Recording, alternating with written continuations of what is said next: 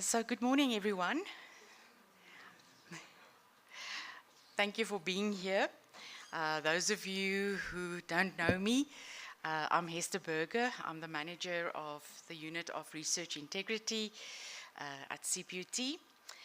And it's my pleasure to be your host this morning and very welcome to this event, our first physical meeting since 2020. And also, I think, our second one since COVID. So, and this one obviously has been postponed many times, so I'm just happy to be here. Thank you for all my speakers that have been so patient over the years, since last year already, because we were planning to do it in November, but it just couldn't happen then. So this morning our theme is research ethics and community engagement, and I hope that you will also be able to engage and remember what communities you work with and also the community that you are part of. But before we start, I'd just like to mention some housekeeping rules. There is some water outside. It's a hot day, so please drink a lot of water. The bathrooms are on that side. Just for the speaker's sake, the surface is not flat. There are some bumps, and I keep falling over them. Please don't do that. Then also to kindly just put your cell phones off for the duration. And then just those who are here for CPD points, remember to sign out, as well as to look out for an email that you'll receive by Monday, and it has to be completed by Wednesday. That is really very important for those who are looking for CPD points. Right. I'm also going to just do some timekeeping to ensure that we finish on time. But now it's time for me to mute myself. And I hope you all will have a wonderful day. I hope we will be joined by more people. And now I have the wonderful privilege to introduce Professor Dina Berger, the director of the Directed Research Development. Unfortunately, Dr. Paul couldn't be here with us this morning due to another engagement. And I'm sure I don't need to say much more about Prof. Berger, but I'm really delighted that she can do our opening for us. Thank you.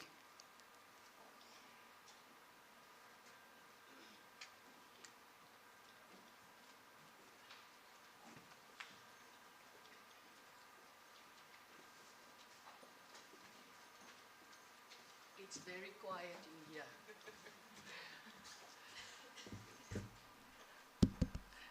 Colleagues, good morning to you all. I must say that I was really surprised when I heard that I need to stand in the big shoes of Dr. Pao this morning to do an opening address on such a very important topic for any researcher. But I also want to say that it is a very important topic for us as human beings in our current day living. So I am going to either say a few things that would be very career limiting, or I might say a few things that probably could mean something to one or two of you. So a few days ago, I was having a wonderful, wonderful time at a community of practice that Dr. Bester and myself attended.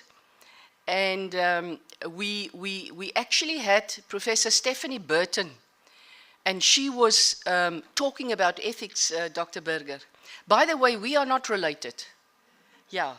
I wish I was related to her, then I could look a little bit more like her, but we are definitely not related. We just share the same surname. But so Prof. Stephanie Burton made a few remarks about ethics and the issues around ethics. Now, my talk here today is not going to be a talk around all the conventions and the declarations that's been signed over the years and all the principles of ethics, etc. I'm going to try and be quite practical. We are, after all, in a university of technology. Now, if you look at our own landscape, I always believe that we should look at our own institution.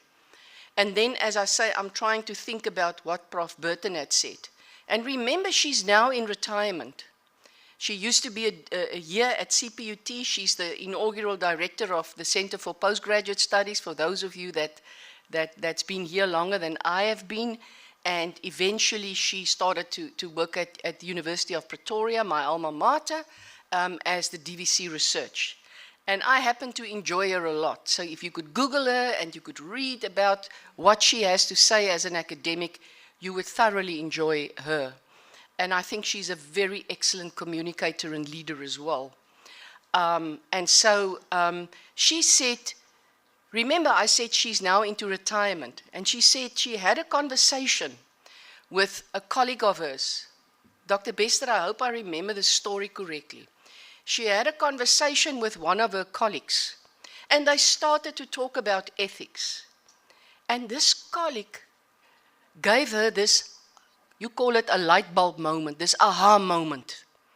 And that is that this colleague, they were just talking about ethics, and the colleague said to her, you know, ethics is really, in essence, about morality.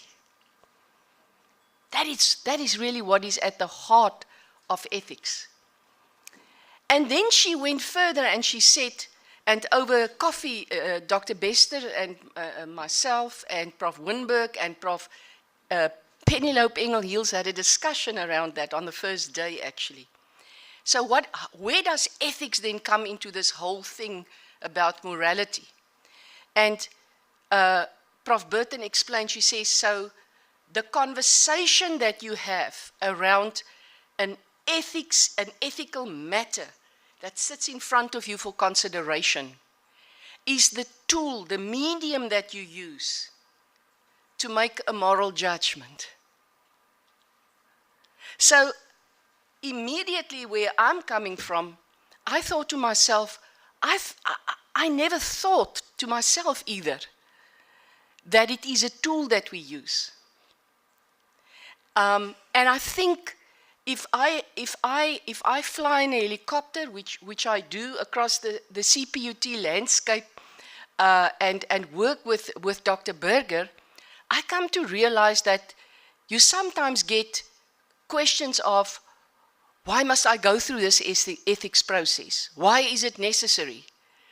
Or people have gone through the process and say, but these people have delayed me so long. These are things that we get. And we take them seriously, by the way. And then they say, these considerations that's been given to my research, I have taken into consideration to cause no harm, or to be careful around how I use the data, to be respectful. You know, all those concepts that come into play. I believe I've done that, but yet the feedback that I got was actually trying to tell me that I haven't taken those things into consideration. And then you have this debate, you know, who is right and who is wrong. Now, I am thinking about what Prof. Burton had said, and she has come to this realization only at this stage in her academic career, at retirement. Somebody came up to her in an ordinary conversation, and they just started to talk about ethics and made these remarks, and she had that light bulb moment to understand what is ethics in practice. And that is why I am so extremely proud that when we established a unit to just focus on ethics in our institution, we deliberately decided to call it research integrity. We didn't want to limit ourselves to ethics only. We wanted to look at it in a broader perspective because we believe it is a broader issue on the one hand, and on the other hand, we believe there is a very tight link. And thirdly, colleagues, and this is something that is a challenge for us that we are going to zoom in on this year. And that is that the kinds of emails that we get, requests or things that are brought to our attention over and above, the ethics considerations that take place within the faculties that they do, is a certain behavioral pattern of a staff member in conjunction with other researchers, or a certain behavioral pattern about a postgraduate student, or a combination thereof. And all of a sudden, we are outside ethics purely, but we are into the domain of having to make a judgment call. Because guess what? These issues can actually lead up to court cases. Court cases. And so we are trying to scratch our heads very hard to try and figure out what should our involvement be in that. Because we are mindful that the university also has a code of conduct. And so, I guess what I'm trying to say is if we come back to morality and in practice, and this is really the focus of my topic. At CPUT, we say no research without ethics. That's what we say. We often get our engineering colleagues, I see Prof. Ngube is here. We get and she's never done it, but even if she's done it, doesn't matter. But we get a lot of questions from our engineering and science colleagues that says to us, I'm doing research to develop this transistor. Where is the ethics in all of this? I don't understand why I need to go through ethics. Remember, I said ethics is about morality. So it has to do with your exposure to go through that principled, fundamental philosophy that we've adopted at CPUT. No research without ethics. That you go through the process, that you start to see the feedback and the conversations that took place. And the outcome would be, there's no ethics involved, you don't need ethics clearance. That we do. But it's that whole process that you go through, where the questions are being asked from various different lenses. And as a result, at the end of the day, you start to realize as a researcher, perhaps in engineering or in science, that there are more considerations around your research to develop a transistor that you might have anticipated. And so that brings me to the practical side of things. This issue around morality. So far, we have been very, very fortunate, colleagues, and I'm very proud of our track record. We've been very fortunate that we haven't had newspaper articles about our researchers' work out there. But as keen readers, just because of the fact that you are researchers, you are keen readers. You have read in the newspapers about huge universities, big universities, prominent universities, close to us, that's been in the newspapers around issues. So there's also these salient issues around morality and ethical considerations that many a time you don't pick up when you sit with a research piece in front of you. In other words, it also almost leads to this thinking of what lies beneath, perhaps, or what is the context, what is the topic. These are very, very difficult considerations. So let's come to my remarks when it comes to morality in practice. We are wanting to develop a code of good conduct for researchers and for students. At CPUT this year. Dr. Berger is going to work very hard in terms of that.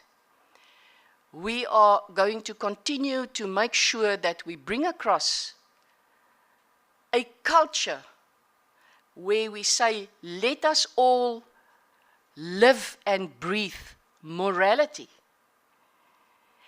our staff, and our students. Both those components. Our leadership at all different levels. Because that spills over into every aspect of your academic work that you practice, especially your research. It is a fact. It's as easy as that. But to practice that every day isn't that easy, as you know, because it requires decisions. It requires decisions all the time. There are tough decisions in this life. Look at the tragic earthquake happening in Turkey.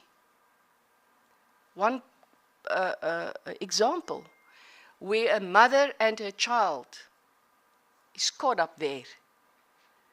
And the workers reach them. The dogs have reached the mother and the child, the baby. Decisions need to be taken. Who is going to be taken out of that place? They can't take both out. Those people confronted with that task has got huge decisions to make. That person lying under that circumstances for how many hours has to take very difficult decisions, ethical decisions. This is ethics in practice. If we come to our workplace, we have ethical considerations every day of our life. So I want to demystify this thing of a committee that sits there and are looking through foreign lenses with foreign ideas and foreign art at my wonderful piece of work. It really isn't that complicated. It's about, I have worked with my student on this article. Who's going to be the first author? Am I going to acknowledge decisions based on morality? If I walk around and I see my one colleague is really progressing well in research, and I am at a conference, a very prestigious conference, and there is a leading academic that is desperately looking for a partner in South Africa, and I know that my colleague is working on this topic, but I am also very jealous of this colleague.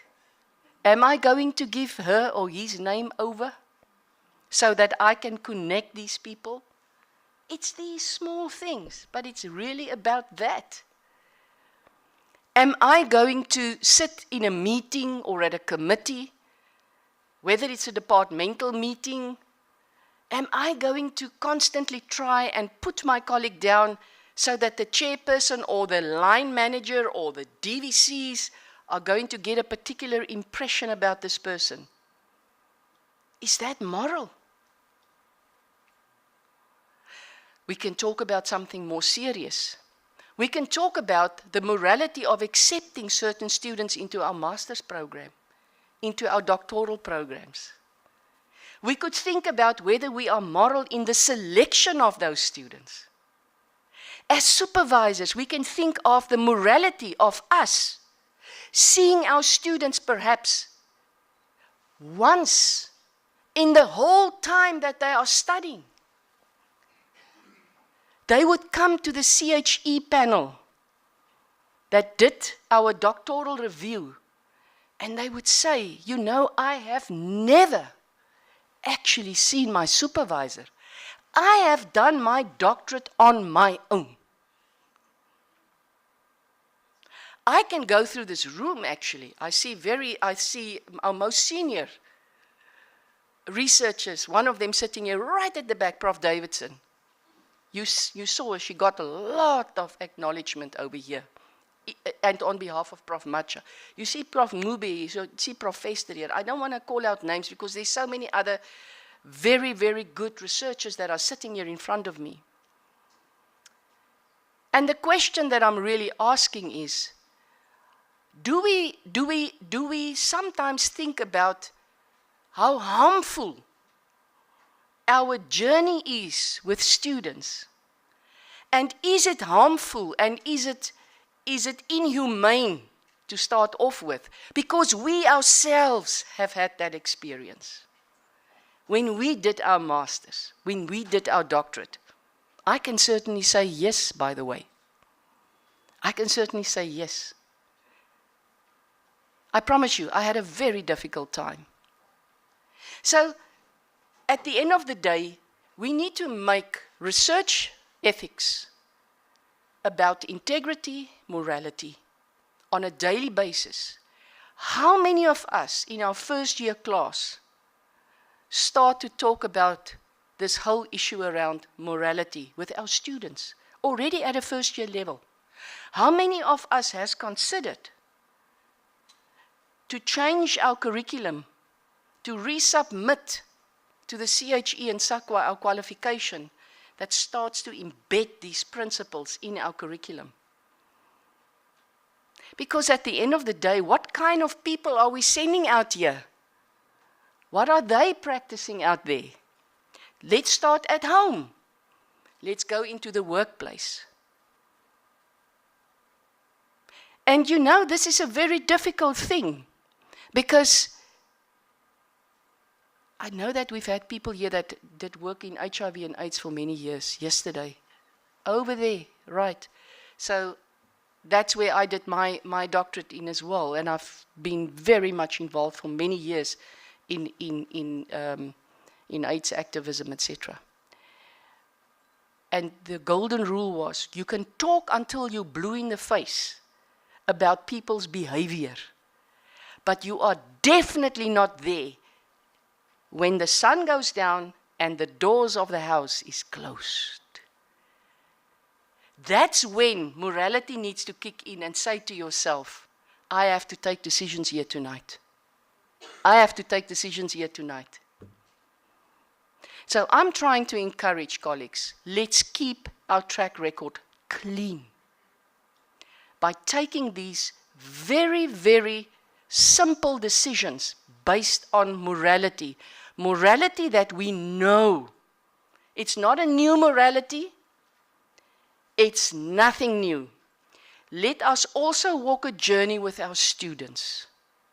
And let us demystify the job of the research ethics committees in terms of the considerations that they need to make based on conversations that comes from different lenses, looking at the piece of research that is in front of them. And let us take to heart the comments that they are making. They don't come from a place to frustrate you. They don't come from a place to keep you back. They don't come from a place where they actually are saying that you actually don't know what you're doing. We know it all. We are also working very hard, by the way, on expediting our research ethics applications. And we have started to zoom in on our institutional research projects that is starting to come up again, because the institution has decided to take data-driven decisions, evidence-based decisions. That's why, colleagues, all of you that is still having to go through performance agreements, measurables, the time for waffle is gone. And then, of course, what we are also going to zoom in on is this notion that we believe that we are a bit vulnerable in the institution, that we only have one registered ethics committee. Those people are totally overwhelmed and overburdened by work, and we are trying to get an institutional committee going where we are going to have a developmental approach. In other words, all the different people that are sitting on the different committees at the moment are going to be encouraged to be part of that. And then we are going to go through a developmental process so that we can talk with each other at the same time, at the same level, and most importantly, with the same intentions and morality. I'm looking forward to all the papers that are going to be delivered here today. I'm keen to learn more. I'm learning every day from Dr. Burger. She is our specialist in this field, and so many others that is in the institution. But I'm really looking forward, like yesterday, to listen to all the papers that's going to be delivered. where we are going to see the work that people are doing and how that can contribute and find its way, all that data finds its way into our code of conduct, and on some of the considerations that we need to have with us when we look at ethical applications. So please enjoy the day with us. Please have good debates with us. Please challenge us. And please put your hands up and make contact with us, because we want to also intensify our engagements with groups of people, having conversations around research integrity, including of research ethics. So research ethics, I'm coming in for an abrupt landing, is a tool that we use to make judgment calls around issues that you know about. No harm. How do we protect data? And it is going beyond just humans. It has an impact on animals. It has an impact on the environment, which is a very interesting field that one could look at. All the best to you, and well done to you, Dr. Burger. And we are going to have a feast today. Thank you.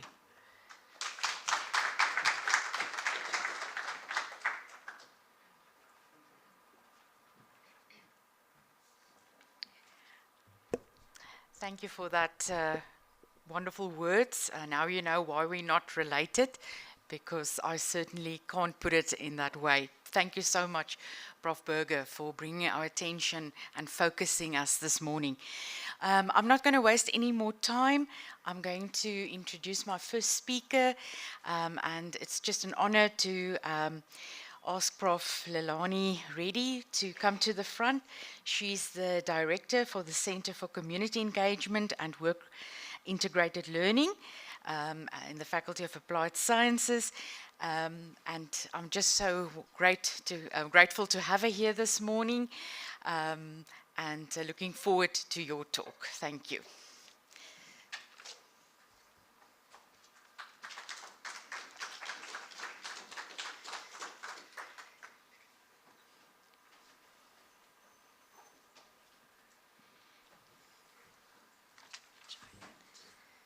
Just a moment. Just see.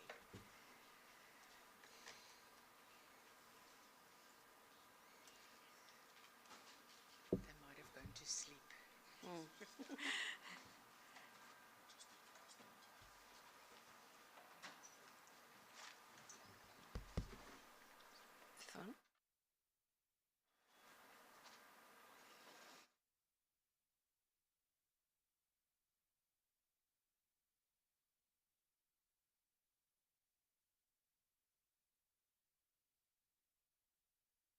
Anytime while our screen is coming on. I just wanted to say I did indicate to Dr. Berger and Mr. Elizabeth that I'm no longer in the applied science faculty, but I think it's taken a little bit long for her to register that, because she and I have a little bit of a history. We were co-lecturers for a subject in the biotechnology when I was head of department biotechnology, not so long ago. And we lectured a lovely subject. We put it together, and we enjoyed that for a couple of years, called Bioethics and Intellectual Property Rights. So I think she hasn't quite registered that I have moved out of the faculty, but I still have links, and you still, and they do call upon us still. Yeah. Are we good to go? We've lost the screen. Okay. Yeah, colleagues, as you can see that, thank you so much for that wonderful introduction to the whole research ethics arena, and lots of food for thought, Prof. Berger, as always. Colleagues, I'm going to be focusing more on the research ethics as it is applied in the community engagement space. So more especially those of you from faculties and other units that have been engaging with community engagement research projects, service learning projects, and these have a long history at CPUT. We've been doing service learning projects for a long time, and some of you have converted that into research projects as well, so that it actually works for you and you get the benefit of research publications from it and so forth.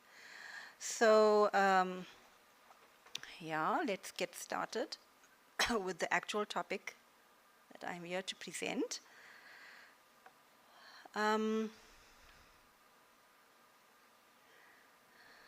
So I just thought, perhaps you're wondering, why am I here and one of the first speakers?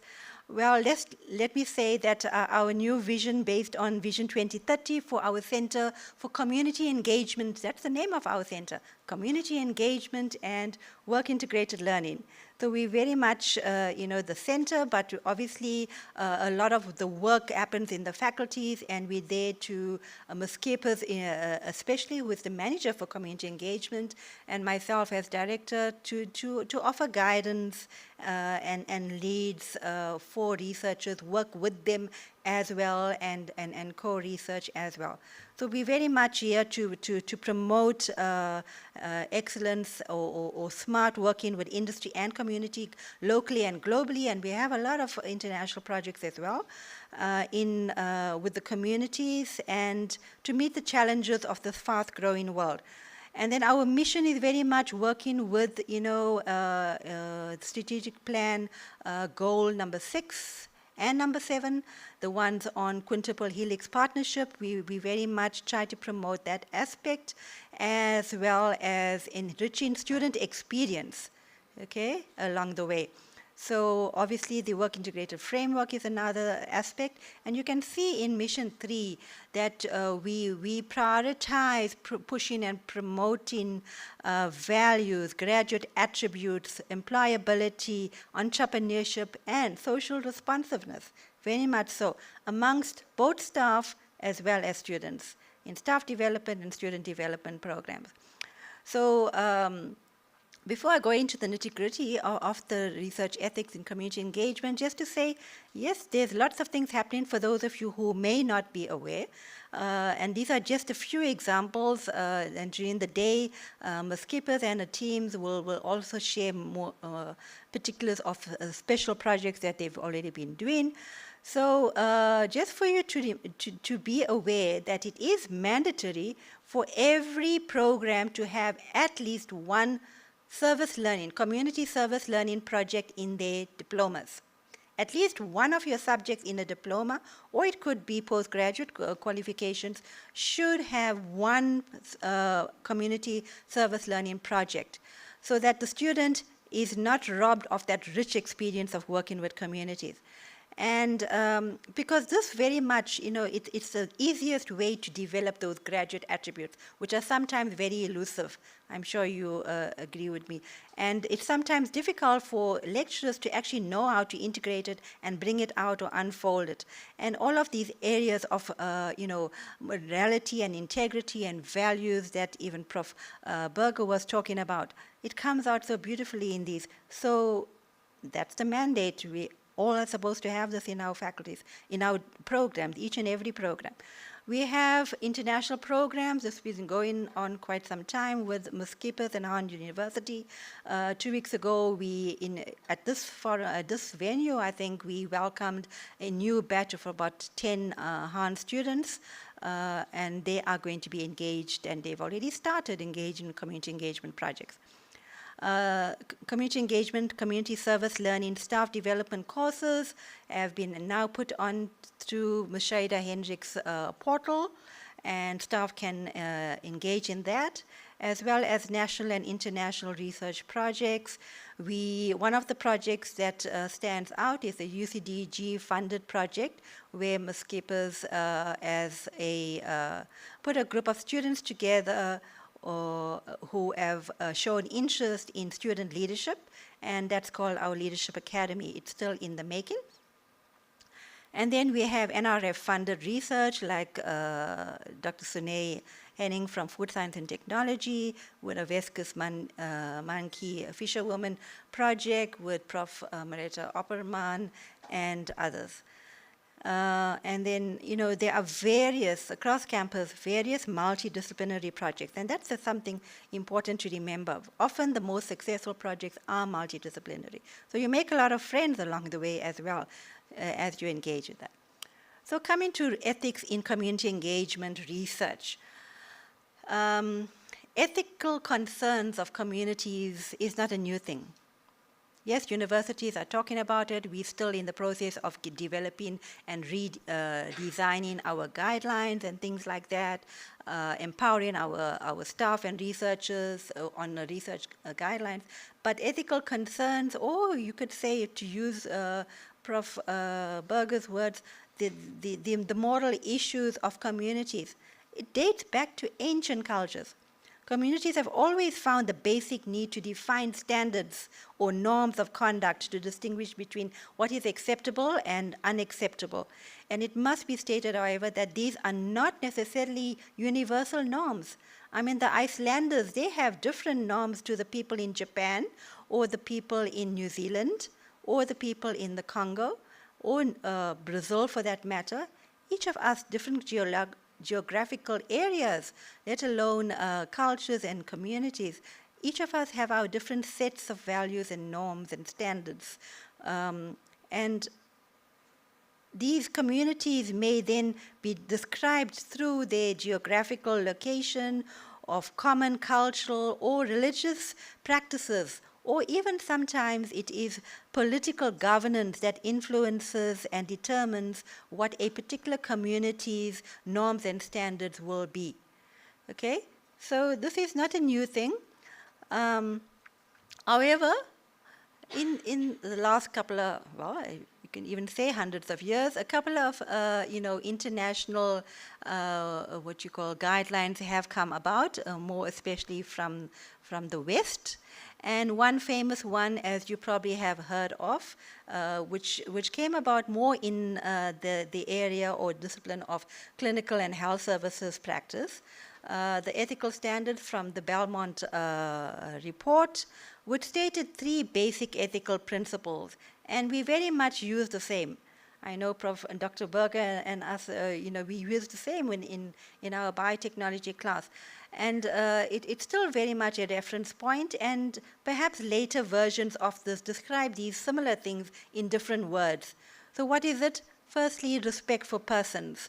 Individuals should always be treated as autonomous agents, and not, like in the slavery time, somebody owned you. You recognize an individual for the individual and give them their rights. Persons with diminished autonomy are entitled to protection. Then there's beneficence and maleficence.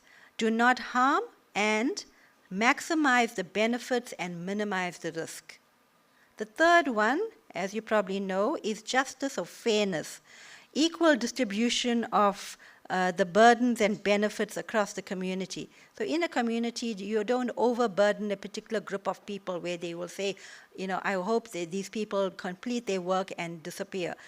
You don't want that type of research going on.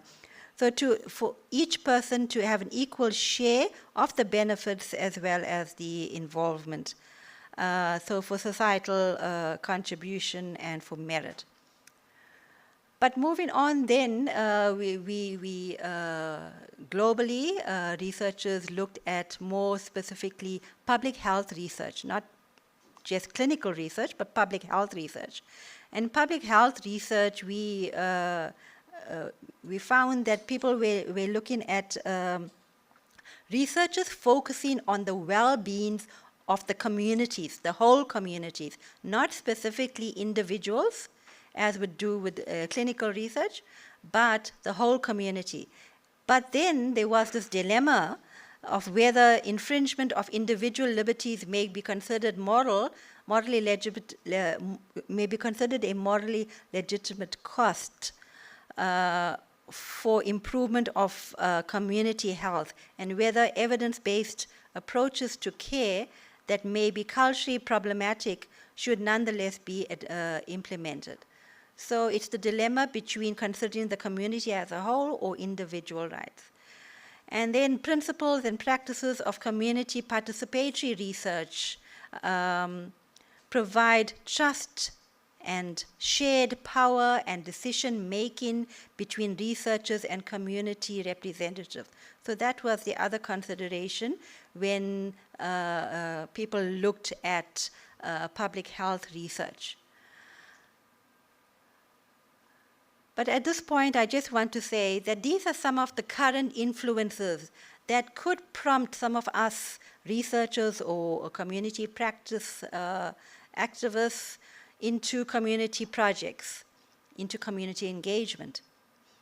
One being the post-lockdown effect on our communities. It left us all wanting to know how can we contribute to rebuilding our society.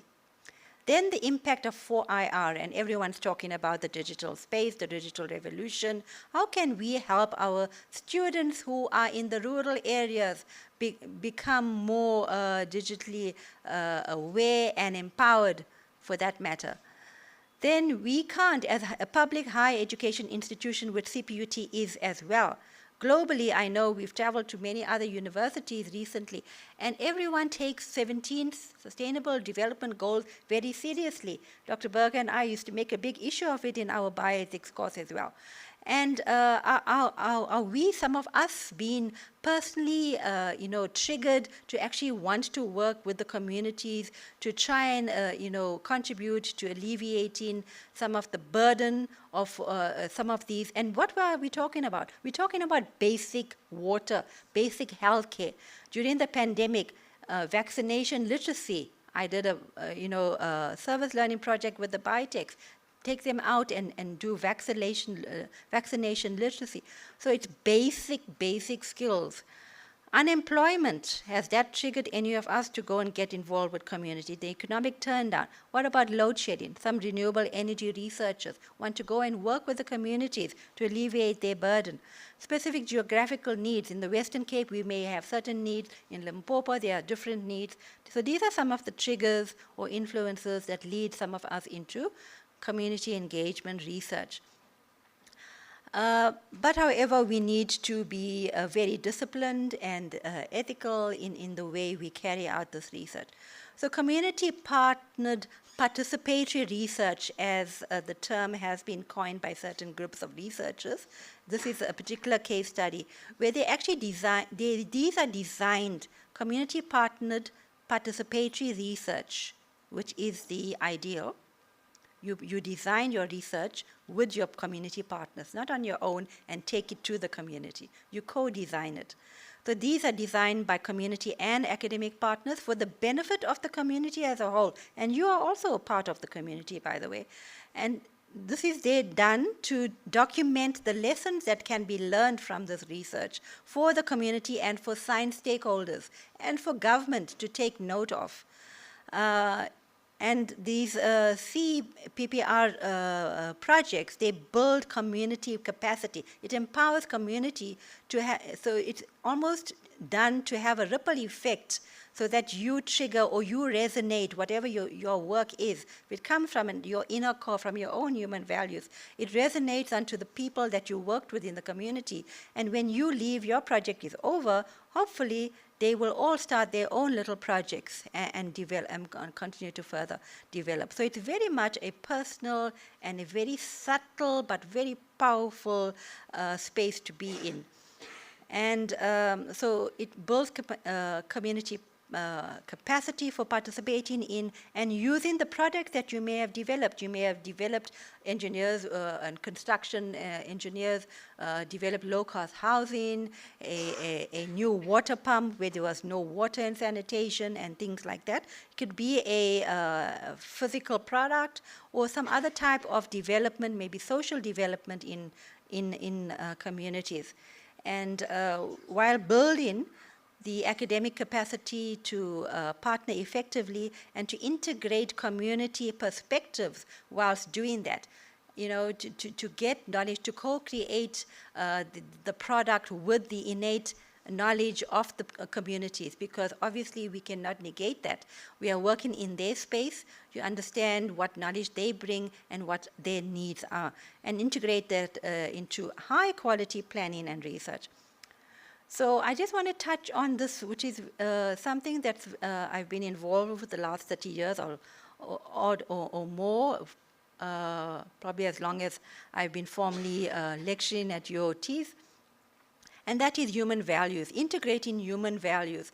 Human values, I firmly believe, is something that triggers our personal human values. It's something that triggers all of us. And perhaps these are the things that have brought you particularly here, of all the thousands of staff that we have at CPUT. You are the ones that came because there is something about you, strong human values that have unfolded in your space over time that has triggered your interest in community engagement, in research, in ethics, in morality, and things like that. So on a more personal level, I say that basic human values serve as our innate ethical standard, and if they're very developed in us, we cannot help but get off our chairs and do something for the community for no extra cost. I've been traveling around 12 African countries doing education in human values work, empowering teachers to integrate values, in very impoverished situations, teaching students and lecturers, teachers and students in schools which were mud walls with no roof, and empowering them to bring out values for themselves as teachers and to resonate this onto students. And I've already seen the effects of that. So that's probably what has brought you here as well. And these universal values such as right conduct, truth, love, universal love, fundamental principles of love, peace and non-violence. These are the things that prompt us researchers to solve community problems. These may also inform ethical research practice in communities. So that's what we should do. A lot of my early work was just social responsibility type or civic engagement and not necessarily research. So we just encouraging you that to actually convert it. And now I'm writing up a lot of that work retrospectively, actually. So there has been a study, 1,300 odd participants did a survey, and they found they looked, they sought to measure these aspects, and they sought to measure values, a sense of community, and resource and responsibility, and in perceived community cohesion and stability scenarios. And results revealed value sustainability of SOC and SOCRs, and we're strongly very much self-transcendence as well as conservation, all right, of communities, that showed an increase in when communities were perceived as low stability and cohesion. And I think we can relate to a lot of our Western Cape communities are very much like that, low stability and different levels of cohesion. So the CPPR project in particular highlights 5 core values of equitable relationships that stand out, one being respect for diversity. I think it goes without saying when you go into a community, expect diversity. Don't expect to take necessarily Western or Eastern standards and apply it in a community which is in the African continent or South America or whatever. Openness, can be completely transparent and open. Equality, see everyone as contributors to the project, right? Potential contributors. Empowerment, but the redirected power. Sensitize people to the fact that they themselves have innate power. An asset-based approach to the actual work. So these were some of the 5 core values that came out from that study. So in the bit of research that I did, social responsibility goes hand in hand with the terminology that you probably came across called social value. And social value is, today they are, unlike the Belmont report and those 3 fundamental principles for clinical research, which is very well known, people are still struggling to come to terms with one identified, definition of social responsibility or community engagement, research ethics standards. But today, some of the ancient ethical standards of community are still causing havoc in the lives of many across the globe. In spite of all of these standards, we still have in certain parts of the globe inequality, the gender inequality that is happening in certain continents, subcontinents. Women are still female babies are shunned upon when they are born because of the burden they carry, the social burden. We haven't gotten, over that. Women not being having access to education in certain parts, in certain nationalities. So we still have all of those issues. So globally, we see large campaigns against gender-based violence and other things. And these are social responsibility initiatives where groups of people actually come together and engage in common agendas for the benefit of communities. So there are 3 principles that I found to ensure that this type of project work with communities are people-centered. One is to adopt a social value framework that puts the community at its heart. Right? So it's slightly different than from the clinical practice and the public health research guidelines. The second is to benchmark questions to check what is important for the community. So you don't go as a researcher with your set of questions. You co-develop those questions to be asked in your research project with the community. What is important for them? And example, an annual quality of life survey. There are several tools that we can actually use for this. And these provide annual data mapped down to even the local level.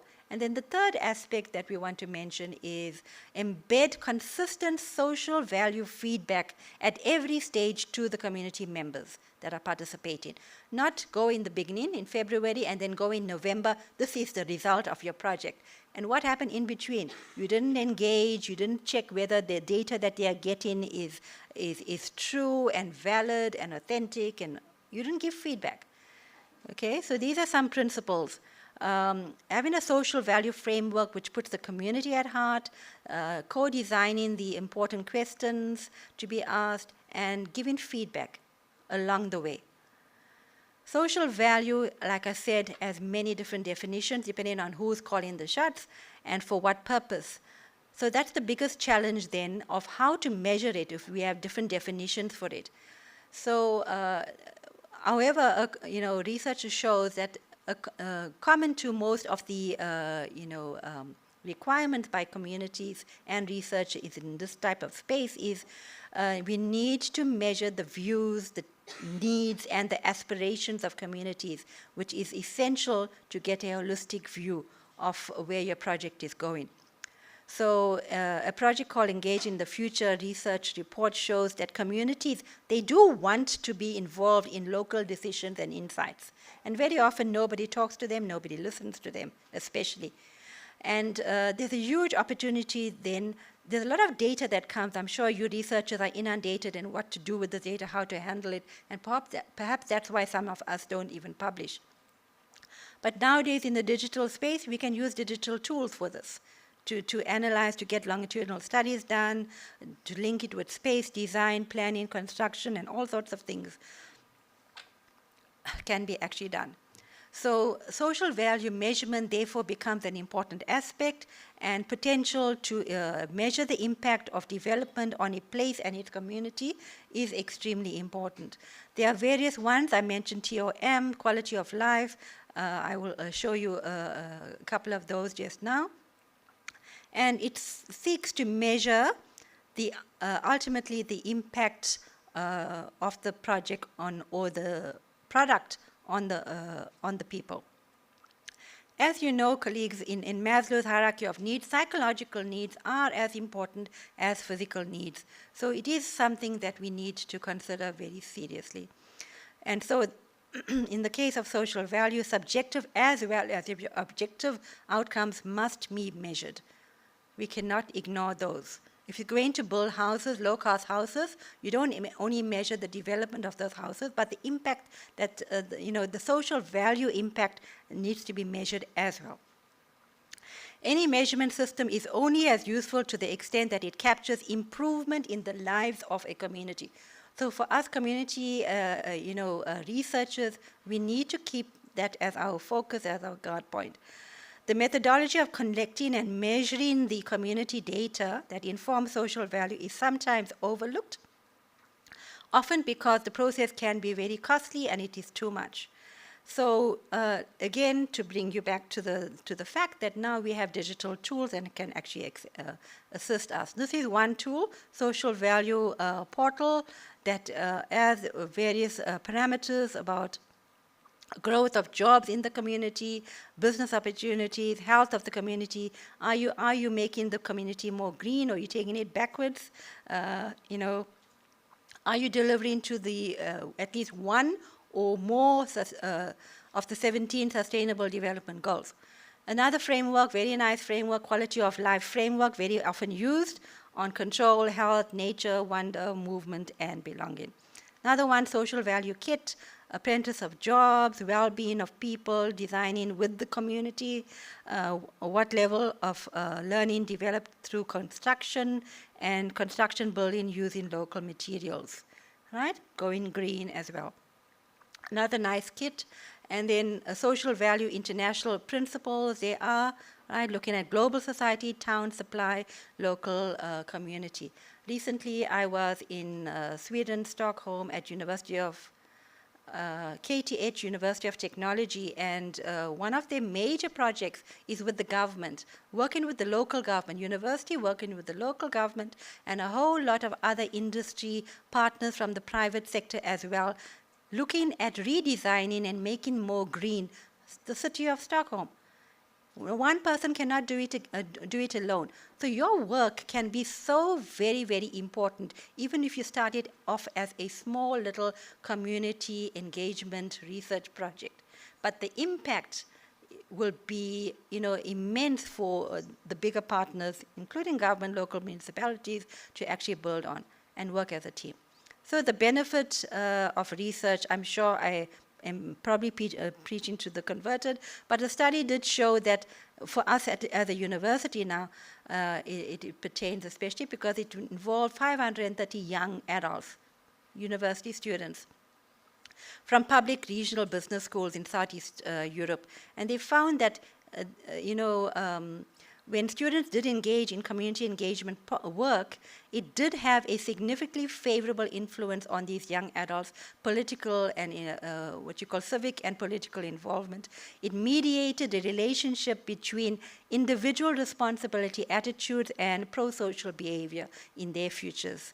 So institutional influence of higher education proves to be a significant mediator of proposed relationship. And it's moderated by the amount of education content in the fields of ethics, social, environment, and responsibility that we pack into our programs, in our curriculum development, renewal projects, and things like that, and exposure that we give to our students and opportunities we give to our students. Because the study actually found that the viewpoint of peripheral regions with a history of dysfunctional social capital mechanisms, it did have an impact on that.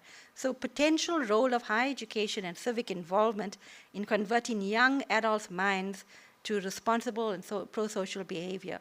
What a wonderful benefit. So at CPUT, just to close, we do have research policies and guidelines. We have several of those. I know I picked up Fundani has a beautiful research ethics guide that often guides us besides the central office research ones.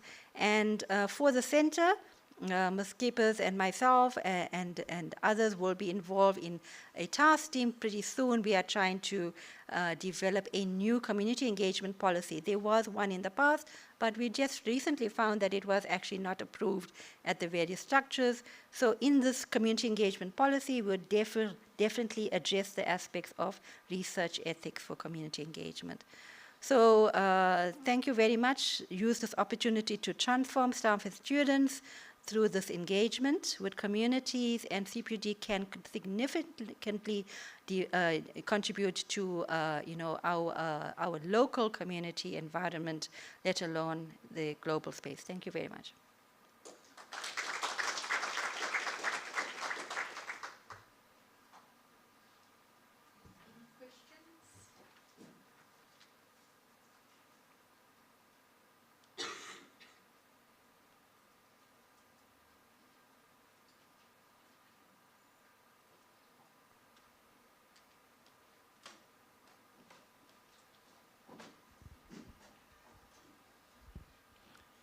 Thank you.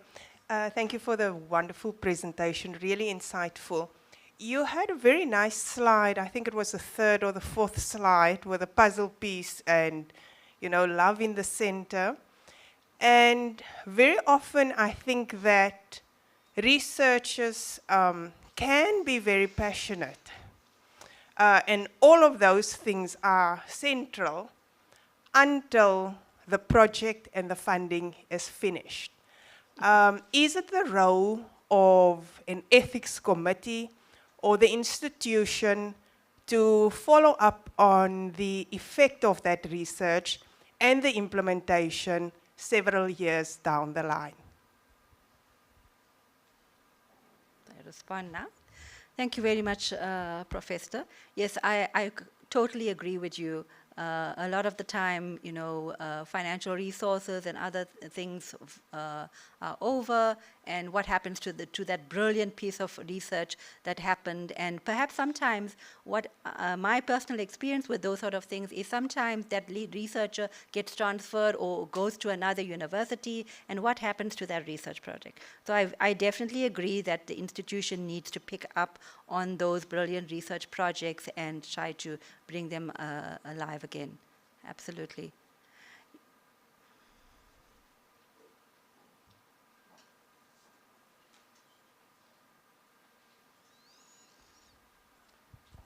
Thank you very much for a wonderful presentation, Prof. Thank you. So if we look at intensified efforts, especially from this year onwards, and my office has been charged with that, to look at our research uptake and impact. And obviously we will have to work very closely with each other on that. I'm wondering whether we should not make a U-turn in terms of how we do research. And that is to say that whenever we are confronted with a request to do research, I'm talking the internal processes now, or we spearhead new initiatives in terms of research, that what we really need to ask as leaders who needs to take decisions on these things is, with which community are you working? With which industry are you working at the beginning? And how are you going to work with that industry and that community throughout the project? And then also, at the end of the project, and in terms of years Continuity. ahead of the project, how are we going to monitor what has happened there? I see that as the only way to morally claim that our research has an uptake and has an impact. There is, for me, no other way that we can do that, colleagues. Absolutely. And I'm very worried about this at CPUT. Yesterday, one of the people presented. There were so many wonderful presentations. I'm sure there's some of you that were here yesterday as well. And I've asked this one gentleman who had such a beautiful paper. He comes from the marine world. I said to him, does the marine fraternity know about your wonderful research? No. I then said to him, ever thought of what am I going to do to make them know about my research? But of course, that question that I was asking was actually then too late. That research, and I'm not picking on him, I'm just using it as an example. That research ideally was supposed to, when it was conceived, Yes. it must have been, and I'm using that word, conceived.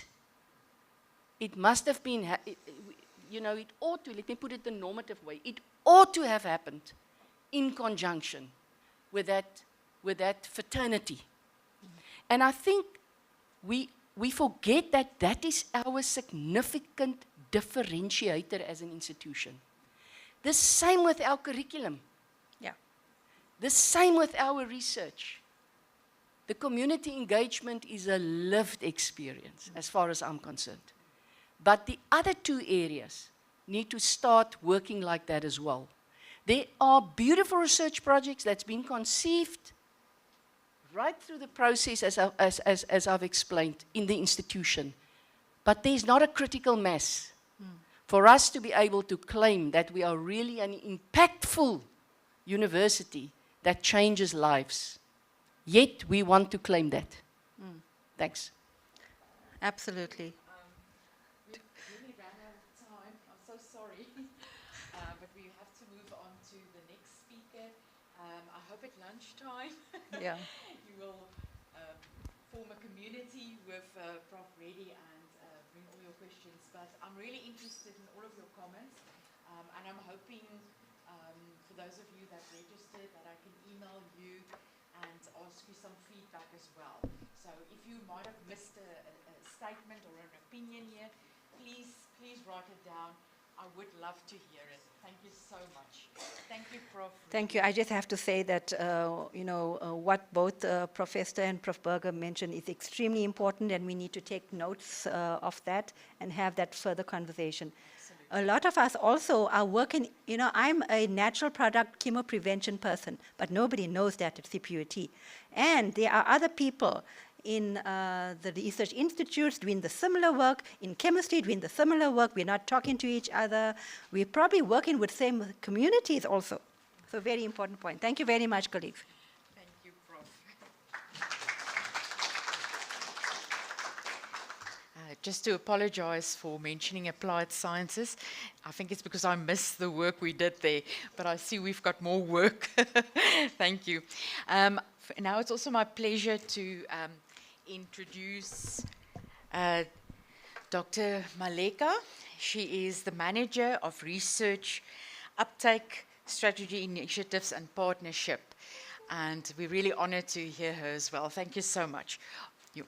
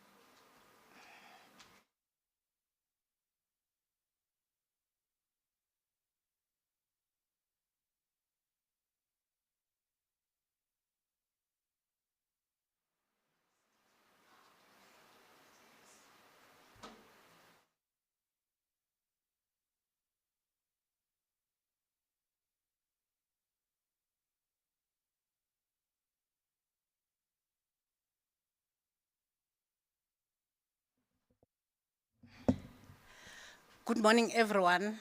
I'm Neliswe Malika, and I'm from the Strategic Initiatives and Partnerships. And my topic for today is ethical consideration in dissemination of findings among communities and policymakers.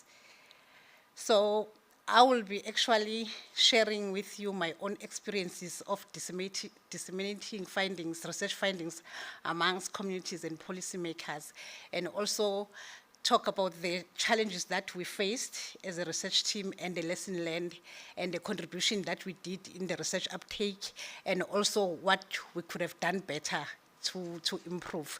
And also, I'll also share the recommendations that I sourced from the literature, because the research is evolving, and also from my own reflection. So, like, for all researchers, the research ethics is actually upholding research ethics and morals and respect during research is non-negotiable. So research ethics is important for human rights and dignity, and participation that is voluntary, informed, and safe for research subjects. I remember earlier Prof. Becker spoke also about the dignity for animals, which is also part of this. Of course, I didn't mention it, I just remembered when Prof. Becker was talking about it. And also for collaboration between science and society, and also for scientific integrity for research to be trustworthy, reproducible, and sustainable. And therefore, as researchers, we should ensure that strong ethical values and conduct throughout the process of the research, from the beginning when you are conceptualizing with your research team and also with the stakeholders. So we have to make sure that there's strong ethical values throughout up until the end of the project. So there should be a blend process that involves consideration of different stakeholders and settings in which research findings that you are going to produce from your research, how are you going to disseminate them in a way that to facilitate research uptake. It is not a secret that research uptake is a very difficult thing to achieve. However, as researchers, through capacity trained development and engaging with stakeholders and other researchers, we can be able to achieve and also show the evidence that we have maximized the research uptake. So the project that I worked on, it was a project that we did with the team at UWC. It was on monitoring and evaluation of sport-based HIV awareness programs of selected NGOs in South Africa. The aim was to actually develop a generic monitoring and evaluation framework that will provide options to the NGOs so that they can measure the effectiveness of their sport-based HIV awareness programs. So looking both at outputs indicators and outcome indicators. So like all the ethics consideration was followed, and the research project number was given by the university, which we used throughout when we were presenting and doing all the dissemination. So this is just the aim of the study, and also the methodology that we use. So we adapted this conceptual framework from different authors, and then we produced this. It was done in 4 phases, where there was first, we relied on looking at the literature and also on the systematic reviews, and also on document analysis of the reports of the NGOs, and see how were they reporting their outputs and outcomes, whether they have their M&E plans in place. And also we had the scheduled interviews with some members of the NGOs, and also the focus group, one focus group with all the NGOs, members of the NGOs that were involved in phase 2. And then we also consulted the specialist experts in the field of HIV/AIDS and some government officials from the sport and recreation. And most of the things, like the challenges, there was one challenge that emerged during the dissemination. So, because we did the dissemination of findings from different stakeholders, so we did it with the employees of NGOs who participated in the study and those who did not participate in the study. So we were invited to come and do a simple presentation, and also with the policymakers, of where there was they actually coordinated a workshop where they invited us, and also there were also some members of the funding agency who are working with the government to fund the NGOs. So the research project was actually, it was a call, and then we applied for funding, and then we got the funding. So we were working directly with them throughout the entire process. So what we find during the dissemination, what was very challenging, it was like sometimes the employees of the NGOs, when we were doing the presentation, and also they will ask questions that if we're not actually conscious, like we could have diverged and revealed the identity of the participants, like questions where they are asking, were there implementation team that were part of the study, or were only the managers? And then as researchers, what we've learned from there, we've learned that it is important, even during the dissemination of findings, to actually to be transparent with the stakeholders and inform and declare that, like, it's important for us researchers to adhere and uphold ethical values and principles throughout the process of research, including when disseminating findings to different stakeholders. And also with the policymakers and the funding agencies, we find that because they were the ones who were giving us who were funding the project, and then they were asking questions like if we can mention which provinces did we get did the NGOs were based, and also maybe in the Western Cape, how many did you do, which regions, and those things. Sometimes it could have put us in a compromised position that we reveal the identity. But as researchers, this is important to think careful about the study and be prepared to treat any unforeseen ethical issues that may arise with the professional and respectful attention they deserve when we respond, and say all the time it is important that we uphold to the research ethics, because when the proposal was actually approved, we say anonymity was going to be kept at all stages of the research, even when we do the dissemination, but it was really difficult. So, but because I had other colleagues who were more experienced than me, and one of them was a policymaker, so she was able to assist. But if I think about it, reflect back, I could have probably fall into a trap, but it's something that I've learned. So, and the contribution that we did with the study, like in terms of contribution to research uptake, we are hoping that we publish 2 peer-reviewed, and those peer-reviewed articles are cited, and we presented in 4 conferences. And in all those peer-reviewed articles, the ethics statement, including the project number, were stated in all publication and conference presentation.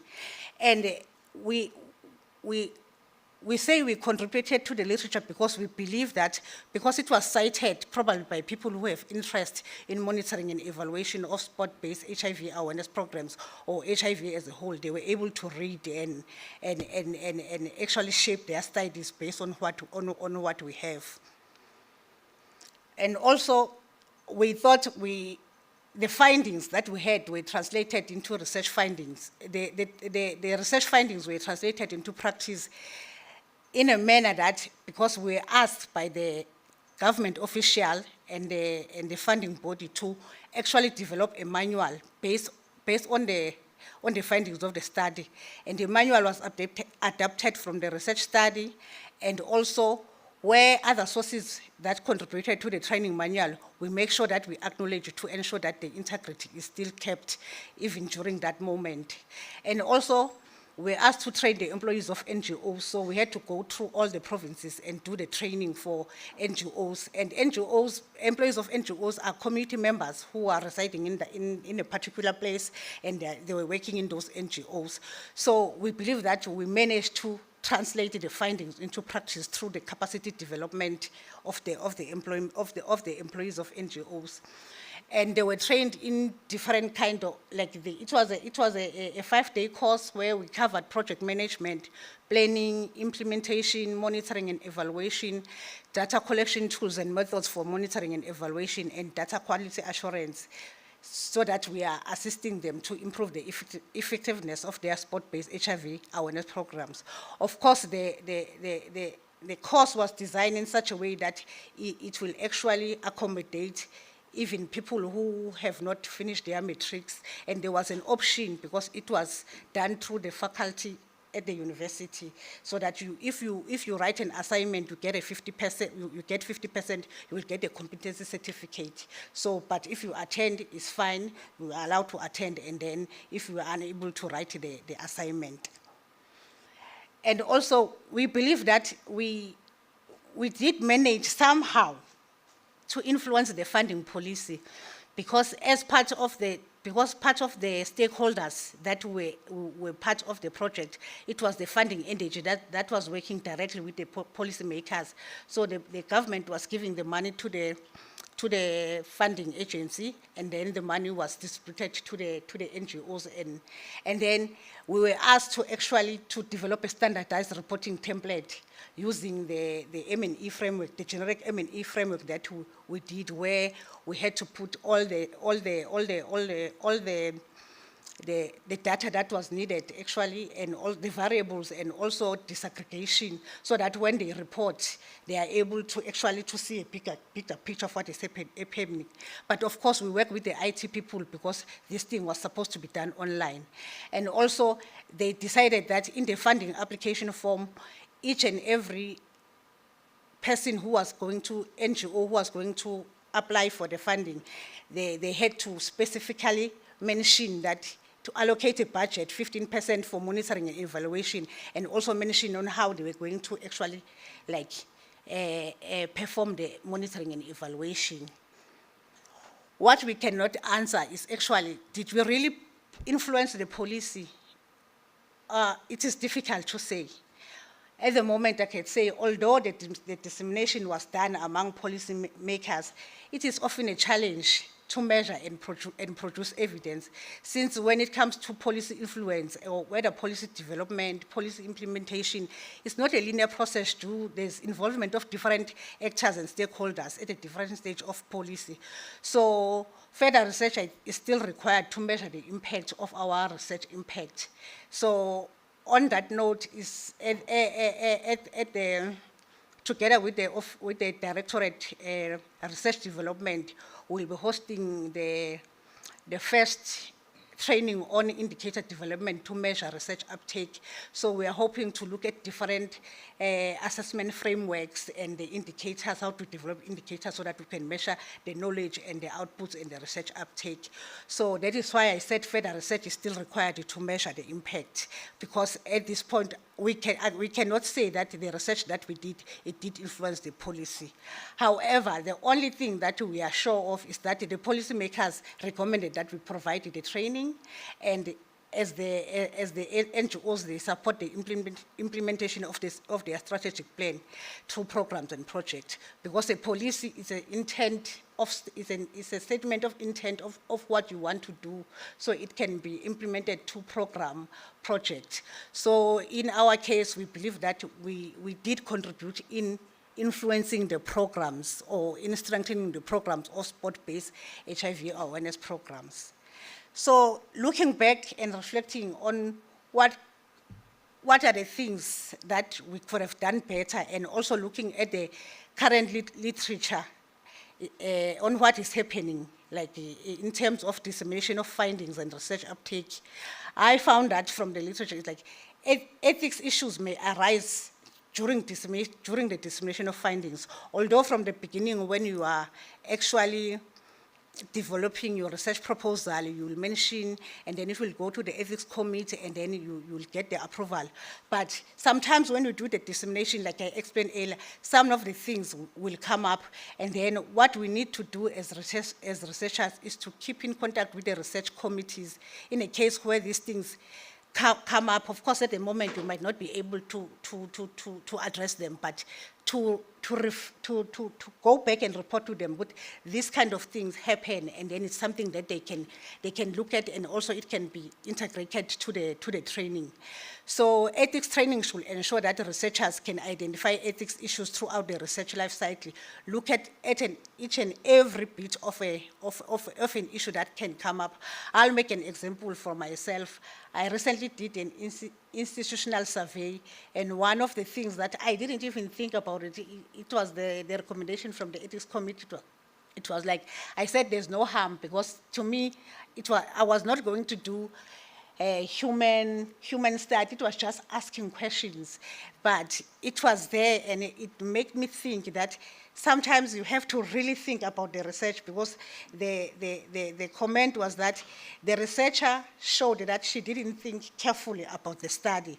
Although there are no harm to the human being, but if ever unforeseen ethical issues arise, the researcher should state that she will treat them with professionalism and respect. So it's something that I learned, that although sometimes it's like you think you have everything under control, but we have to think very carefully as researchers from the beginning up until the end of the project. And also, we have to try and use the literature and use and develop and adopt strategies that will enable us to respect the promise that we make to the participants, that your confidentiality will be kept at all time, even when we disseminate like sometimes sensitive findings. For instance, in our research, like there were sensitive findings when we were doing the qualitative part of it, where like the implementation team was, the managers were actually blaming the implementation team about the missing data, the not taking serious the monitoring and evaluation.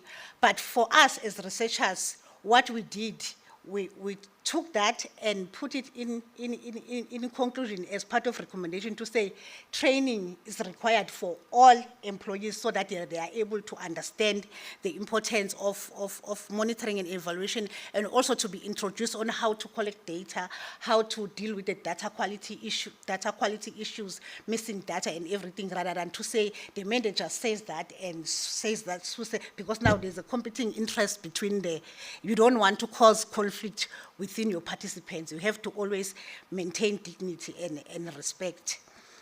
So, and also, if we disseminate findings, we have to do it transparently and with integrity, and make sure that you kept on referencing if some of the findings were not from your research. For instance, some of the indicators that we developed more than 50 indicators. Some of them were coming from the study itself, but some of them we had to source them from other literature. So in the summary that we provided to the NGOs in a form of a handout, we did reference each and every indicator that we did that did not come from the study. So that was part of integrity. And in terms of maximizing research uptake, like I said, it's a very difficult thing to do. We are all learning on how to do it, and it's very difficult to measure. Like I said, we need to work on capacity development, on actually developing the frameworks, assessment frameworks, and also how to develop indicators that we can use to measure our research uptake, whether the uptake is through services, whether it's through products, and then how do we constantly measure that impact. So continuous engagement with policymakers and other stakeholders throughout all stages of research is a key to research uptake. And also disseminate research findings in a variety of formats and channels tailored for a specific stakeholder.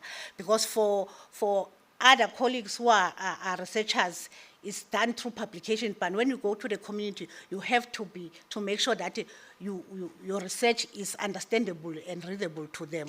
And also, the good thing is, at CPUT, I learned last year that we have Conversation in Africa, which is through the Directorate Research and Development, and they were here on Monday as well.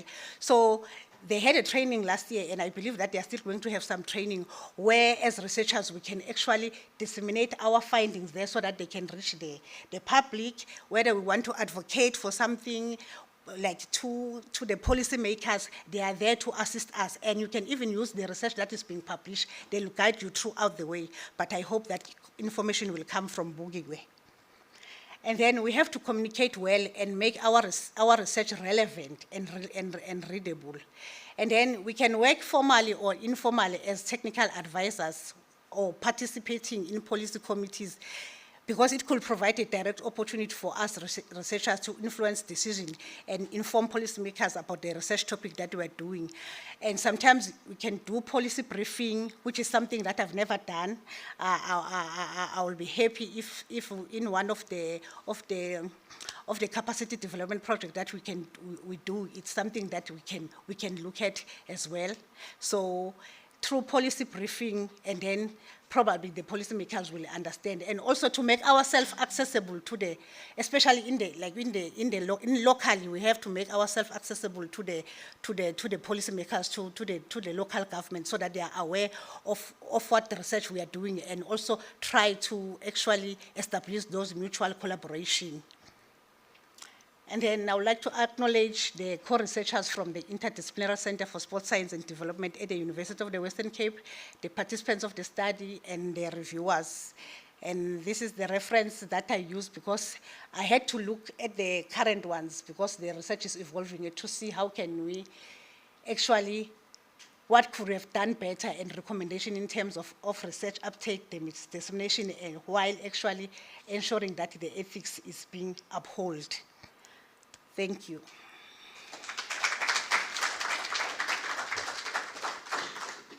Thank you, Dr. Malika. She just reminded us that ethics is not, research ethics is not a destination, but a journey. It doesn't start perfect and it doesn't sometimes end perfect, but it's always decision making all the time. Thank you for that. We can take 2 questions if there's any pertinent questions from the audience.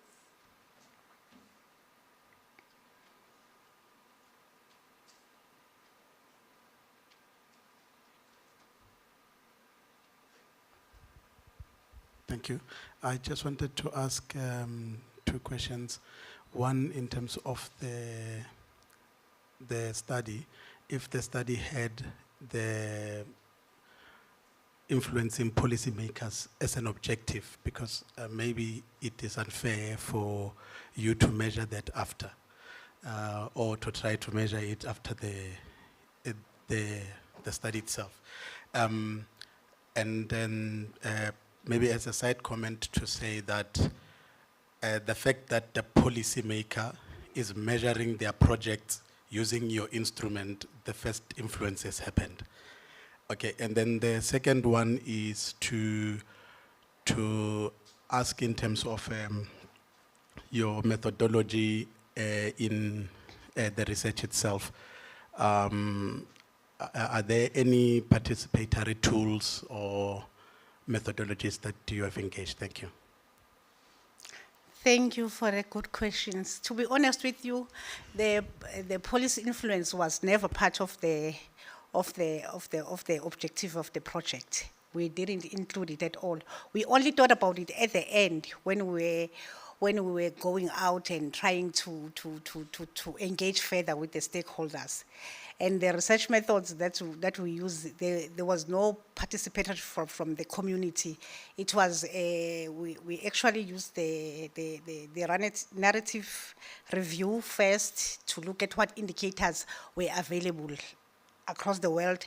And then we had the one-on-one interview with the employees of the NGOs. And then we also have the focus group interviews. And then we also rely on their document analysis, where we spend almost a week in the one NGO, each and every NGO, so where we sit, and then they gave us all their reports. We had access to all their reports, but we of course we treated them with confidentiality. And also we did the interviews with the HIV experts, because the project was about sport-based, those people who are using sports as a tool to actually, raise awareness about HIV/AIDS. So we wanted to hear from them. And then it was also other funding agencies like who are also subsidizing the HIV/AIDS, normal HIV/AIDS programs. And then we also rely on the officials from government who were involved in sport, but we specifically look at those who were doing implementation and monitoring and evaluation. Can I quickly ask a linked question on So my comment is that quite frequently when we do research, it follows on to next research projects and next objectives and next goals. And the comment by Dr. Berger that, research ethics is a process is actually so valid there in that, when you find something now what do I need to put in place to get to my next objective and my next goal? And I just wanted to ask then, if you now want to take it broader, have you thought about who should be on board now to actually implement that policy objective that you have, influencing policymakers and so on? Don't you think you'll be more effective if you actually have a community on board, the HIV community, and to have community participation into the next objective of your research? So perhaps your feeling on that. Thank you so much, Dr. Pester. Thank you so much, Dr. Pester. That's a very good comment. And when I was doing the presentation yesterday, I thought about it, that something is missing. Like we missed something. We're supposed to involve even the beneficiaries of the programs. So thank you to you, sir. And I will engage with my co-researchers and see if we can take it forward. Of course, we'll engage with you as well for support and input. Thank you so much.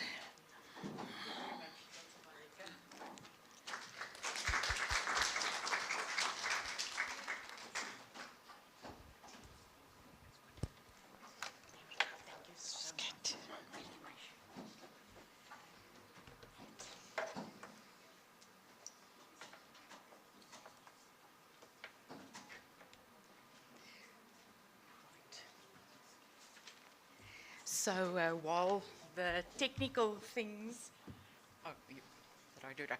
So while some technical things are happening, I'm introducing Dr. Karika Creel all the way from the Wellington campus, and she's a lecturer in language and in education, obviously in the Faculty of Education. Thank you so much and welcome. Thank you, Dr. Berger.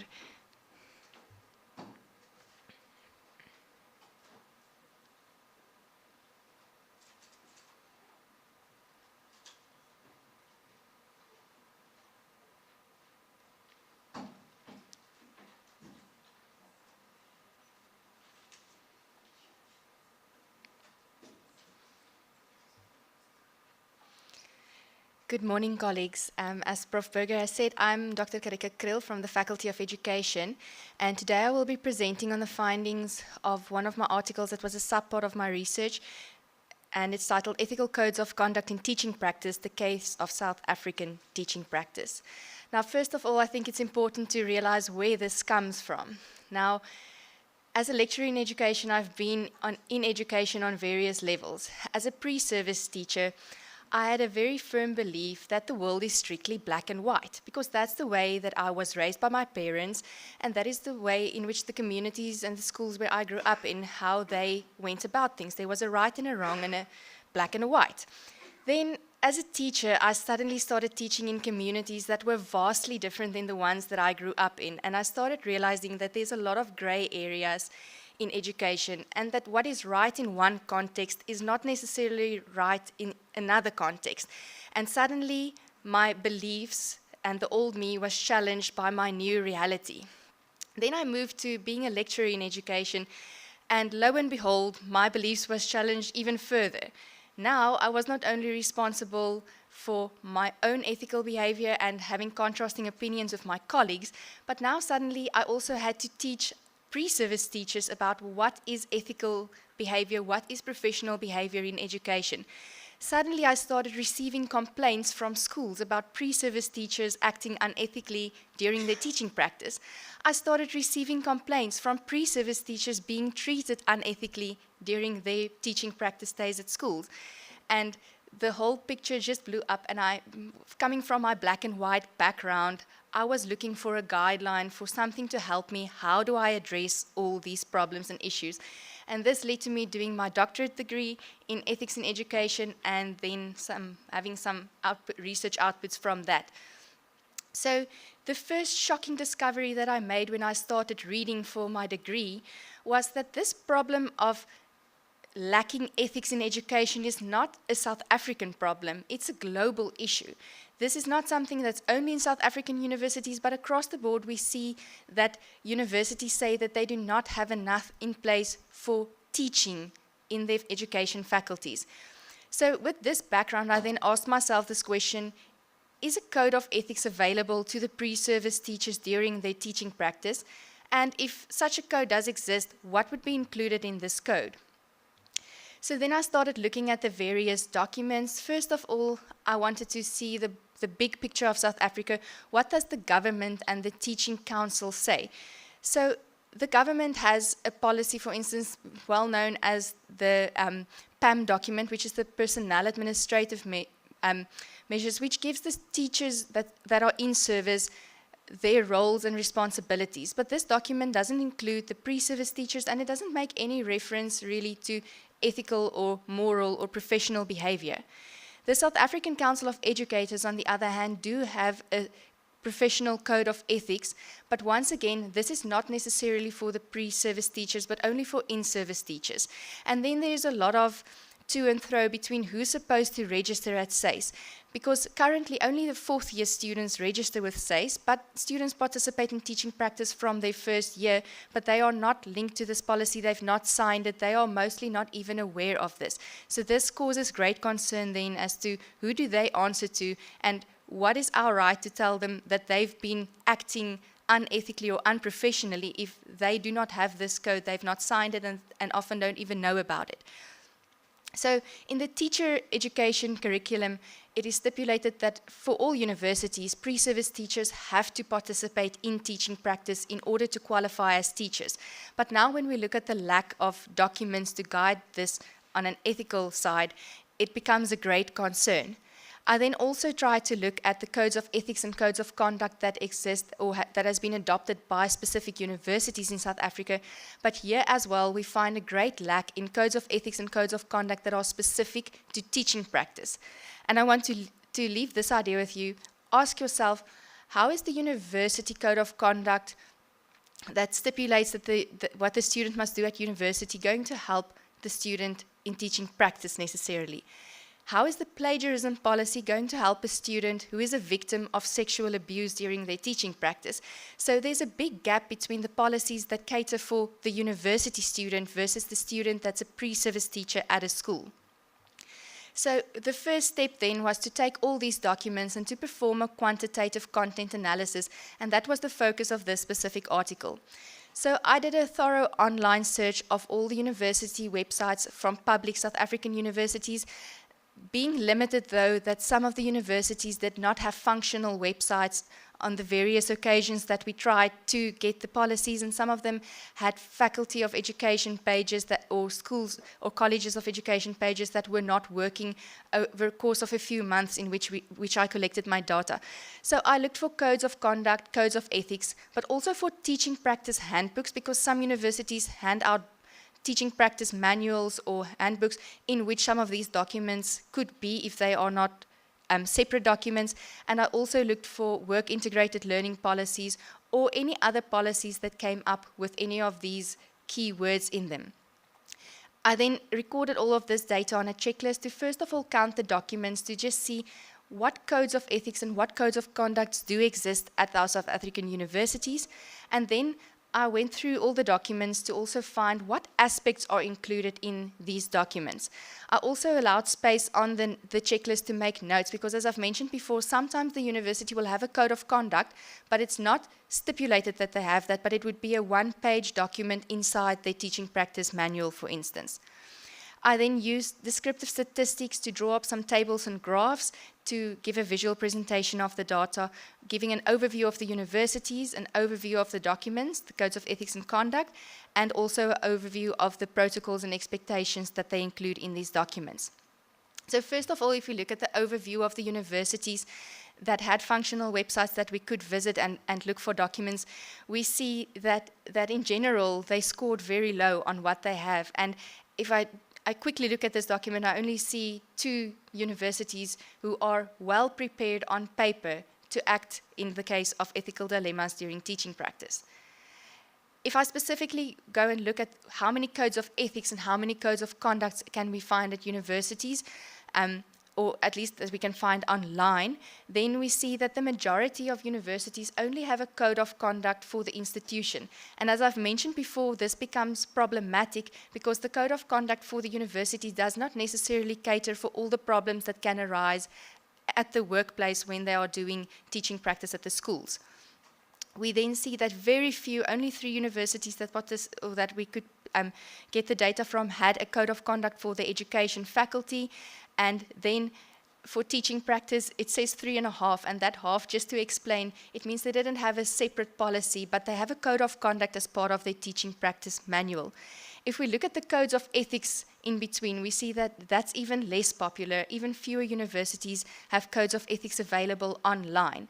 Now, you might go and ask, but you only looked at what is available online. So this was just the baseline to establish where we are at and to go from.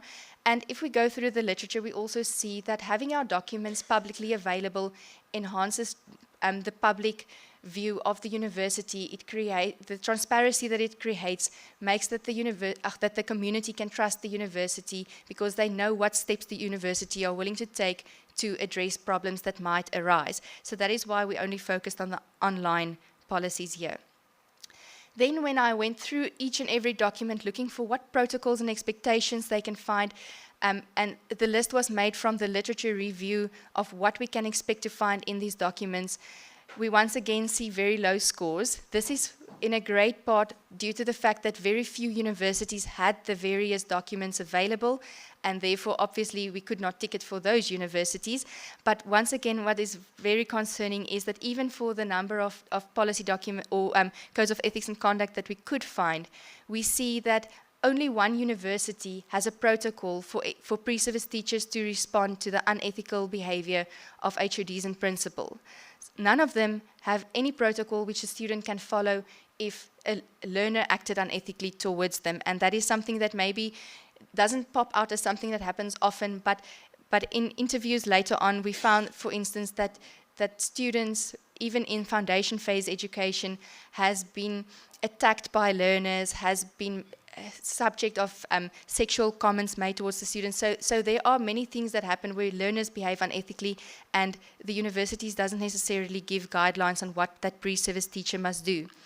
Once again, only one university made provision for a protocol in their documents saying, if the pre-service teacher acted unethically, how can the school, the principal, the mentor teacher, or someone else from the school, how can they let the university know about what's going on?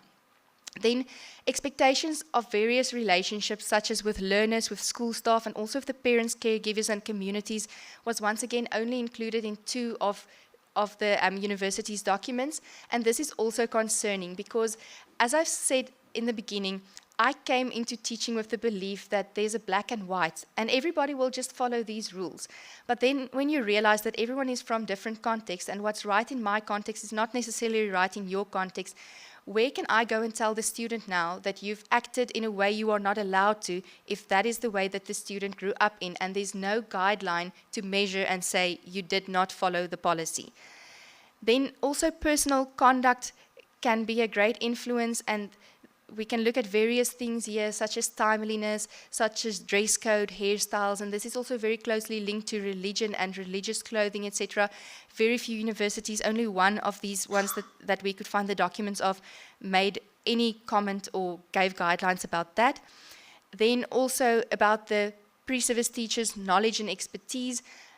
At the end of the day, that in teaching is also important, because if I do not have the knowledge, or I do not know how to transfer the knowledge, then am I really an ethical teacher standing in a class if the learners on the other side cannot learn? So just a little curveball there.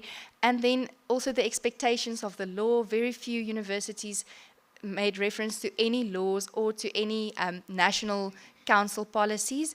And very shocking, none of the universities stated any values that they expected of their pre-service teachers in these documents.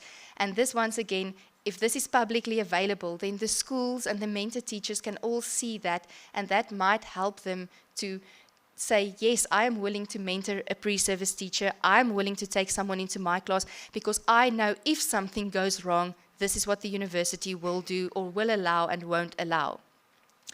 So why do we need a code of ethics and code of conduct in teaching practice?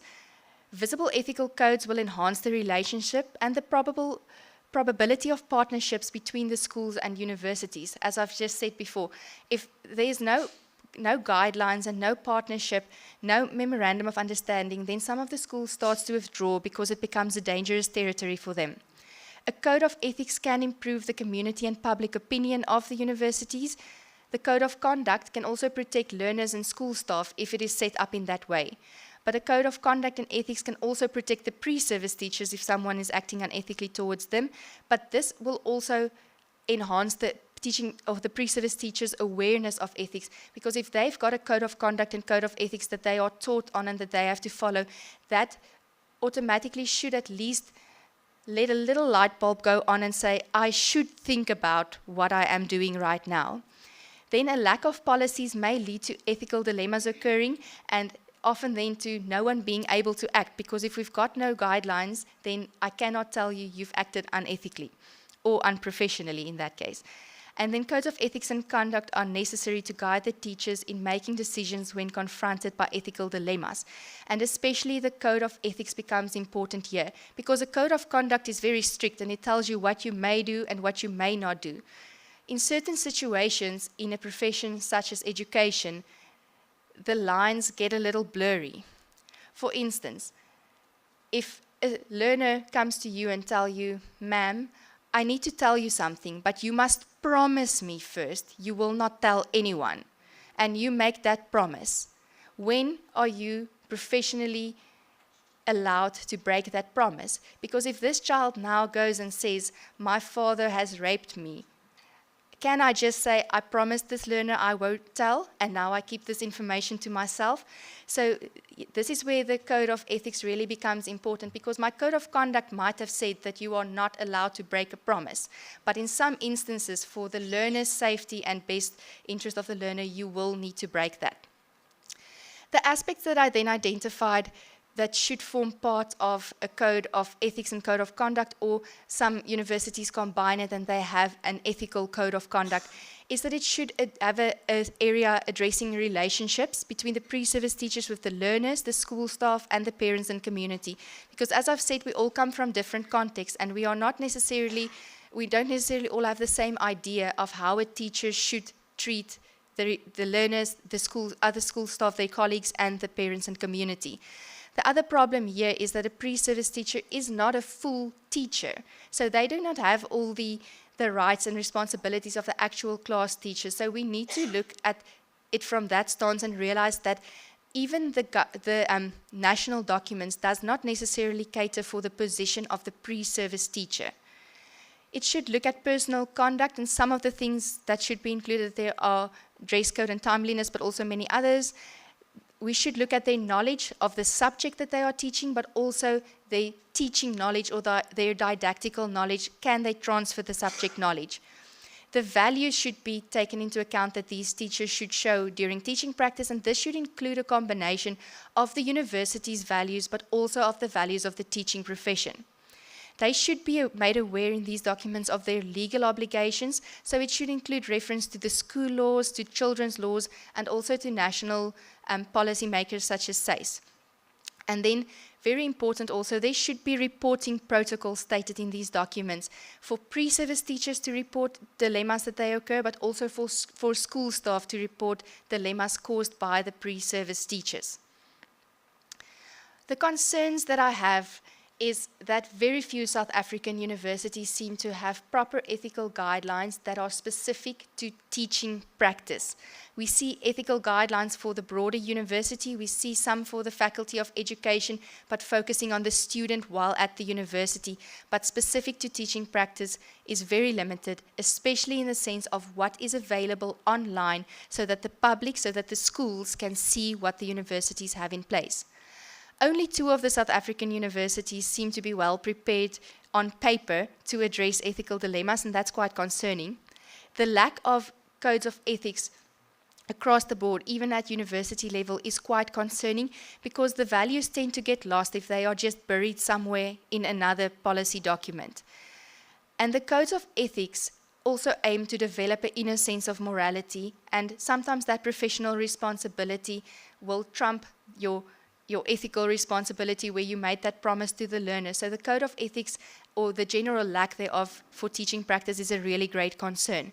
The code of ethics can also encourage students then to make professional and ethical decisions because they want to perform well. So if they've got a guideline that they are following, then we can't say that they will, but it might improve their uptake of these values that they will then try to live out as teachers. Some recommendations that I made from this part of the study was that universities should ensure that their websites are functional and accessible, because this was a very great challenge in this part of our study. Then universities should also upload those codes of ethics and codes of conduct and even other teaching practice guidelines to their websites. Even if they have it as private folders that they supply to their students, it is important to get the community involved, to let the schools know this is what we have and we are not ashamed. We will say this is what we will do, this is how we will act if something happens. And then another very important aspect is that ethics courses should be presented to prepare pre-service teachers for teaching practice, because obviously if they are not aware of the codes of ethics and codes of conduct, but they do exist, then they will still not be able to follow that. So often we have a lot of policies stored somewhere, but it's never been given, it's never been discussed, it's never been debated. And in that case, our students are still unaware of that. So I know also from the literature, it was found that in many cases in South African universities, pre-service teachers do get a code of ethics or code of conduct to follow, but the research then goes on to say that that very few pre-service teachers ever read the documents, and that was a finding on one of the PrimTED studies. So that is something that we should consider. If we only give the documents, they will not necessarily read it. So we need to teach that in our course content. Thank you very much.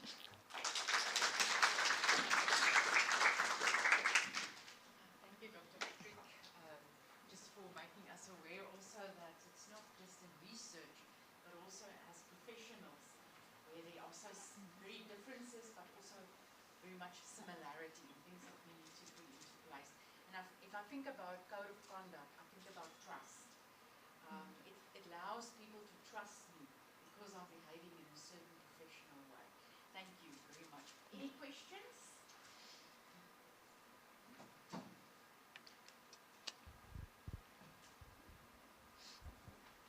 Thank you very much for this very informative presentation. I really enjoyed it.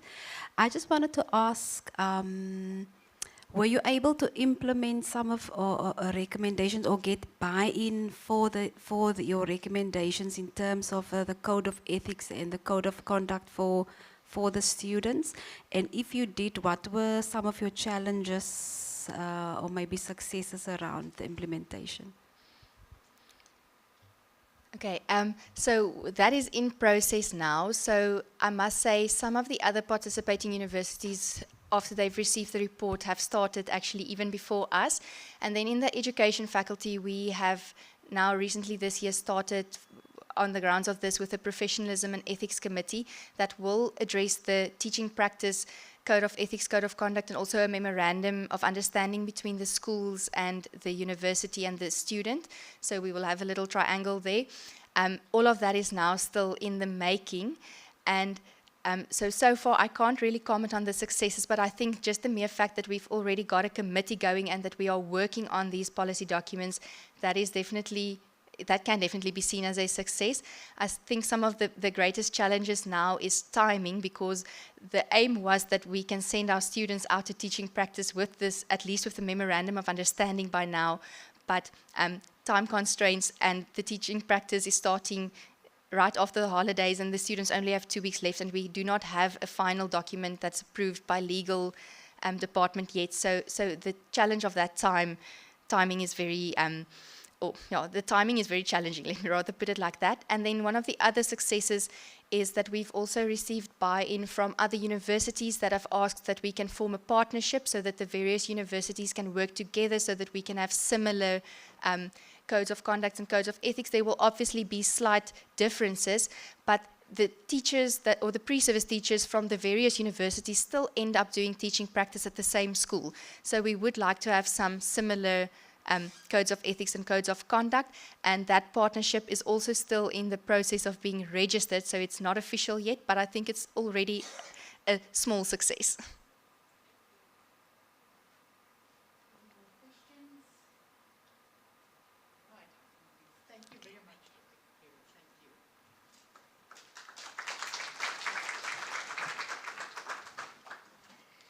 Right, the next speaker, Ms. Jacqueline Skippers, is she? Oh, thank you. I've given her, I must first apologize to her because I've given her a lot of work. But when she emailed me about all the interesting things that they are doing, I couldn't resist. So from now until after lunch, we're going to hear a lot about them and their team, their students, and what they are doing. Thank you very much for your willingness. This will be our last presentation before lunch. Lunch will be, I think, in the room next to us. Thank you and for listening. Thank you. Thank you.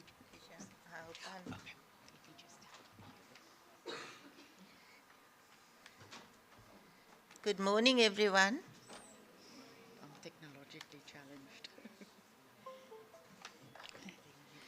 Well, then you're in good company. Okay, it's on the, it's a separate.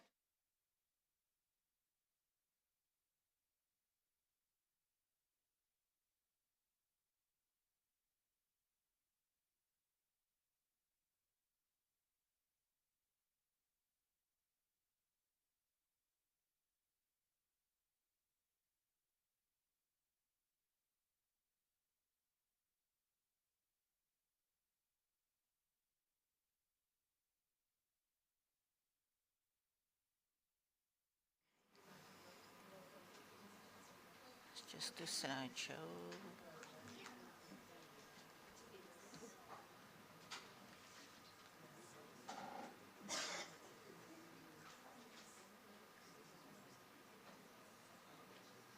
Okay.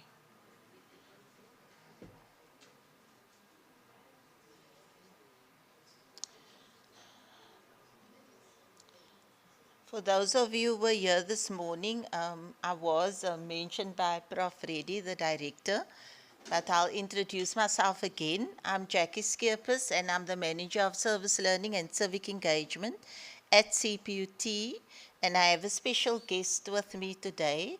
My guest, Lovetta Balters. She is our community NGO liaison for quite a lot of our projects for National Science Week, as well as for our UCDG student leadership projects. I also have an apology from Mr. Calvin Maseko. He's meeting some, you know what Calvin does. So he's busy with some donors looking for some more funding, hopefully for our units, so that we can do some more projects. So with our blessing, I will try and, you know, do his slides some justice.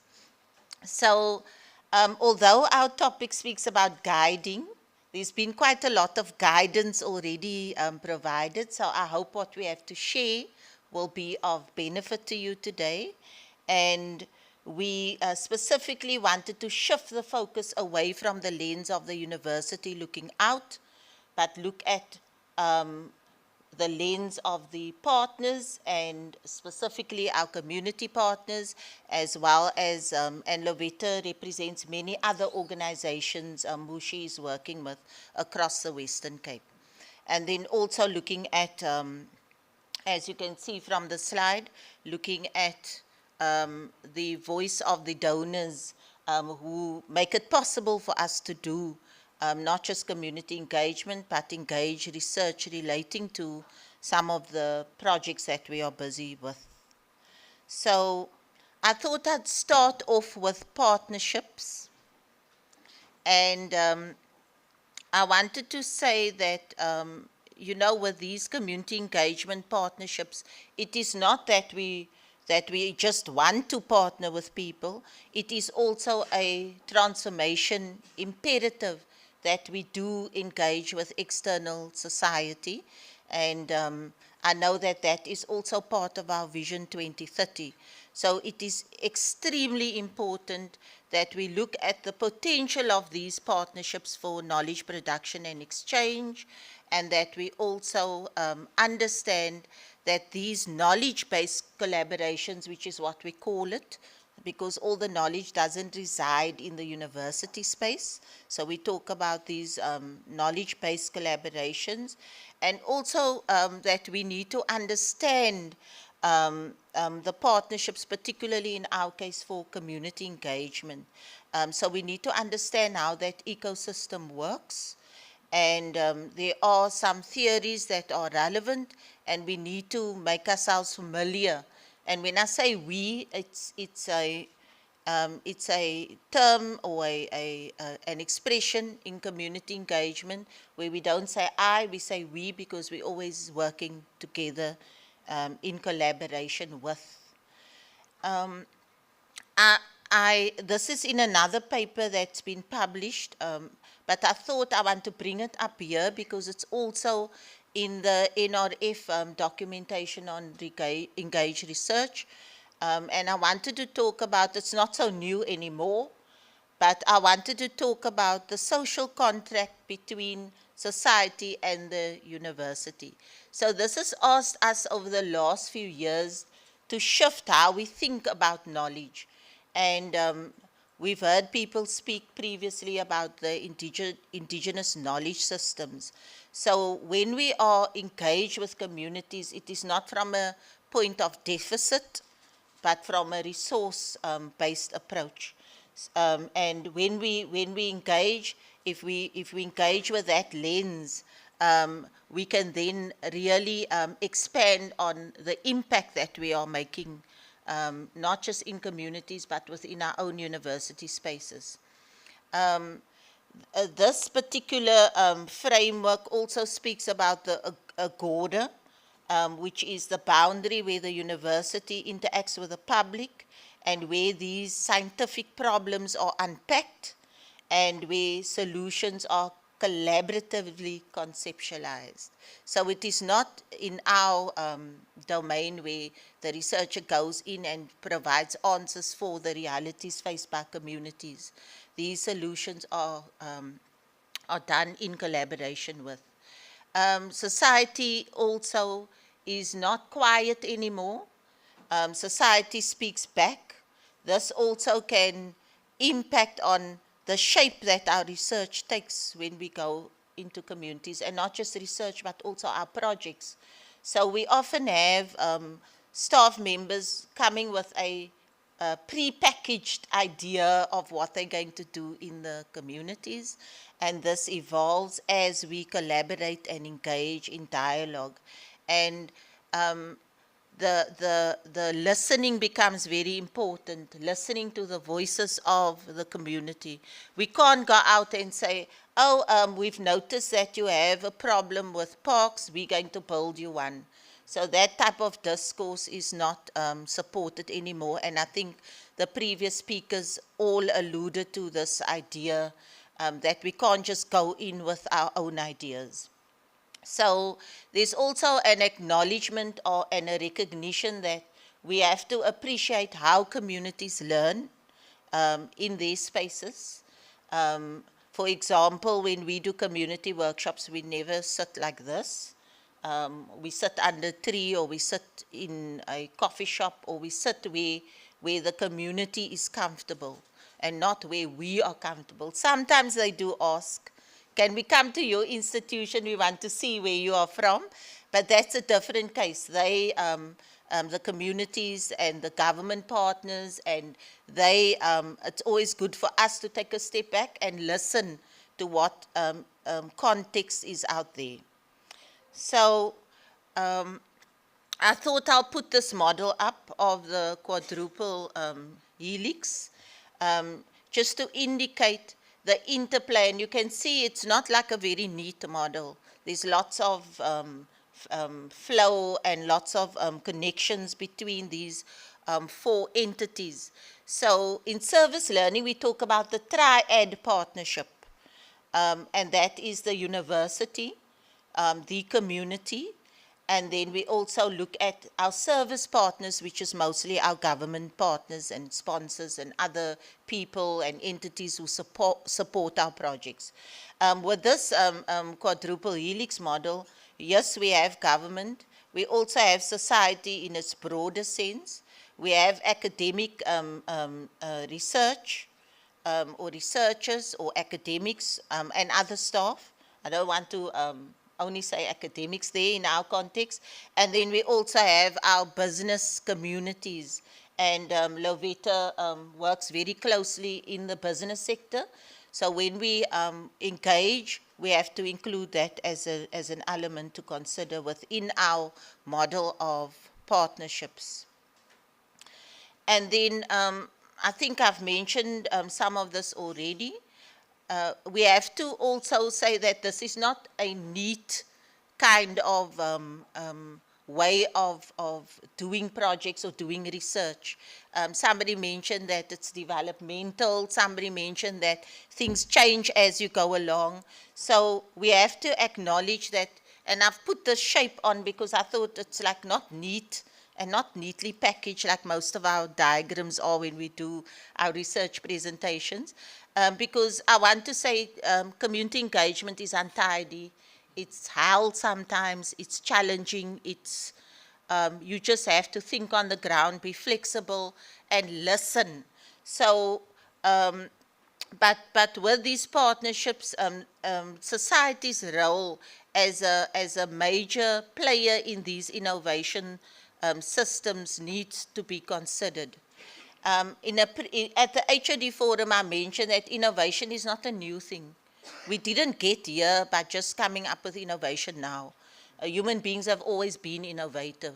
And we're finding now with the energy crisis that we're going now back to our traditional ways of living, and more sustainable ways of living. And so let's look at that when we are doing our research. Let's not think we are coming with new knowledge all the time. And then I've added this slide also because we speak a lot about communities of practice, where we develop our practices together and not in silos or in isolation. And we also acknowledge that once that network has evolved, you know, it can become self-organized, and also people can share their work, and also they start to appreciate the benefits of this relationship. I want to use an example, and I want to use Peninsula Technikon and Cape Technikon. When we merged, there was a small group of practitioners at CPUT who were advocating for community engagement, and they were overworked, they were frustrated. Lisa Gee, you were a lecturer at the time. You were one of the pioneers in human resource management with your service learning project. And we were small. We had very we were quiet, but we went about our businesses. But this evolved into now what is something that is taken really seriously at CPUT. And we're saying that with your projects, yes, you may start with a small group, but as you work, so, and as you become successful as a network or as a research network, so more and more people will join.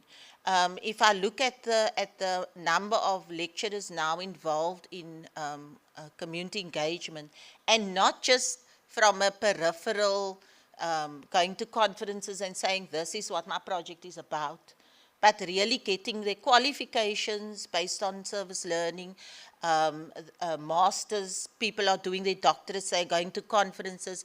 So community engagement has now occupied a very scholarly space. At the one international conference, CPUT had the most, it was a community engagement conference, CPUT had the most research papers at that conference. And it shows you how formidable this concept of a community of practice and how when it grows into a network, how effective it can be. So we are players for community engagement, not just on a national level, obviously local, but not just on a national level, but also on an international level. And with thanks to colleagues like Lisa Guy, who still in a role as HOD promotes service learning and so on. I'm mentioning you because I'm you in my direct line of vision, Lisa. So I just wrote down some of the benefits, particularly of our government partners, because it is always a difficult partnership. Luckily, with NGOs like the one Lovette is involved in, we also gain entry to other government departments. But it is very important that when we're doing research or community engagement or engage research, that we consult with government. And here are some of the reasons. We gain access to sites. So cold calling doesn't work. You cannot just pop up at the community and think you're going to help them and do research. And you need to first make sure that you consult with the correct people and with the correct people in the community, like the chiefs, tribal leaders, street committees, neighborhood watchers, SAPs and all that, as well as with your government department, like Western Cape government and so forth. And then government partners and including our community partners, they assist with a lot of resources and expertise. And we always, in our partnership meeting, Lovetta knows we will exchange, like, what do you have, what do we have? And that is how we start the discussion, not CPUTs coming to bring everything. And not the community saying they must do everything. So ownership in terms of the partnerships is important. And then also government ensures that our projects and programs are aligned to regional, national, and other imperatives, so that we're not doing something that sits outside of policy or that goes against what, for example, the councillor in the area is trying to do, or the IDP manager is trying to do in that community. And then also, and this should be right on top, these government partners, they create meaningful opportunities for our students, you know, in terms of the sites that they select, in terms of the programs that the students get involved in, and they also can assist us to maximize our impact. For example, if I've contacted a school on my own or our department and we go there, we will sit with maybe, say, 150 learners. But if we work through the Western Cape government in that rural area, we then get 300 to 600 learners. So they can maximize the number of people that they can mobilize to get involved in our community engagement. And this is also valuable for research projects, instead of just the cold calling, as I mentioned. And also, this, I think Lovetta will probably speak about that later, but in communities there are lots of dynamics, lots of conflict, lots of politics. Even your presence there can be a political issue. The language you speak can be a political issue. And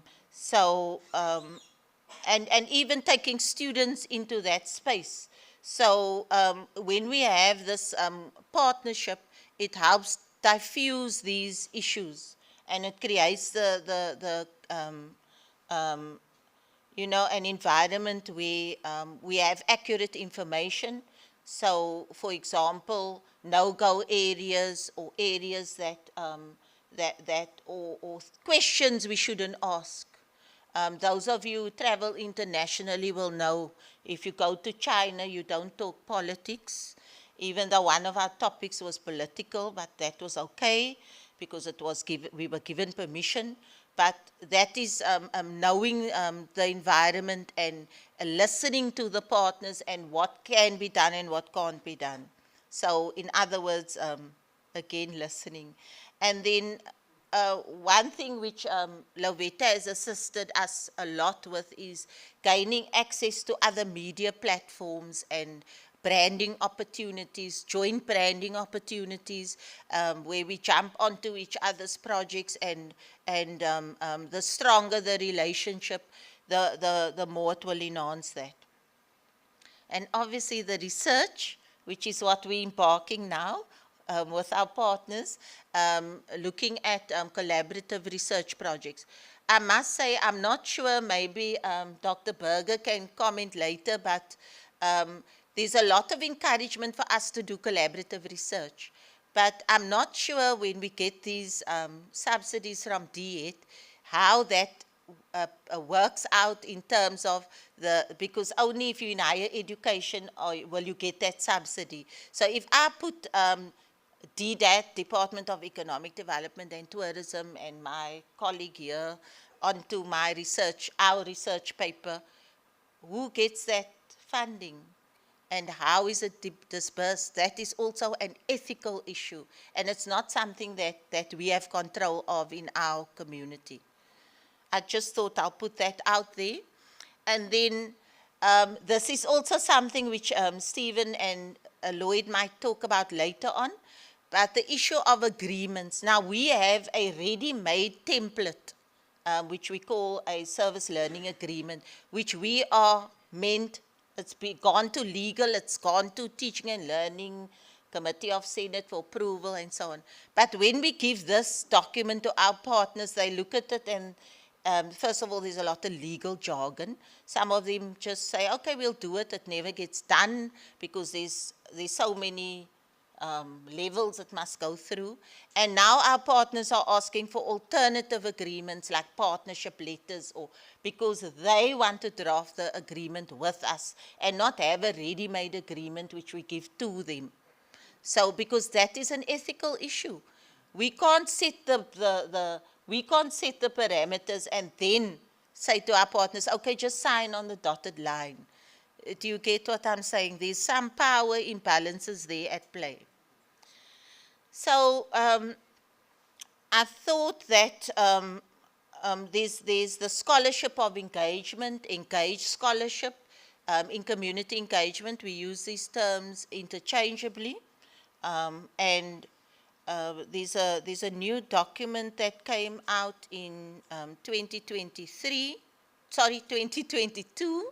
It's just hot off the press, and it's the Department of Science and Innovation, the NRF Engage Research framework. And this framework, CPUT participated in developing with SESTA, which is the implementing arm. So what does the NRF say we should be doing? We should look at integrating how we approach the engagement with communities. We should ensure that communities are primary stakeholders in our engagement, active contributors. Here comes the DHET subsidy stuff. And then also that they benefit from our research. And we speak in service learning about reciprocity or mutual mutual benefit. And then there's a multitude of ways that researchers and communities interact with stakeholders during the various phases of the research. And from identifying these questions, co-production of knowledge, dissemination, we find the weakest area is when the degree is complete or the paper has been delivered, it's in a journal article, and we often accuse as universities of never going back and sharing and building on. Someone mentioned in one of the questions that the one research leads to another, and those long-term sustainable relationships is what we're looking at. And then the impact studies is now what DHET is saying. You can't do any research unless you can show impact. In community engagement, we have immediate impact, yes, but to show that impact over a long term, like tracking and stuff like that, the capacity to do that is always a challenge for us because we work with lecturers who have heavy workloads and so on. So we need to look at the issue of democracy in the science arena, and the inclusivity and participation of all society stakeholders in our research processes. So there's 5 principles of this NRF document, which I'm not obviously going to read out one by one. I would like you to Google it. It wasn't online yet. At the end of last year, I see it's on now. The first principle is active citizenship. Now, some of you might recognize our Vision 2030 stuff in here because I was fighting in that group to push our agenda of CPUT. So active citizenship is one of it, and there again co-production of knowledge. And in service learning, we also say in response to a need. And it must be an identified need. It can't be a need that we think the community needs. It has to be identified. Even if the community doesn't identify it in the onset, it may have to be a process of dialogue, exploration, and negotiation between the university and society. The second one is reciprocity, which is one of our terminologies that we use in service learning. And if the research is reciprocal, then everybody should benefit. We can't just be the only stakeholder benefiting, and we can't just be using subjects. So we don't even use that word subject when we do research, because that's like an old westernized anthropological kind of discourse where we are studying somebody. And yeah, I just get cold shivers when I think about it. So, and you know, obviously the issue of democracy, and here I'm happy to say we pushed through this issue of Ubuntu, which is a human philosophy. It's a global philosophy. Although it has originated from Africa, these global movements pushing this idea of Ubuntu. But that will be, we'll unpack that more in a future presentation. The next one is trans and interdisciplinary knowledge production. When Sandile presents later on, you will see that the students working in our teams work across the disciplines. We haven't yet moved to the transdisciplinary space, which is the development of scholarly new knowledge with students, and that's hopefully a project which we want to deal with this year. But for now, looking at working together across academic disciplines, we do a lot of that work already with faculties. And then ethics and sustainability for engaged research is one of the principles of the NRF document. And sustainability, which is often a term used but not completely understood. And in service learning, we always say, you know, don't go into a community and do something there, and then a year later the community is worse off. Your projects, your programs, your research should be sustainable, your practices should be sustainable. And the last one is relationship building. I was very intrigued that the word partnership wasn't used, but relationships. And I think hopefully Lovetta will touch on that, because it is impossible to do community engagement without building relationships. Partnerships tend to be more like a business kind of agreement, but community engagement goes far deeper than that. It has to be relationships and not partnerships. And then the NRF document also mentions Boyer, and Boyer is also one of our theoretical references that we use in community engagement. And Boyer came up with this term, the scholarship of engagement, because we are saying now, we cannot do service learning without thinking about the scholarly part of it. We use expressions like self-reflective practitioner, but we also have to start thinking about approaching our projects in an academic, scholarly fashion, and not just going and painting a school and coming back. That is like a helping kind of activity. We're not saying that that doesn't have value, but we're saying as a university, when we engage with communities, we need to think about even these Mandela Day projects, we do it in a scholarly way. There's reflection, there's planning, the students must come up with programs, so it becomes a learning opportunity for the students and not a hit and run kind of activity. So we tend to go back to the same communities, and we tend to reflect on our practices and improve on it. So just in the interest of time, and you can read this on your own, so we have the Scholarship of Discovery, the Scholarship of Integration, which is what we've mentioned before, the Scholarship of Application, where in our programs we use the theoretical knowledge and we take that knowledge into real life situations, where we had a project now over the weekend with Lovetta where film students, one student was so excited he couldn't even speak, Lovetta, I didn't even tell you. He said, my lecturer just told me, live stream, because it was an event. And the student said, I've never done it before, I had to just do it. And that is how the learning happens. And then also the Scholarship of Teaching. And I always say this, we don't, when we have these project teams, even if we're doing research, we sit with our students, we sit with our stakeholders. There's no hierarchy, there's no like bosses or anything like that. The roles are very blurred because there's no way we can say today when we stand in front of a classroom that we know it or we know more than the students. Because whatever we're saying, they've Googled 5 times more knowledge than what we are saying now. They have better graphics, they have videos on YouTube.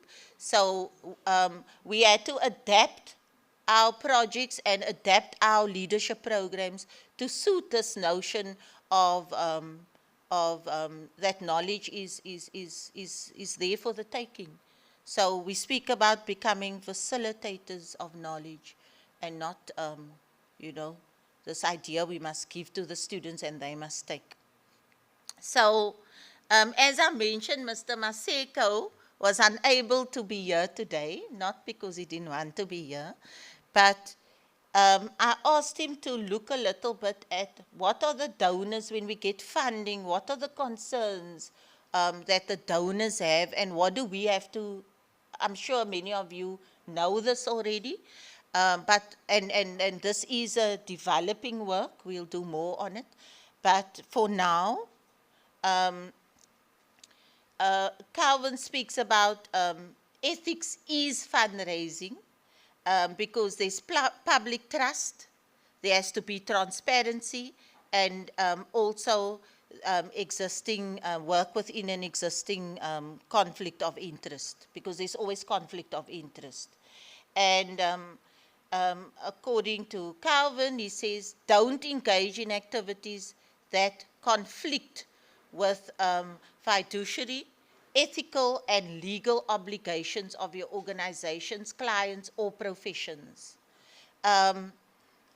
It's very difficult when you're working across these boundaries. For example, we have a rule that when we take students out, because we have students from different political parties, we say you can't wear your branding when we do community engagement of your political parties, because we don't push any one agenda when we are busy, because you can imagine working with donors and Calvin's got a favorite picture of students with their political t-shirts going to a meeting with a donor, and you can just imagine if that donor is not from that political party, exactly. So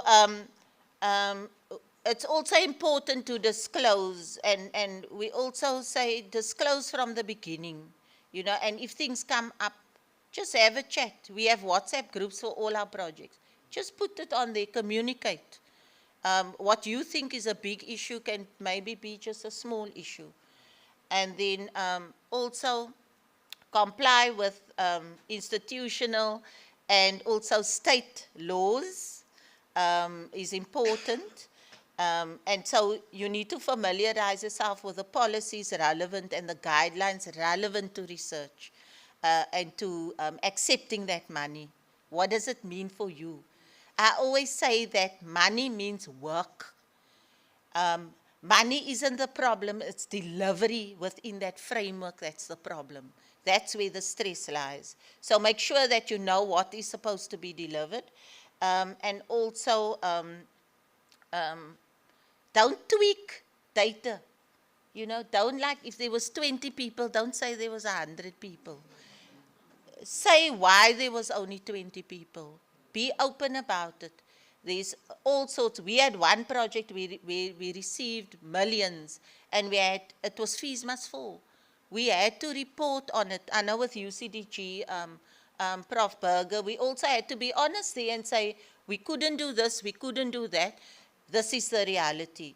But don't try and, you know, repackage your stuff like it's not a CV. You know, you don't have to. And remember, these challenges DET is aware of. When you get NRF funding, they are aware of the higher education space and what is happening. And then also, sometimes you get funding and you think, okay, you're going to buy, you're going to furnish our office or whatever. You need to read between the lines, read the fine print, make sure you know what you can buy and what you can't purchase. And I think Calvin mentions the gift, and he says, be responsive and available to parties. Now that's a loaded statement, because we received money from a national department, I won't mention which one, and they would say like, oh, we're flying down from Joburg, we'll be there in 2 hours' time, please take your files out. So we then realized our files must always be there in the office up to date, even if we're not there. So make sure that you keep your documentation up to date, because when you get funding from national government or from the CETAs, it's no joke. There's such a lot of paperwork. And if you can't manage, then there's quite a lot of senior students that will value that experience. Get them involved, let them assist with your projects, because it is a lot of paperwork to get a little money. We only got for National Science Week, we got 50,000 Rand. I spent months on that report collating data I thought, is this worth it for 50,000 Rand? And, but you know, it's not about the money, it's about being able to say, we were part of this project with government. So sometimes you have to take the heat and just go with the flow. So Calvin has also put in an extract from one of the clauses from a funding contract, and you can see that it is quite detailed. It speaks about dissemination of information, even of the templates, like with National Youth Agency, we had like a project with them, but they gave templates, and even those templates were copyrighted. We couldn't use those templates for another project. So be careful what you send out. Be careful what you distribute. Make sure that the logos of your funders are on everything. That's also an ethical issue, because you are claiming that it's CPUT and you are leaving your other partners out. Like I always remember to put Lovetta's logo if we're doing a project together, to make sure that even on the registers, like with UCDG, we have to put DET's logos on everything that we are doing. It's important. And the keeping of data, we have quite a lot of confidential documents, and there's also a way to store those documents. Most of you as researchers know, when you do your applications for ethical clearance. You make a lot of promises about how their documents will be locked up and all those things, and yet stuff is still disappearing at CPUT, so you need to make sure that your stuff is kept safe. When you're done with the project, it must go to records for safekeeping, and you can put on there confidential. The funder, in this case, data must be returned to them, and sometimes they'll even say it must be erased from your computers. I haven't had a project like that because I have data from when I ever started. On my computer, so just make sure that you are, if you want to keep something, make sure that you are communicating what you want to keep and why. And then also intellectual property. This is also differs with different funding proposals, but in some cases the reports belong to the donor, and most of the donors we deal with have no problem if you want to use that data, but you have to write to them. And most of these government departments, they have their own media people. So if you, that will work with our marketing and communication department. So make sure that you follow the correct procedures. You can't just go to a conference and present and, you're using data that has been sponsored and that is controlled by the sponsor. And you can see here, even after cancellations of agreements, some of these clauses will still ask that you, that the data you have still, or all these rules still apply. So I don't think we will have time to go into a discussion at this time, because I want to hand over to my partner, Lovita. So I'll just briefly go through this. We mentioned transparency. And what Calvin is saying is if you do a good job, you're going to get more sponsorship. And maybe you get more and more. If your report is in order, if you have been ethical in your conduct, if you have communicated, the chances of getting a renewal of your funding is great.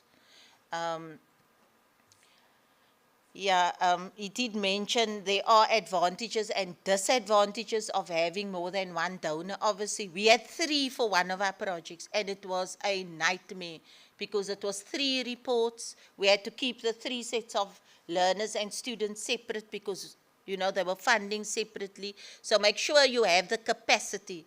Remember, we can all apply for 10 million. Can we implement the activities of 10 million?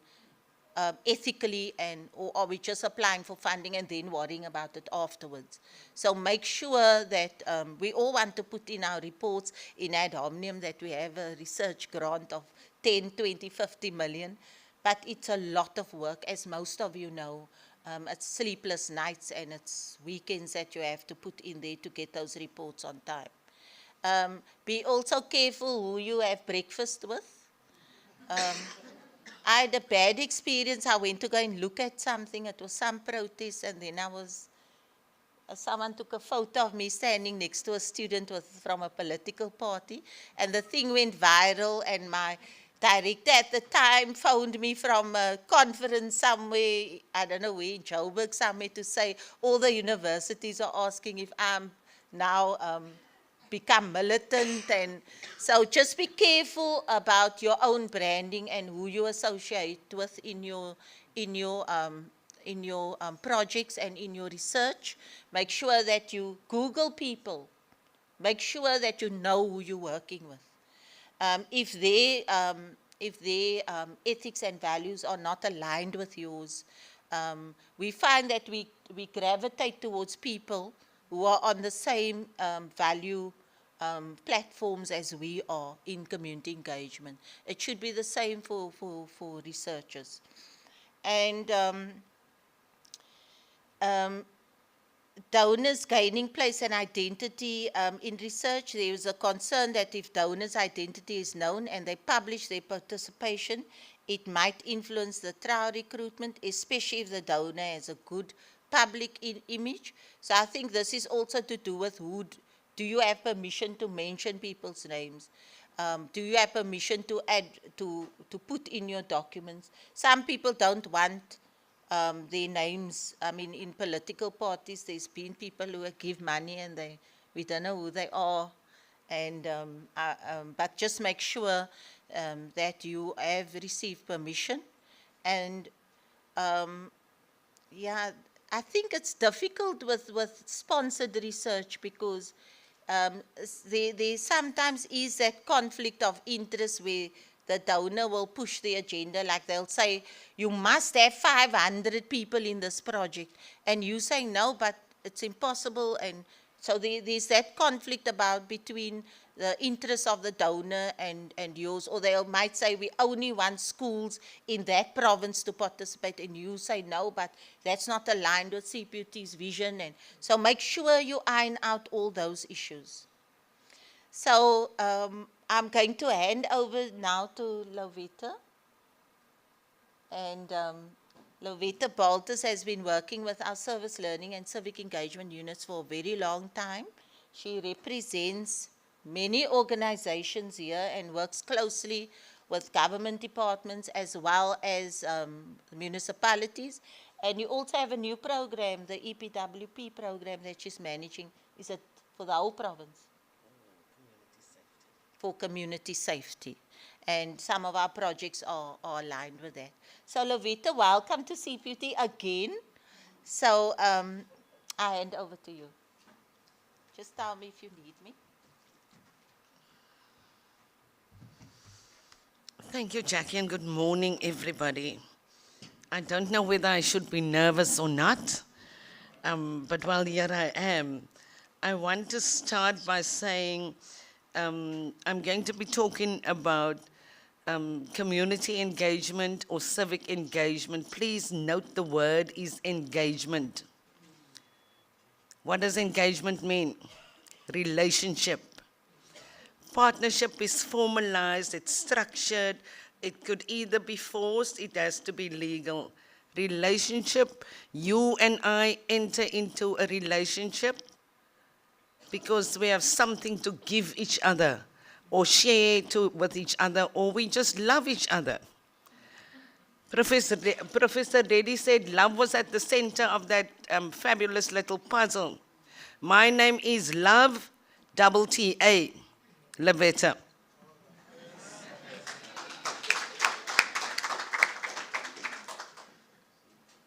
I think I want to say that, let me just get the first.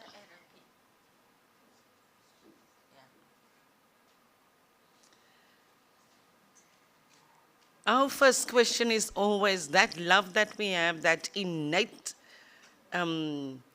feeling of wanting to help, of thinking that people have a need and we can fulfill that need.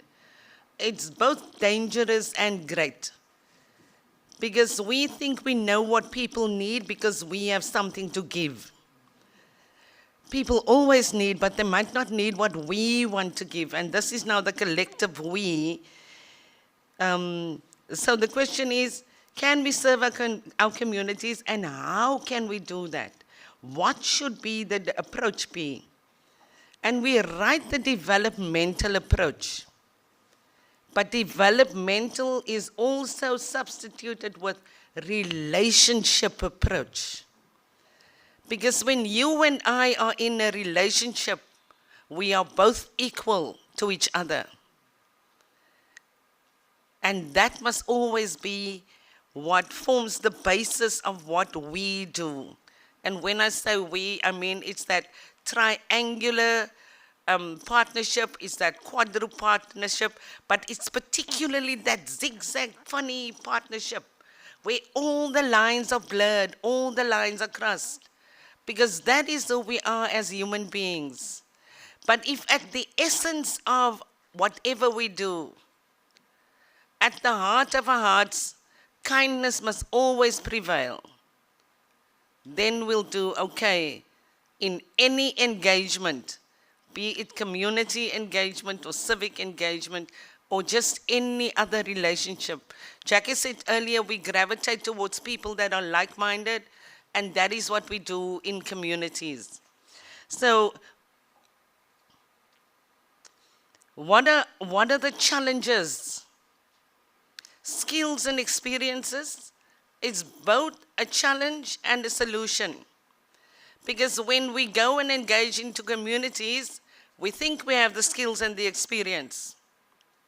But so do they. You know? The attitudes, it's our attitude, it's their attitude. The work ethic. I love what I heard today, all about the ethics, all about the principles of Ubuntu, of how we live our lives, the honesty, the respect, you know, the dignity, the recognition and acknowledgement. Now, when it comes to research, there's a few thoughts. And those thoughts are that when we do the research, we work with people, we work with the projects that is powered by people or administered by people. We get the information from the people. Important as researchers, we want to protect the data that we gather. What about the protection of the communities or the individuals? I know anonymity is a great thing because lots of people don't want to have their names mentioned for various reasons. But anonymity in community engagement serves whom? Every single slide, every presentation had references. Now, when we publish, when the researchers publish, it means that every time your publication is referenced, people remember who you are, or people get to know who you are. Now, when we publish those research publications, anonymity doesn't serve communities. So when we work with the Paternoster community, fishing village on the west coast, how are people going to know about Paternoster? How are people going to know about the wonderful people who do wonderful things in their own communities through the partnership or relationship with CPUT? If we don't acknowledge them in the research, if we don't publish their names before ours. So when we protect the research, this is a relationship, remember the engagement? We must also protect them. Because the fisherman with his stinky boots and his fishy suit, he made the contribution to the research that is being published under my name, for example. What am I doing for him? This is a relationship. So just as that research work is your legacy, what about Fisherman Stinky Boots? He also has children that needs to be proud of him 100 years from today. So we just want to caution on those things and ask that when we embark on the kind of research where we enter community spaces, some of these communities, like the Paternoster community, for example, is a very angry community even today. We have been working in that community for the past 15 years. And mostly, they are still angry because theirs is a generational anger. A generational anger of being abused by all kinds of human beings in various forms. So when we want to engage with communities, we must also do that. I know Jackie said listening. One of the other presenters also said we have to listen. We have to listen, we have to observe. But we must also look at people's body language. So when they are angry at you, it's not necessarily directed at you. It's directed at where you come from, at what you represent. And until we understand that, so relationships doesn't happen in a day. It cannot start at the beginning of the year when the university starts. And it cannot end in November or December when the university closes. Because the community doesn't stop. They live every day. And so our relationship with them has to go beyond a calendar year.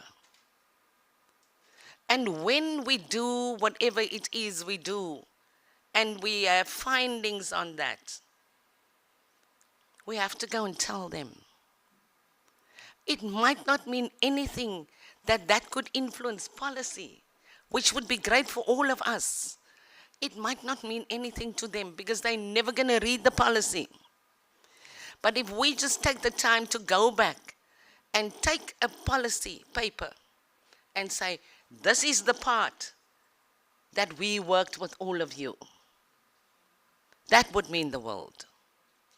That would mean the world. So when we talk about partnerships, we talk about ethics, we talk about respect.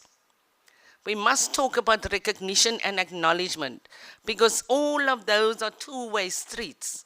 Always two-way streets. I step forward, you step forward. We meet each other halfway all the time.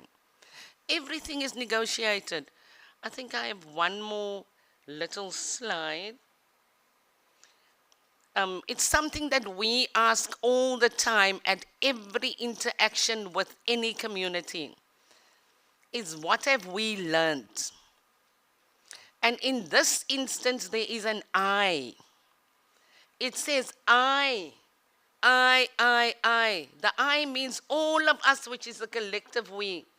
It says, I don't know everything. Because when we go to communities, we think we know everything. 5 minutes into that community, and we know we don't know everything. And that for us is where that mutual respect starts from the outset. But if we go there with preconceived ideas, fisherman Stinky Boots, he knows more about crayfish than any of us can ever learn in the next 2 lifetimes. Generational knowledge. Not institutional knowledge, because there isn't an institution. It's generational knowledge in this case. But those words are interchangeable. So does it make him less of an academic or a researcher? It doesn't. Because we are there to enable him. We take that information from Stinky Boots fishermen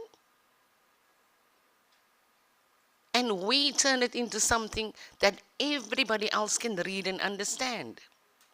Now we must go back and tell him exactly what we've done with his words or his story that he's told us. Can we use what we've learned? Yes. Communities use what they learn from us all the time, and we do the same.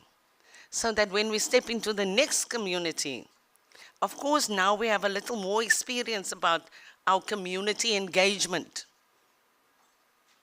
And communities love the engagement. They love the longevity of the engagement, because it means somebody from CPUT keeps on coming back to find out if they are doing okay. What have they come up with that's new, that CPUT can take a little further? So that's the acknowledgement and the recognition I think communities look for when we say there must be recognition, they must be given credit somewhere. Don't know if it's always possible, but the researchers must find ways to do that so that we can share that with them. I just have one last little slide that I want to show, and that's a picture. All those people except for Jackie and the CPUT staff in that picture are all people from that West Coast town, Paternoster. Now they all have food service certificates from your international hotel school. What have they learned? Are they using what they've learned? They are. It's taken 3 years. Every year, a 2-week course. Every year, they receive a certificate for some part of that they have completed. They do food stalls, they do vending for international festivals on the West Coast. And how did it come about? Community engagement.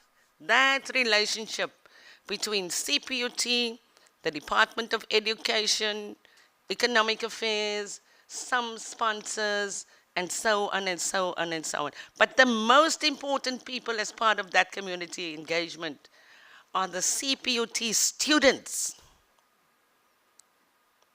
who work tirelessly to make sure that these community engagement projects are successful.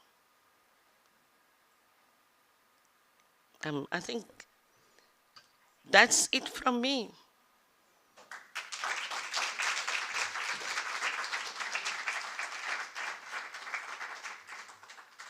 Thank you, everyone. Thank you so much. That was really incredible. I couldn't stop listening. Thank you for for this wonderful talks and presentations. And I'm glad I gave you a lot of work today. So, we've got some questions, and then we'll break for lunch. There's no question as such, but it's to express my excitement and acknowledgement of CPUT. I recently wrote my NRIF report, and one of the documents that I engaged with was that research strategy, the engaged research document, and I'm so pleased to see that CPUT contributed to it. Thank you. And then to Lavetta, Love TTA. Thank you so much. I like your second last slide on reflections. When we do research, people would call me a mainstream researcher. That is, you get funding, you've got 36 months to finish that research. And then funders usually think that you've finished the research, you've written a policy paper. And I was actually speaking to Lalini outside when we went for tea that really the truth is we never exit. When they talk about exit strategies, that when you leave the community, the truth is we should not be leaving. And I like the fact that you work with those, the Department of Education, all the people that are embedded in the communities. That way our research actually lasts forever. It stays because we haven't left. We are still there because we've worked with communities, with the people who are there. And I like the recognition of communities that you've explained here. And I hope our students are listening, because that is the one thing that we try to instill, that when we go out there, we are not educated. We are actually probably ignorant of what is happening in the communities because they have lived there for 100 years. Yeah. I've collected indigenous knowledge and I came back literally shocked, like, I didn't know that all this exists and it is here, some of which we think it's science. It's not necessarily science. It's actually things that communities developed 300 years ago. And some of the things, they will tell you, my father did this like my great-grandfather, wah, wah, wah. And we write it down and we now act as if it's ours. It is not. So I really, really appreciate that we can have this kind of engagement and speak about these things, because those are the things that matter when it comes to our research. If we're saying we're going to make impact in communities, if we're going to be known as CPUT and our legacy lasts, it's these things and it is this opportunity. So Prof. Berger and the rest of the team, thank you so much. I may not be here in the afternoon, so I really, really appreciate this. Thank you.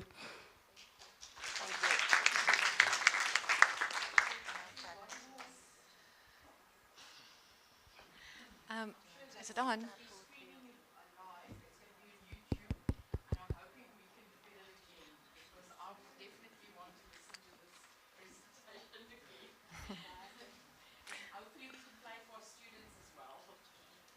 Thank you so much. I have more comment than a question, and it's around the ethics of research data management. Jackie, you also spoke about research data. What do we do with it after a research project, or sometimes it must go back to the funder and so on. So research data is in every single research project that we do at a university. And what is the ethics around the management of the research data? So from the library point of view, we have a tool called a data management plan, where before you start your project, you already need to outline what you are going to do with that research data.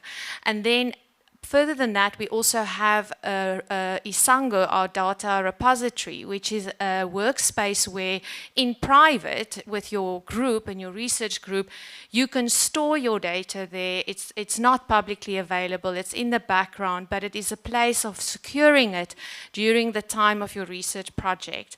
And then after the research project, you can then decide, okay, is there some of this that I can share in the open access space where other researchers in the world can now make use of this for reuse to advance research in the rest of the world on the area that you are working. So I just wanted to highlight this today as well, the ethics around your research data management. Thank you. That's very helpful. Thank you.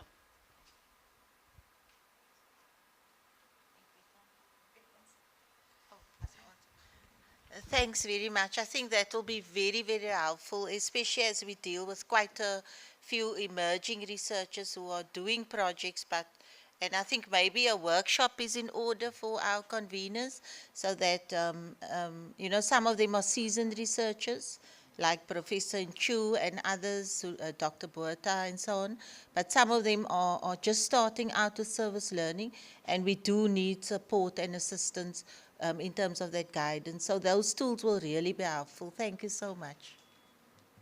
I can just mention on the data management, as we know, ASIF is working on a code of conduct regarding the Copy Act and how it's applied for researchers, and that will hopefully be finalized this year, and that will again impact on the way that we do data management as well. So there definitely will have to be some future engagement with our community at CPUT for that. But thank you so much. Thank you. We're always open to be developed. Thank you.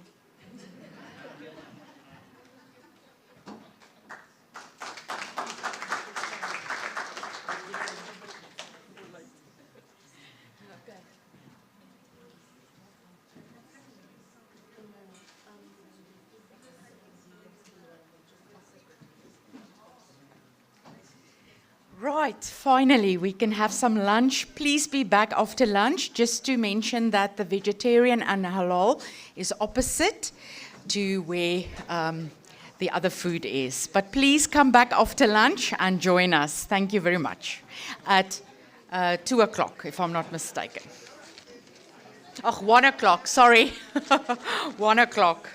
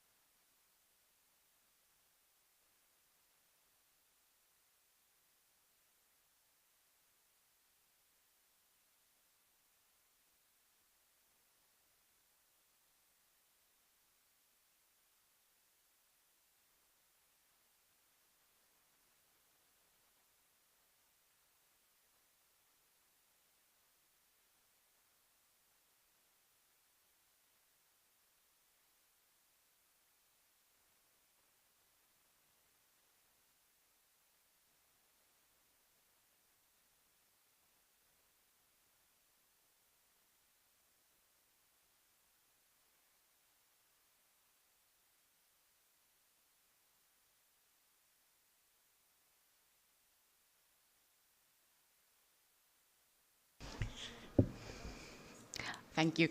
Good afternoon, everybody. Hope you enjoyed your lunch, and welcome back to this last session. I hope it will be just as engaging, and it promises to be. We're continuing with Jacqueline and her team, and this afternoon it's going to include Mr. Stephen Harrison, as well as Mr. Lloyd Christopher.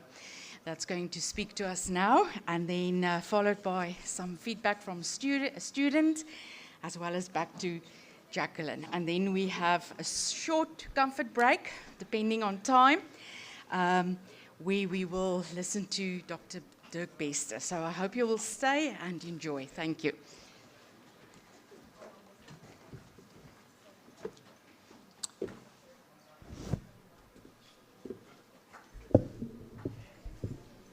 Good afternoon again. I hope you enjoyed your lunch. So we're moving to the next presentation. I'd like to introduce, for those of you who don't know, this is Lloyd Christopher, and he is the substantive head of Department of Emergency Medical Sciences and currently the acting assistant dean for the Faculty of Health and Wellness. Right. And then former lecturer at Emergency Medical Sciences, Stephen Harrison. He now has his own legal firm, but he still has a very close relationship with service learning and civic engagement, and hopefully with CPUT. So I have the privilege of opening this presentation, and we are going to be looking at the ethical imperative in service learning and civic engagement partnerships. The reason why we're separating those two is because, as many of you know, service learning are those programs integrated into the curriculum where students receive credits for their engagement. And with civic engagement, these are students mostly belonging to the Student Leadership Academy. We'll talk more about that later. And these are students who volunteer, most of them who come from service learning and from the other structures like the HIV/AIDS peer counseling unit and student counseling, and who volunteer to continue with community engagement at CPUT. So with that context, the overview of our presentation is that we will provide further context of SLCE. We will look at the imperatives in ethical leadership. We will look at ethical applications to SLCE, and then the policy gaps, so the what now. Now that we know all this, what now? Just briefly, this is a long list of policies, guidelines, and frameworks which govern the practice of service learning and civic engagement. I'm not going to go through all of these. I'm going to take two very pertinent documentations from this list to discuss. As you can see, our Vision 2030 is also there. And if you look at the whole issue of global policy and guidelines, particularly the Sustainable Development Goals, right down to the local level at CPUT, you will see that we do not implement any projects or programs without taking these into consideration. So we do know that service learning is fundamentally a transformatory program or action or pedagogy. And the Green Paper on Higher Education Transformation became the White Paper 3, and we still subscribe to this. And I want you to focus on the following, that as a university, we should be looking at social responsibility and our role as a university, and also programs and projects that contribute to social and economic development. Then again, according to this white paper, we should look at, again, how we demonstrate these activities and how we show our commitment to the common good by making available our resources at the university, our expertise in terms of our programs. And we do get audited on how well we are doing community engagement at CPUT. So, lastly, we want to acknowledge that in the last few years, we've done a lot of advocacy work in the space in terms of higher education, and now we do have the opportunity to apply for funding for community engagement, but that can show impact. So that is the legislation on that level. Then a new paper came out after that called the Post-School Education and Training Paper, and it speaks about similar kinds of goals that we need to achieve by 2030. And it is, if you look at those two there, it's quite closely related to our Vision 2030, and most of you in your own objectives in your faculties subscribe to these goals as well, where we talk about building a society that promotes fairness, equity, non-racialism, non-sexism, and democracy. And that whatever we do as a university, it needs to be responsive, and not just to citizens, but also to employers, and responsive to what the society and the developmental objectives are in South Africa, and particularly in this region as we are based in the Western Cape. Then, as I mentioned in an earlier presentation, we are guided by the Ubuntu philosophy. I found this one in the South African White Paper on Welfare, and to me it simplified what Ubuntu means for us. And there you see Lavetta mentioned last time about love. We speak about caring for each other's well-being as a spirit of mutual support, and we practice these in our activities. We also speak about humanity and how we relate to others, and how we recognize the humanity in others. We also, and this we mentioned before, that Ubuntu means that people are people through other people. And the philosophy also says that we must acknowledge the rights and responsibilities of every citizen in promoting individual and societal well-being. And these principles or philosophies, we try to inculcate in our students who belong to or who participate in our programs. And then a very relevant theory for us is the systems theory. It's also linked to Ubuntu, and that we are part of one human race. And so it's a very, very popular theory for CE practitioners. And it's a theory that we can also use to understand the ecosystem of partnerships for our projects and programs. And we talk about network mapping in service learning and civic engagement, where students and staff need to provide or think about who are the relevant partners, and not just take their buddy next door, but who are the relevant partners to achieve the goals of the project. And although a system is made up of individuals, together, working together within a system can contribute and be powerful catalysts for change. I've put goal 7 here because, and I know that the Institutional Transformation Forum, as well as the Department of Student Affairs, with all the entities, subscribe to goal 7.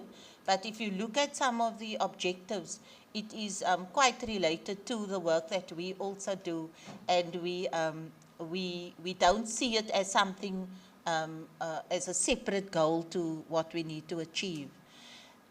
Transformation is there on an individual level, building this social capital, not just of our university, but also of our community. And if you look at objective 2, it's also programs that support students' holistic well-being and academic success. When we move to 3, we speak about social environments and experiences, many of them which is part of our project. Students don't necessarily sit in the classroom for SLCE, but the environments are out there in society. And then we need to ensure that those environments are conducive to learning.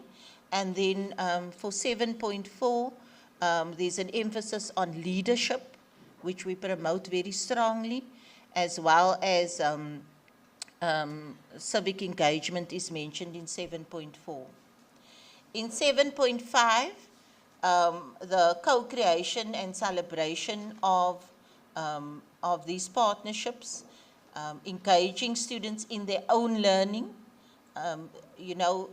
Earlier we spoke about Boyer, but there are many theorists who promote the idea that learning must be challenging, learning must be relevant, it must be meaningful, and so forth.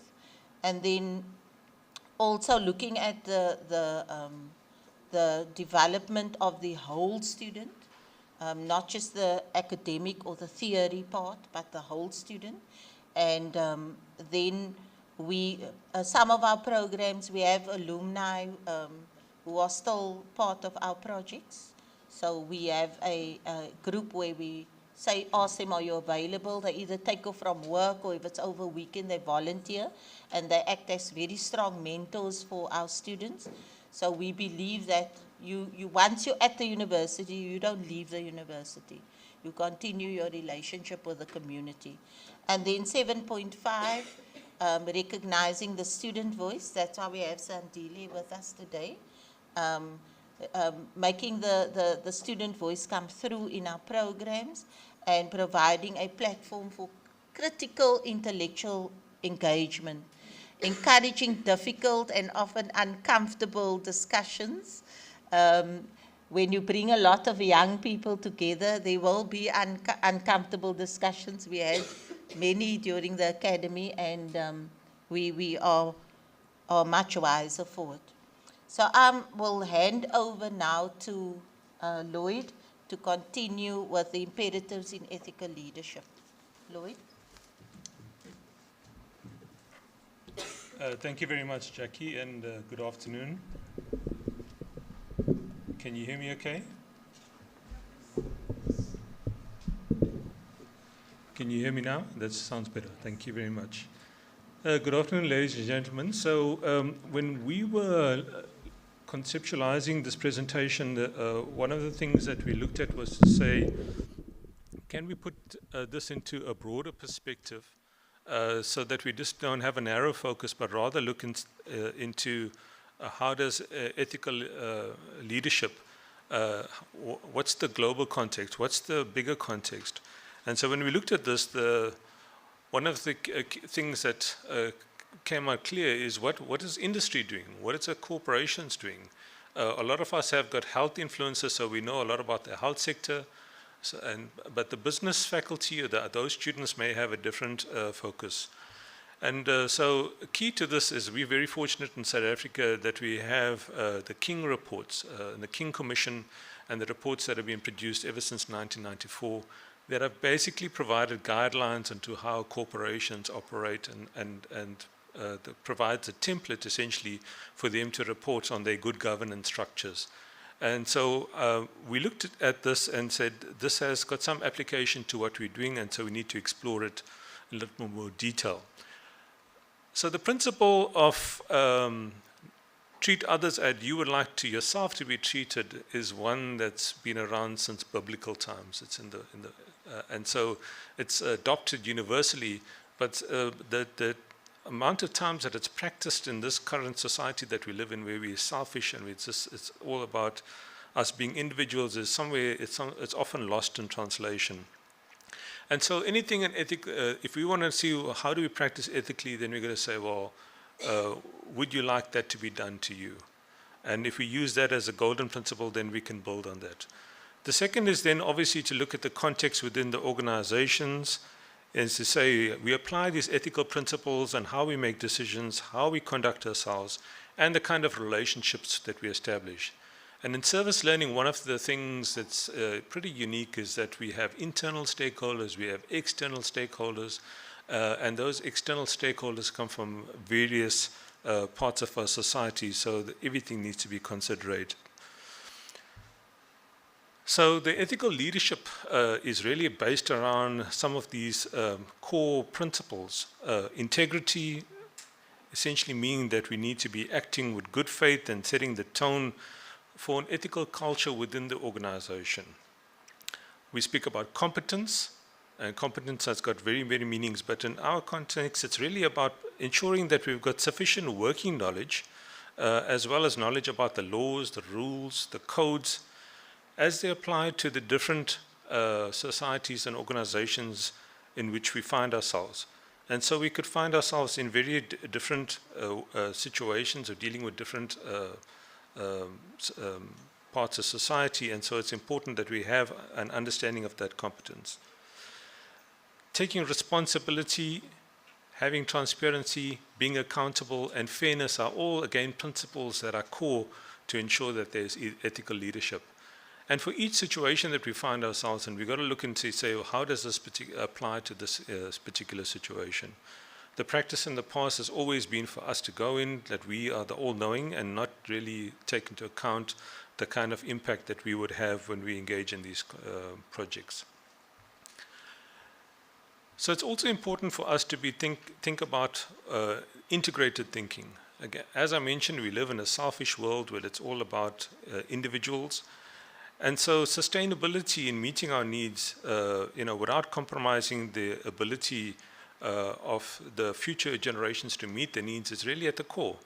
We think about our immediate needs now, not worried about the future generations and what legacy we will leave with them and what impact will be they will be left in.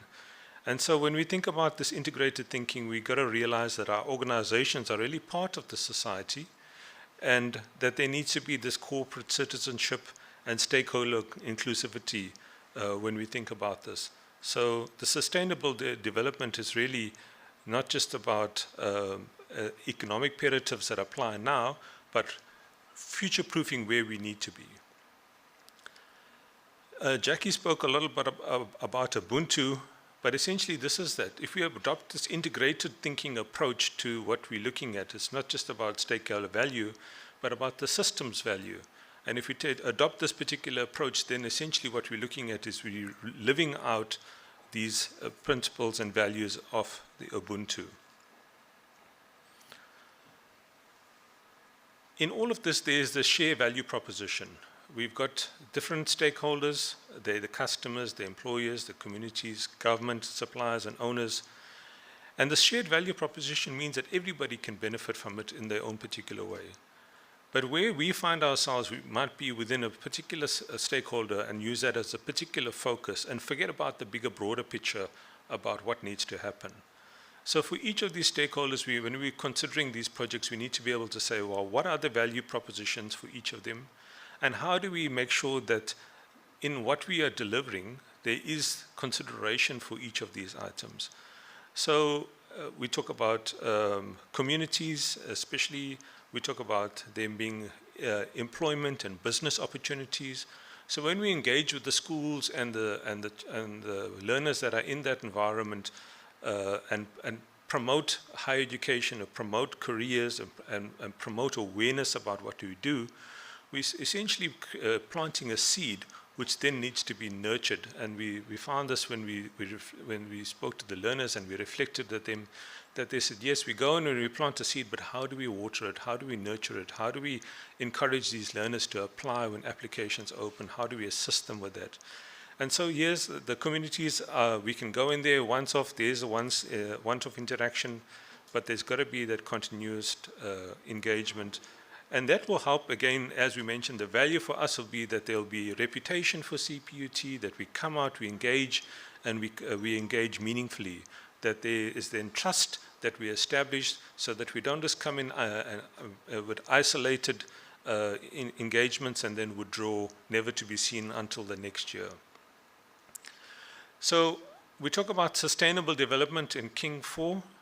Too often we have got this one-dimensional view. We may be looking at things from a particular viewpoint, not having a multi-dimensional view. And King 4 speaks about this triple context where the economy, society, and environment are key to the success. And so also linked to this is what is the 6 capital model, we must take into account and get the full picture. We need to consider the integrated approach, and if we are to create a sustainable value in what we do, then each of these capitals need to be considered in what we do. We may not be as interested, for example, in financial capital in some of these projects or manufacturing, but these are all things that need to be reported on for us to have this connectivity and unified approach to addressing the sustainable development. So I'll stop there and I'll hand over to my colleague Stephen. Thank you. Good afternoon, everybody. So Jackie has started with the big picture of what service learning and community engagement is and what it's about. And Lloyd has started to focus our minds on the application of ethics to leadership in general, including to service learning. And I'm now going to hone down a little bit further into some of the ethical applications, in the practical application of ethics when engaged in service learning and community engagement, project planning and implementation. So a useful framework to deal with this is the 4 principles which Beauchamp and Childress developed, and which is often applied in the sort of biomedical context. And those 4 principles of ethics being non-maleficence, beneficence, justice, and autonomy. So when we start with the principle of non-maleficence, that means first do no harm. The old Latin prescript, primum non nocere. So that's a key principle that we need to apply when considering service learning and community engagement projects. And the harm that we need to be worried about may be harm to individuals, for example, students or participants from the community, may be harm to communities themselves or groups within communities. It may be harm to the general public, or it may be harm to the environment. And we also need to be considering different types of harm. So obviously we might be concerned about physical harm, for example, injury or death. We might be considering psychological harm in terms of triggering, or in terms of putting participants through greater mental anguish than they would otherwise have been. Or social harm. We might be impacting on the fabric of society, or we might be breaking down trust, for example, through unmet expectations.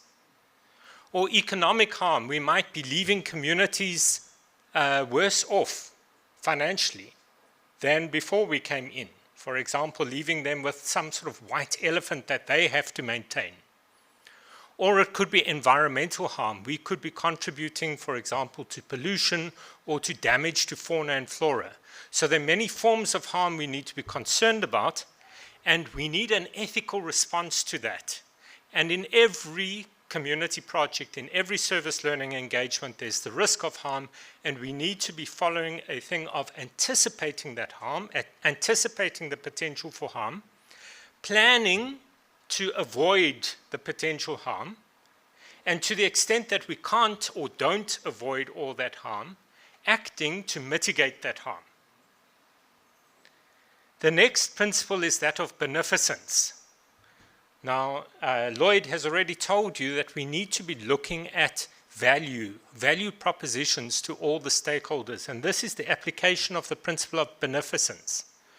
We need to ensure that there's actual benefit to all the stakeholders involved, not just to us or our students, we're important, but to all the stakeholders.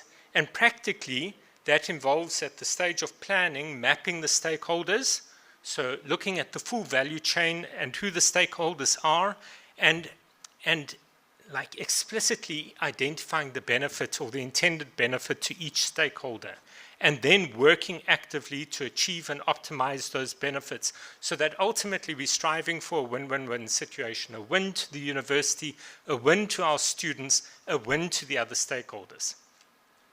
And if we can't identify such a clear benefit to a stakeholder, then we need to be rethinking that relationship. Either rethinking engaging in that relationship or rethinking how to structure that relationship so that we are following the principle of beneficence.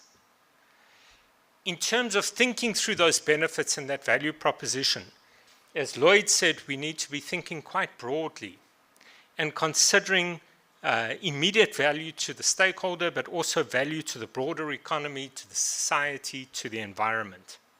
And also we need to be considering how sustainable is that benefit. What we don't want is to have flash in the pan benefit, which all of a sudden disappears once we leave.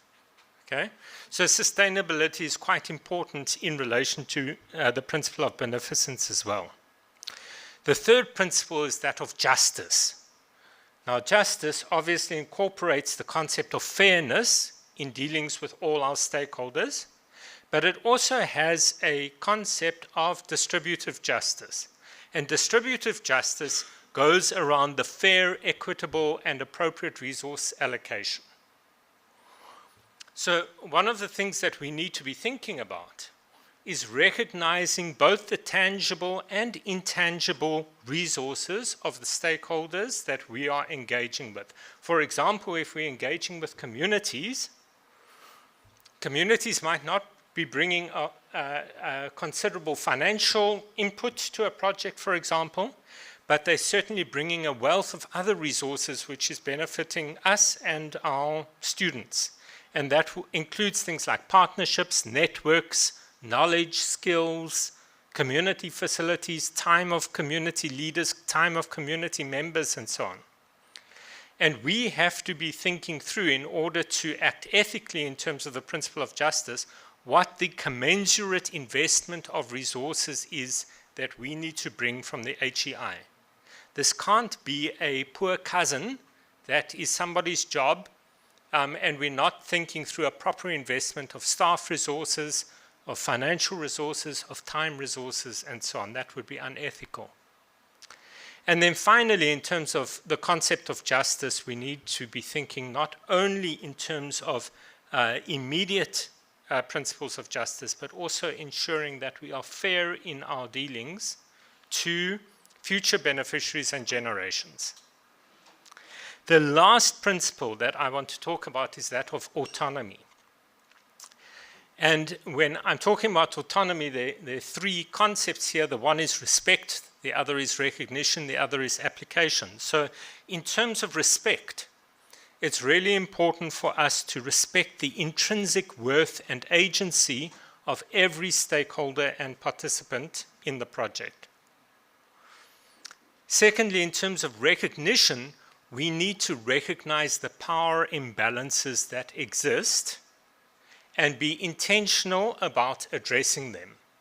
Because if we're not intentional about addressing the power imbalances, we are denigrating the autonomy and reducing the agency of who we're dealing with. And part of that is application of tools which promote agency rather than entrenching institutional power. And one of the examples of that is the use of standard agreements, just to make it practical. Standard agreements, template agreements, we come across them all the time in a commercial environment. They're what makes business work. You can't enter into individual agreements with every single customer. But when it comes to, and we tend to use those as a university quite a lot, but when it comes to partnerships in a community context, standard agreements have a very big failing in terms of the fact that they often result in an imposition of institutional power. This is how we entrench our institutional power, take it or leave it. And our approach in relation to this is that we need to move from that sort of standard agreement type template in terms of rather coming up with agreements which reflect true consensus which emerges from conversation and dialogue. So what we advocate is actually starting with a blank piece of paper in developing partnerships and engage in conversation and dialogue and let what emerges from that shape the agreement that is entered into between us. We call that radical conversational consensus. Why is it conversational? Because it emerges from conversation. Why is it radical? Because it's a radical departure from what we tend to do, first of all, but it's also radical in terms of the fact that it has power of transformation, transformative power in terms of optimizing the agency of everyone involved. So that concludes my little bit for this presentation. I'm going to hand back to Jackie to wrap it up. Thank you. Thank you, Stephen. Being radical is no stranger to service learning and community engagement. So I'm glad that was raised. But it does mean that we have to shift our practices a little bit and start to give up some of the power and start to look at how we can empower and not disempower with the kinds of strategies that we have as a university. So just in terms of moving forward, we're asking the question, so what now? We do know that we have a policy gap and that we need to call for this consciousness or these ideas of do no harm, not just for the university, but also for all participants. And here I'm referring back to the 4 principles of the previous presentation on the Engage Research Framework. So we need to perhaps go back to the drawing board and maybe document or develop a guideline for the radical consensus movement. How can we institutionalize and integrate these ethical approaches is a question. With community engagement, we often have more questions than answers. Should we have an ethics policy for SLCE? Or should we include it in the new CE policy that Prof. Lelini was alluding to in her presentation? There was a question around the ethics committee or forum, which should be established for the unique kind of projects that we engage in, and that how do we ensure that all these ethical standards are met, and how can we advise and support these processes. Then we're also proposing that the forum include our external partners and not be internalized and institutionalized within the university. We need more voices because ultimately we're working, particularly in the work that we're doing, we're working outside of the university space. And we say that a relevant approach for these project partners should be explored. One of these approaches would be the transdisciplinary approach, which support these ethical considerations. And in the transdisciplinary approach, we rely on team members sharing roles and crossing boundaries. It's a good thing. We support that. And the primary purpose is to collaborate and integrate the expertise of team members, which will ultimately lead to a more efficient provision of service. So when we sit and plan our projects, for example, we don't do that in exclusion of our partners, and similarly for any other research projects. So I came across this, I've adapted it a little bit for our purposes. It has a very colonized discourse, building the knowledge castle. We're still talking about building the knowledge tower or mapping the knowledge journey, but we'll get to that at some other point. So here you can see the discourses of We speak in the beginning stages of co-creation, co-conceptualization, and co-designing. And then we talk about the co-production, co-implementation, and co-construction of knowledge. And then we also talk about co-reflection, co-evaluation, and co-dissemination. We're busy at the moment with an evaluation project on one of the programs, and that project includes all parties involved evaluating, not just the university evaluating itself. I mean, That's very incestuous. So I wanted to share that with you. And lastly, to say thank you very, very much. If there's anything, I don't know if we've run out of time. We did start a little bit late, but I think we've reached the end of our presentation. So thank you very much for listening. Thank you, colleagues.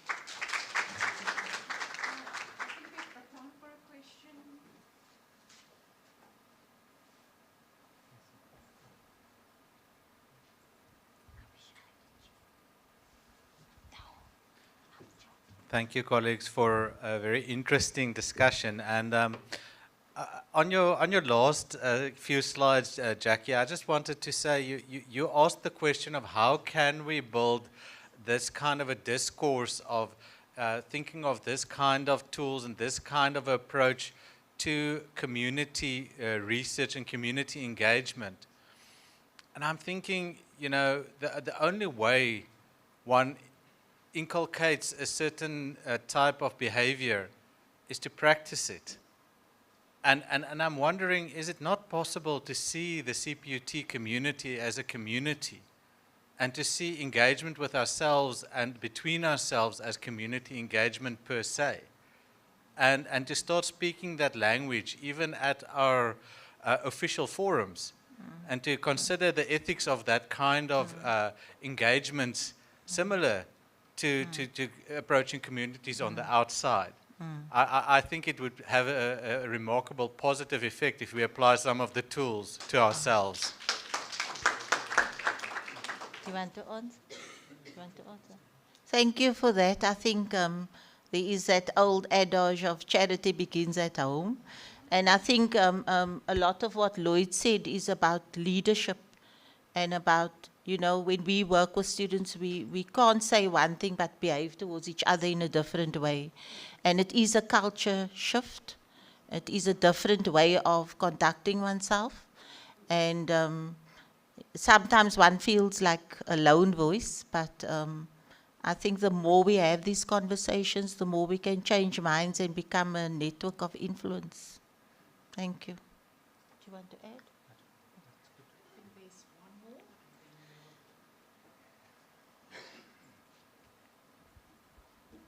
Thank you. I just wanted to inquire in terms of your feasibility or the design when you conceptualize for funding, how you approach that, because it's probably requiring a lot of investment to actually start at conceptualizing with the prospective potential beneficiary with the risk of not being able to secure the fund. That's the first one.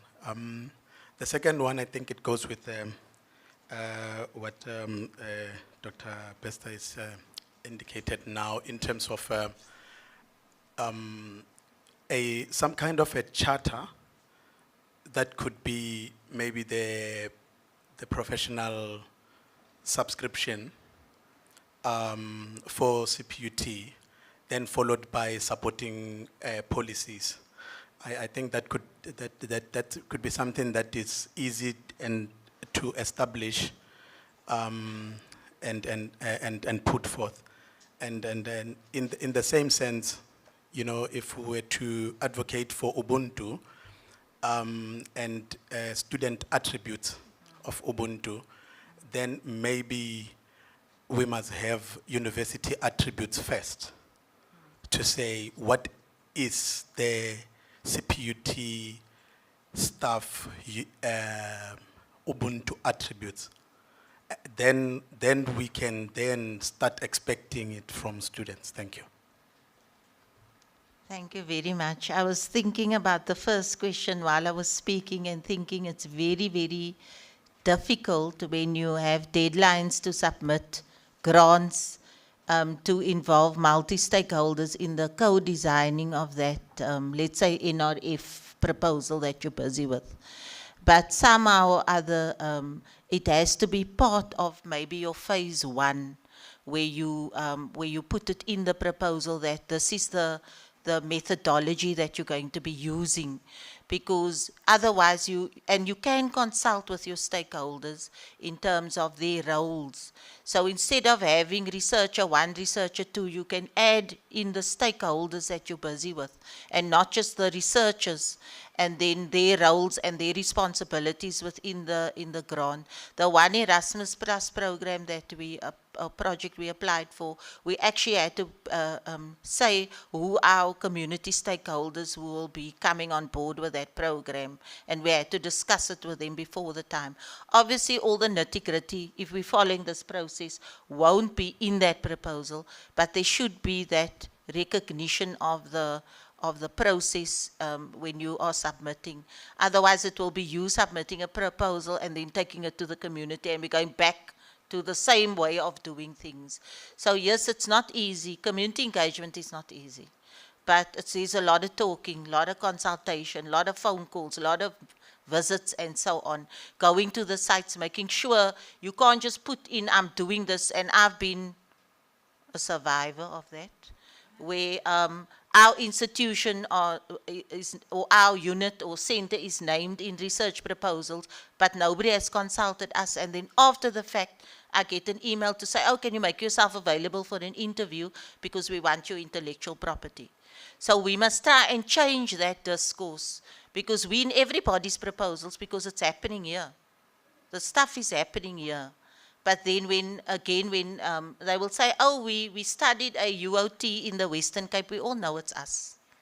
So we need to shift that. We need to be firm, and we need to say, you cannot, after the fact, now you want to use us as subjects and not use us as co-researchers or our partners, because then we abuse our partners because we're talking about them in these meetings with some, I won't mention the universities, but these prestigious universities coming to visit us, mining us for data and then leaving us. I agree with you about the second one, but maybe, Stephen, you want to? Can I just add in relation to the first question, that the more integrated we are with the communities that we are working with on an ongoing basis, the less it becomes an issue. What you're talking about becomes an issue when we develop an abstract concept and helicopter it into a community that we're not engaged with on an ongoing basis and do an intervention in that community and then we leave. Whereas if we build networks of partnerships which are sustainable and lasting in communities, they create opportunities for research, they create opportunities for community engagement projects which can emerge from existing relationships. Then it's much easier, because you've got an existing long-term relationship, to engage with potential partners to say, we're considering this sort of funding application, and talk about it before, and you know, if something comes of it, we can discuss it further. But then we're not helicoptering something in, and I think that's something we need to be striving towards. Thank you. Thank you so much for your talks. Thank you, everyone. Appreciate it.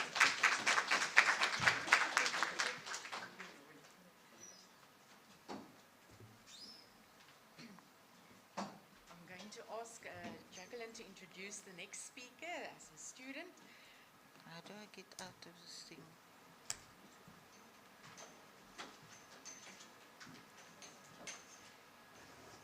I'm trying to get out of here.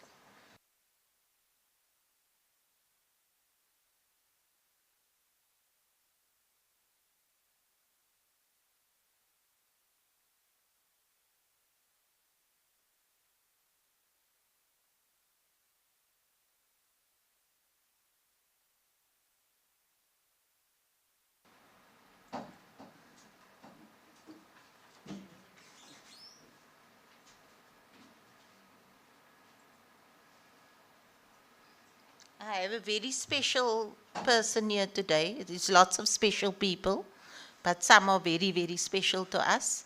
Sandile Malinga is a student. He's been in our Student Leadership Academy for how many years now? Oh, 2. It feels like a lifetime. And Sandile is a student in the Faculty of Engineering and the Built Environment from the Department of Mechanical Engineering. And he's been doing many projects with our unit, and is now employed on a part-time basis while he's completing his 3rd year in mechanical engineering. So we're very happy to have him. We had 3 students, but they unfortunately are in lectures, and one of our rules of engagement with students is we do not compromise their academic programs at all. So I'll be just giving some slides on their behalf, and then I'll hand over to Sandile. So it was important for us to bring the voice of the students into this engagement, because they are a key stakeholder in our projects and in our programs. This particular program is the Student Leadership Academy, called Learning to Lead for Life. And I think we have must be about 80 on our database of students and alumni who volunteer for these projects. So the project is also funded by the University Capacity Development Grant. We're in our last year, hence our program now to do evaluation. So we're in that phase. And I think I need to read this now. So just to give you an overview of this project, as I mentioned, it's in its 3rd year, and the purpose of it is to develop student capacity in terms of their leadership skills in preparation for community engagement and ultimately for citizenship for the rest of their lives. So we want to grow leaders who are responsive and critical leaders. And then we have a long history of being involved in student leadership programs, from Erasmus Plus, from international academies with Gizau and Osnabrück, 2 universities on separate sides of the world. And we also have piloted this over the years in different formats. Our facilitators, 2 of them are sitting here in front, Lloyd and Stephen. We also have a facilitator from finance, Philip Chivuru. He deals with residence matters, and then we also have from student counseling, and we have facilitators, Habib Mohammed, who was also a student himself. He's now a facilitator on the program. So we also subscribe to the United Nations World Youth Report, and there's some principles, and some of it we've spoken about before in the previous presentation. I want to focus on one of my favorites, which is a sense of belonging. In the academy, the students talk about how much they love each other, and it's like it's such magic. I can't even explain to you if you see them together. In their reflections at the student conference last year, they spoke about that they've made lifelong friends, and even the ones who have gone back to other parts of Africa and other parts of South Africa, they are still in contact, and they are still talking to each other, supporting each other. When there are job adverts, they share it on the WhatsApp group, and it's become a very strong group of young leaders. They don't always agree with each other, but that's the beauty of the academy. And then I spoke about the transdisciplinary approach in the previous one, but in the Student Leadership Academy, unlike in the service learning projects, here with these projects, the students are put into multidisciplinary and interdisciplinary teams where they work on projects across disciplines. Last year, we had quite a few students from the law department, the paralegal course. We had students from real estate. We had students from chemistry, business, from all the faculties working together in mixed teams to do their projects.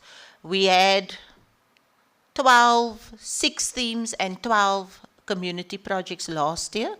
Lovetta was involved in most of those projects, networking in the community and getting the sites and a lot of the logistics to enable our students to do this work across these disciplinary boundaries and completely, in some cases, outside of their disciplines. For example, I'll get to the examples now in a minute. So we align ourselves to the Sustainable Development Goals. This year we have 16 projects and all 17 goals. We make the project themes with the Sustainable Development Goals. And so this year our goal is 90 students and alumni. 90 and 18 projects. Some of them have been already implemented or, in Jan and February. We find that linking the projects to these goals is a good theme or a good thread. We call it the golden thread also here in our community engagement projects. And it gives the students some kind of a goal or a theme that they can align with. Before Sandile takes the floor, I will just go through briefly through some of the projects which the students did. These are student-led projects. They develop the programs, they implement the programs, they reflect on the programs, and they have to design reflection for the community, whether it be learners or whether it be last year you did the hostel students, hostel learners in Beaufort West, whether it be adults or whether it be the aged and so on. So the first project that I will mention is with the theme Heritage and Intergenerational project or projects. The first one they did was at the CPUT in Belgravia. It's a program that the students had to come up with to get the aged off their feet, get them interested in their health and wellness. And it was amazing to see that some of the people when we went there were sitting in wheelchairs, staring down. By the time they left, those same people were dancing with the students, and that was absolutely amazing. And then we also have annual projects with the Robben Island Museum. So these are very tough projects. Last year was but you'll talk about that, was a very challenging, but Sandile will expand on that. Then in Beaufort West, you see them relaxing there. They don't do much of that when they're with us, but this was two projects in one. One of the projects was during National Science Week, and the other one, as I mentioned, was at the school hostel where they were having a problem with behavior issues and learners not focused on following the rules and, some discipline problems. And our students had to prepare a program to address those issues. And we also did a big career exhibition in Beaufort West. How many learners were there? About 600 or something. And then we had a project, I think I mentioned this already. These are some of the themes which I covered at the hostel. They drove for, Lovetta, 3.5 hours to Beaufort. They got there, they had no time, they went straight into the workshop. And by 7:30, no one had eaten yet, and they had to tell the students, you need to stop now because the hostelites need to eat. And the students then only went to have supper, I think, past 9 at the B&B. So these were the themes.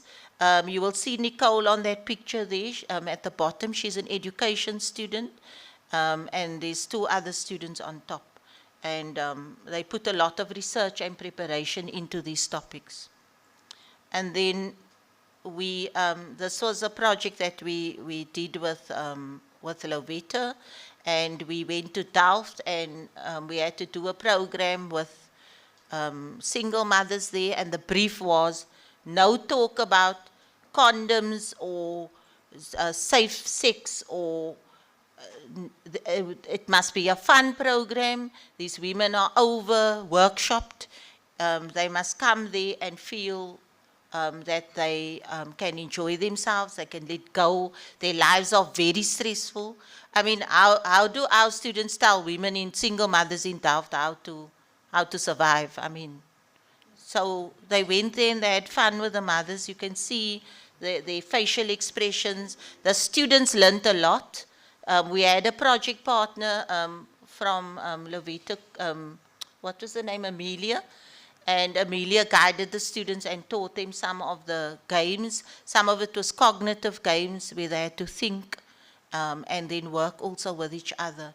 And you could see the stress just leaving these young mothers as they engage with the students. And they get lots of kisses and hugs, and, you know, we do worry about COVID and so on, but we promote the vaccination with the students. It's very difficult to tell the community, I'm sorry I don't hug, because they come to the office and everybody hugs. It's like lots of love there. This was a project which the school said, we have a garden, we have a group of learners here in Balhaar, in Bellevue Primary, and these learners so much want to work in the garden, but they have no skills. There are two people at the school who's responsible, but they want the learners to do the garden, and these learners are called the Green Fingers. So this project was led by one of the horticultural leaders from the academy, and she took her group there and they reactivated the garden. There was nothing when we came there, and this is the results, and we're going back there now, hopefully this month. As part of the reflection, we took them to a cultural village. It was on Heritage Day, and to introduce them to the indigenous vegetation, plants, and so on. And they went on all those tours, and then they painted stones, which will be taken to the garden now as symbols of what they had learned. And then lastly, we're busy with a business enterprise development project, also with our partner over there, Lovita. And this year, the students will be working on a market day at the institution for all NGOs and small businesses to come and engage with staff as a platform for marketing their services and their products. We did have a program at Grangerbane, another one in the Senate Hall, where we invited Department of Economic Development and Tourism to come and share the knowledge of consumer education and all that. So I'm going to now that I've given you some of the projects, I'm going to hand over to Sandile.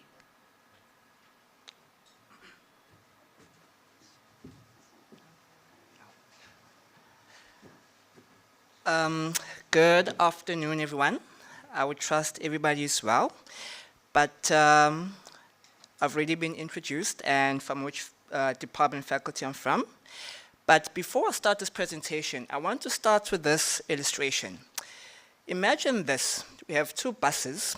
One in the city will transport people from where they live to the CBD, and one bus will transport people from Cape Town to Johannesburg. Just keep this illustration in mind as I delve deeper into this presentation. I'll speak about the project which I was involved in, which is the Heritage and Intergeneration Project. The project lineup will go like this: project description, the ethical issues that we encountered, and how the group dealt with these ethical issues, and recommendation as we go further. When you look onto the left, those are two photos of us actually at Robben Island. But I'll delve deeper what we actually did there and how we're actually able to engage with students, especially learners who came from very valuable, vulnerable situations.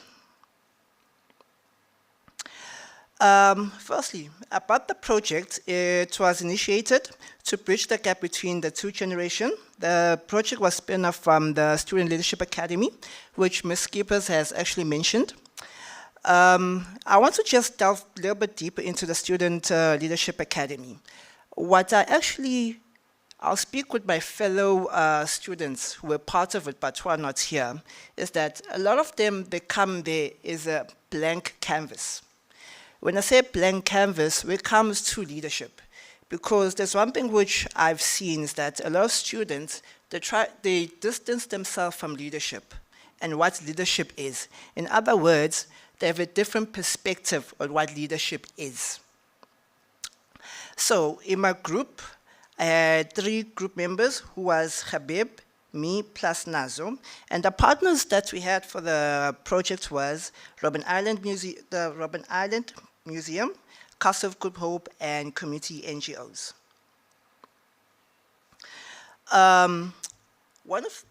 One of the ethical issues that we encountered was that participating organizations did not actually stick to the project brief. So in other words, they ended up doing what was not within the briefing as actually we met before we started with the project. And number 2, conflicting project expectation and the lack of responsibilities for mistakes, and organization on the spot, and leadership dimensions. I'll speak about the leadership dimension, especially with our group. We started out as 5 members and we ended up as 3. So now, the greatest concern was this: what happens to the contribution of the other 2 group members? Do we put them aside or do we continue with them? Yeah. So, and how the team actually dealt with this ethical issue, for one. One of the issues that we faced was the learners which came to the camp. We had different expectations. We thought that, well, students that will come here were students who have really been through some sort of leadership training of any sort, but they did not. So one of the ways that we dealt with that was engaging with stakeholders. So the NGOs that brought the students to Robben Island were able to engage and discuss with them, look, this is the issue that we're facing. Next time, let's try to make sure we don't stumble upon it. And number 2, being adaptable.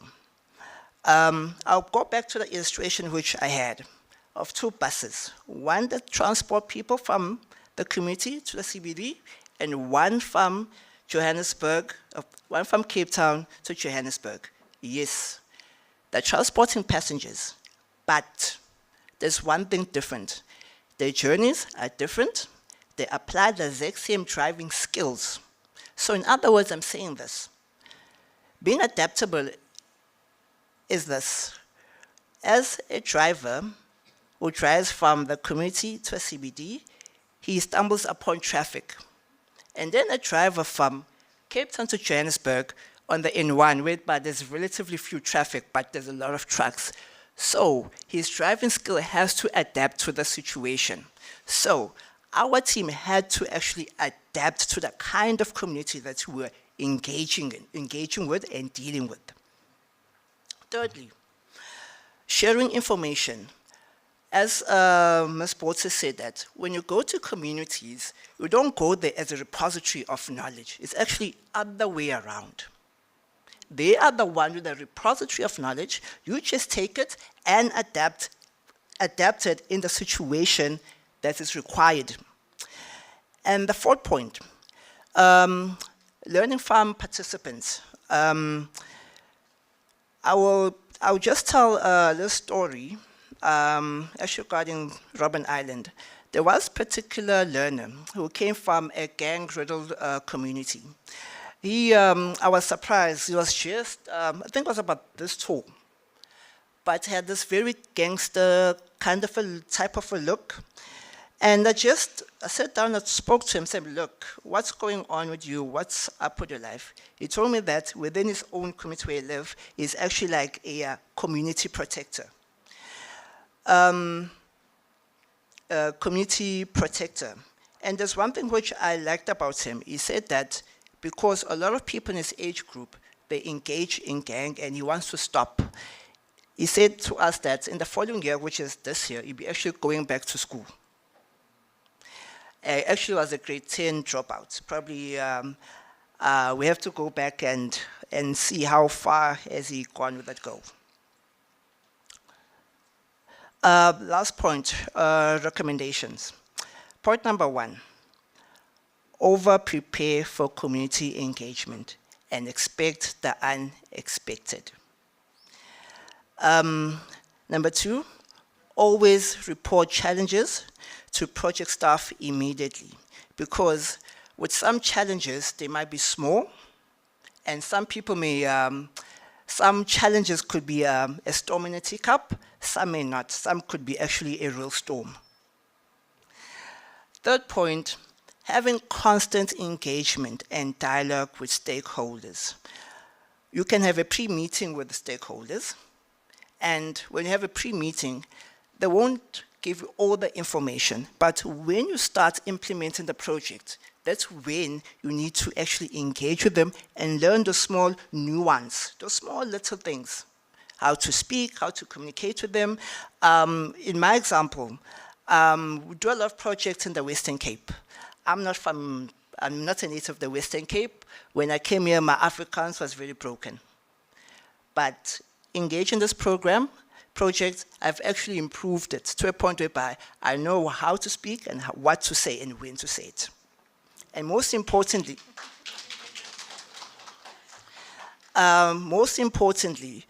another thing, when I say have constant engagement and dialogue with stakeholders, a lot of students, we come with their own biases, sometimes different cultural background. I'll speak about a recent project that we had. There's a particular student. He's one of those passionate type. So he referred to another student who's female as woman. And that particular female student was not too happy about that. I need water. Was not particularly happy with that. But it's so funny how we were actually able to deal with that, to a point where by this particular, we're doing reflections. So I just spoke about the issue of communication manner. And he said that, look, some of us come from different background, and we come to people of the opposite sex, there's an affectionate way of speaking to them. And certain cultural setting is unacceptable. He learned from that to never say that again. Not say that, but to be careful what he says. Number 4, plan B. You can plan to have a project outdoor 5 days before, and on the day, there's a massive storm. Always have a plan B because anything can happen. Number 5, something that we overlook, checking the profile of your participants. Point number 5, I always say I could say ethically speaking, it's actually skating on thin ice, because it's so easy to look at what you see on paper about a particular participant, but when you engage with them face to face, it's completely different. So checking the profile of your participant, not just on paper, but actually engaging with them before any project, it does help, because it gives a comprehensive picture of the kind of people that you're dealing with. Yeah. Yeah. Thank you, and any questions?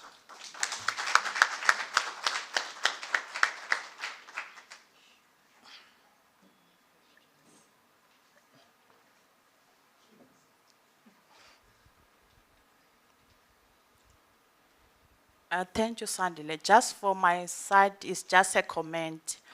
It is true that when we are doing this research, we have to be sensitive, being considerate of diversity. Because really I know very well, because I'm coming from Eastern Cape. Eastern Cape, old people, regardless, you will be saying, I'm coming as Dr. Mduyetu, I'm here to do a research about your sexual orientation or whatever, but you can't engage with old people talking about sex. So they are very sensitive. It's true that if you want to do any research, you have to know more about that particular community, what kind of language also they accept, even if you are a researcher. For instance, one colleague was telling me that he was doing a research in medical sciences, and then he go by the Eastern Cape, and then he was interviewing this group of males. But you can also say, Tata, take off your pant. As a female doctor, there are ways that you should do it. It's true that our diversity and then the way we do things, it goes a long way without causing any harm. Because to that doctor was just being considerate of doing the study, wanted to find more, if all the setting is okay with you, Tata, but Tata couldn't take it in that way. It's some sort of insult and being disrespectful by a female doctor. Thank you. Thank you, Sandile. You're only in your third year. Yeah. Wow. Thank you very much. Okay, thank you. Thank you, Sandile. Just a good spin off we were informed that the learners we were going to get would be learners who would become Robben Island ambassadors. But then the NGOs brought learners who were like ex-gang members on recovery, some were still on drugs, and our students went into that environment, so we immediately had to do intervention as a project team. And but as a result of that project, we are going back to those learners, and we're going to be doing a different program with the learners that we encountered, because there was an argument about, do we just leave them and focus on the leadership? And we said, no, these are the learners that need the program. So that was a good experience. Our students had to think out of the box. Some of them lost their voices. They had to be hall monitors, and it was just an amazing experience. And thank you to Sandile and his team of two who led that project at Robben Island. Thank you very much.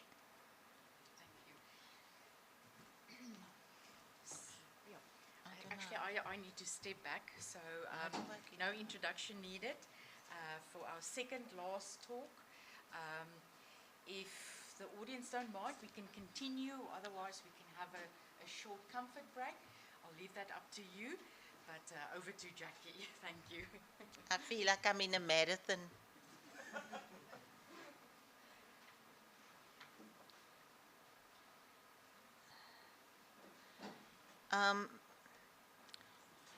This was a project that started with as a Riftel project. We received a little bit of funding. Daniela Gachago, when she was still here at CPUT, we were in discussion for a long time about whether we need to have ethical guidance for digital storytelling, which was used by many of the practitioners at CPUT. We then added Dr. or Professor Candace Livingstone from education, and then we each took an area to focus on in the development of these guidelines. The document is complete, and it's also been published already, but we thought we'll use this opportunity to spread the word about these ethical guidelines. And we also want to say that on behalf of my fellow presenters who are not here due to other commitments, that we are, the guidelines is a living document, and it can evolve and develop. And we had many different players, for example, other CPUT colleagues, students who were consulted. Daniela also is part of an international digital storytelling community. She's done a lot of publications in this field. And we also presented at a conference called the Untold Conference, which was a very unique conference, and she's also very active on that platform. This is the publication that is available, and it's a book chapter, and it's called, the book is called Challenging the Apartheid of Knowledge in Higher Education Through Social Innovation. And that's not a spelling either, it is Apartheids of Knowledge, because there's always a question about whether that is the correct spelling. So we, as I mentioned earlier, we acknowledge that more and more lecturers, researchers, and community engagement practitioners use this methodology called digital storytelling, and they use it for different reasons, for personal reflection, for personal growth, and also for the development of new multimodal literacies. So it's been used also previously for participatory action or participatory research methodologies in public health, and also for teacher education, teacher professionalization. It's been used before. So it's not something new, but we found that we needed some kind of guiding framework for this practice.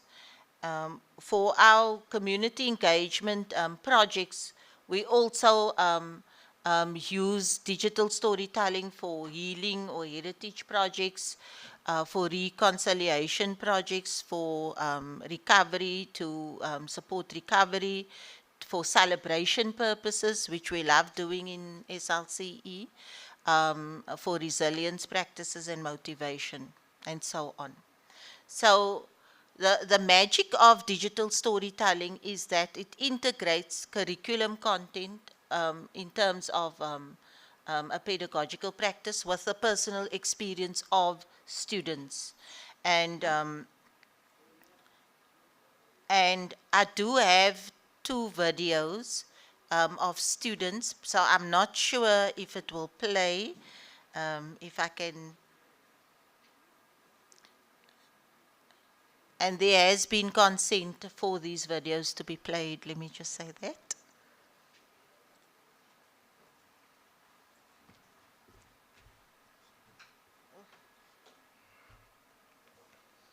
So the first student is, both are journalism first year students.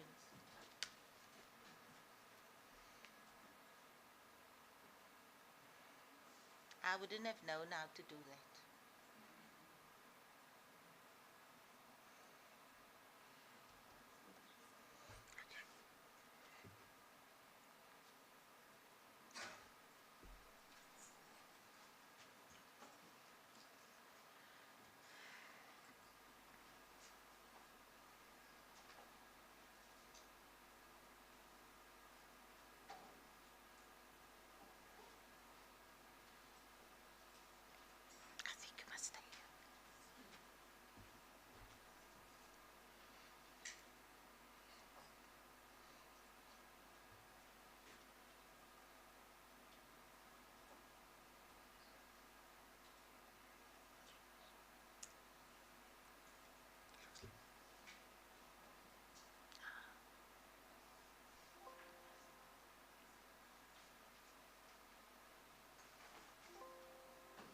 We can just go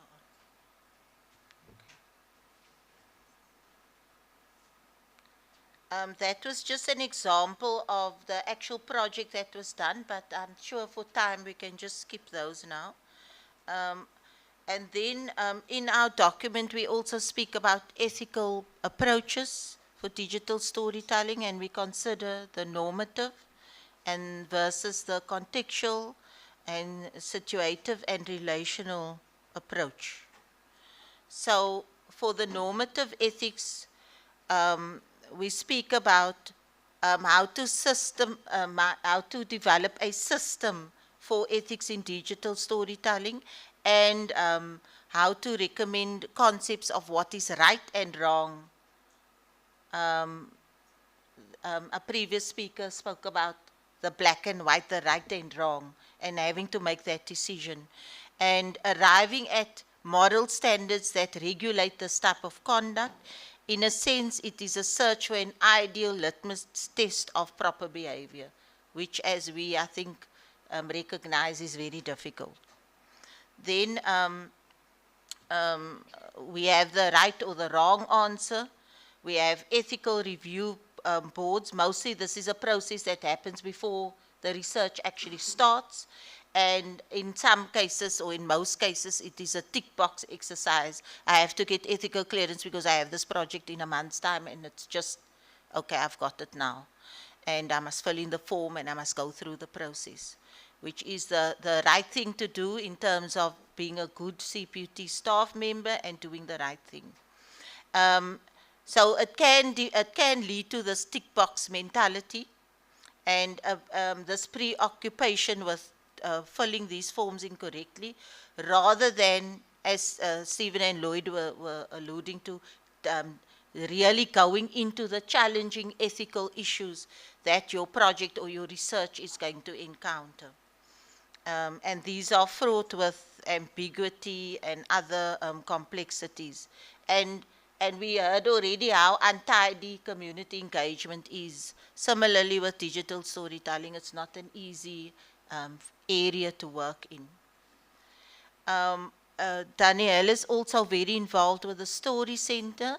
And I like this phrase of silence speaks. And it's something I want to take into the community engagement space, because sometimes when we're dealing with students also, we tend to lean towards the ones who are speaking and talking, and we forget that the silences also mean something and carries with it some kind of meaning. Amy Hill also speaks about the well-being of the person telling the story. That consent can't be a once-off thing. There must be expanding consent, and it happens continuously throughout the process. So you can't get someone to sign consent today, and then in a month's time you want to use the data. That person may be married, may be embarrassed by what they said a year ago, and may not want you to show their story, or so that constant checking. I know with Daniela, she actually calls the students before the time to say, I'm going to be using your stories. It's still okay. And that we learn through this process. The issue of knowledge production and ownership. We know CPUT wants to own everything, all the knowledge, and where does that fit in with my story? It's my story. Who owns that? Does the university own that, or is it does it rest with the storyteller? That was an issue which we discussed at length. And then also the local relevance of that story. Like you mentioned, moving to a different environment or a different location. Will your story mean the same if it is shown in a different context or in a different place? So there's all that geographical, cultural relevance attached to it. And then the distribution. Sometimes you don't know where your stuff goes to once it's done. So just because you've done a project with your lecturer doesn't mean they can take that story, or just because you said yes, as I mentioned, they can take that story and now do a documentary for SABC, or and you don't know about that. You just see your face there telling a story. So the distribution, we said for research also is a big issue. And then here also some references. Silence Speaks again. The chapter is called Digital Storytelling and the Politics of Doing Good. So we know doing good can also be political. Exploring the ethics of bringing personal narratives into public spheres. We tell our stories all the time. We tell it to each other, but we don't always know that our story is going to be retold and how it will be retold, and what happens to it when it goes into the public sphere, and how is that packaged once it gets to the public sphere. Just another reference, which we're running out of time, so I'll just show the reference. And here is another one by Black, Davies, Iskander, and Chambers. where they reflect on on the ethics of participatory visual methods to engage communities in global health research. And then at CPUT, coming back to our context, there were quite a few projects in the Faculty of Education, I think with Prof. Condi, those of you know Janet Condi. She was also very, one of the drivers of digital storytelling. And then it spread also now to a variety of disciplines and contexts. There were some training initially for lecturers, but we feel that anyone who does digital storytelling needs to go through some kind of a process, whether it be a researcher or a lecturer or students, that there needs to be some capacity built around the actual ethics of digital storytelling. And some of the issues which digital storytelling raises in terms of its practice is around their own identity. So students encounter themselves in the process and their own positions in different contexts. And also DST can facilitate very difficult conversations in the classroom, so one can use the technique to talk about race or gender or sexism or any of the very delicate issues that we deal with. I'm not going to play this video, but I've seen it before on YouTube. It's a very powerful video about her identity as an African, and I want to encourage you to see if you can find it and then perhaps watch it in your own time. We also built on the Story Center's principle of ethical practice. Wait, I think we've done that already. I'm going back and forth. So there's quite a few assumptions about digital storytelling, that it is a small group that does it, that it is done in a workshop context, that there's skill-trained facilitators, which is not always the case, that there is voluntary participation. For example, if you give this as an assessment, is it really voluntary? If you go to a community and you say you're doing research, oh, by the way, can I film you? How voluntary is that? And can people withdraw from it at any point? Those were some of the issues. Do people have equal access to technology? For example, again in an assessment, if you're setting something like that, will my video be better than your video because I have a cousin who's a filmmaker and so on? Do we all have the same tools? There's also claims for authenticity and rights to choose a story or to do the story in the language of your choice, and so on. I think we've mentioned the other issues already. Just quickly, so with digital storytelling, there's a lot happening and there's a lot going on in terms of the context that you deal with when you do a digital story.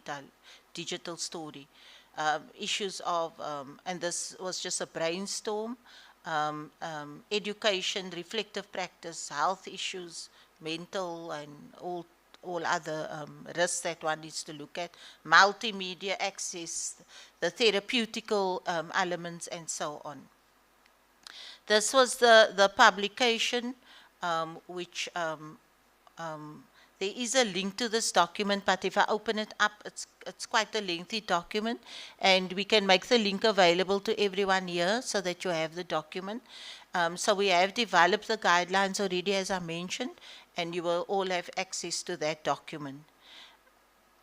The way that we did the guidelines was not to be prescriptive, but to pose questions that you need to ask yourself when you're using this methodology, whether it be in your research, your teaching and learning, or learning and teaching, or whether it be in your community engagement projects. So these questions you need to answer, and it's in the guidelines of harm and all those questions that you need to consider before engaging or giving it as an assignment or making it part of your research tools.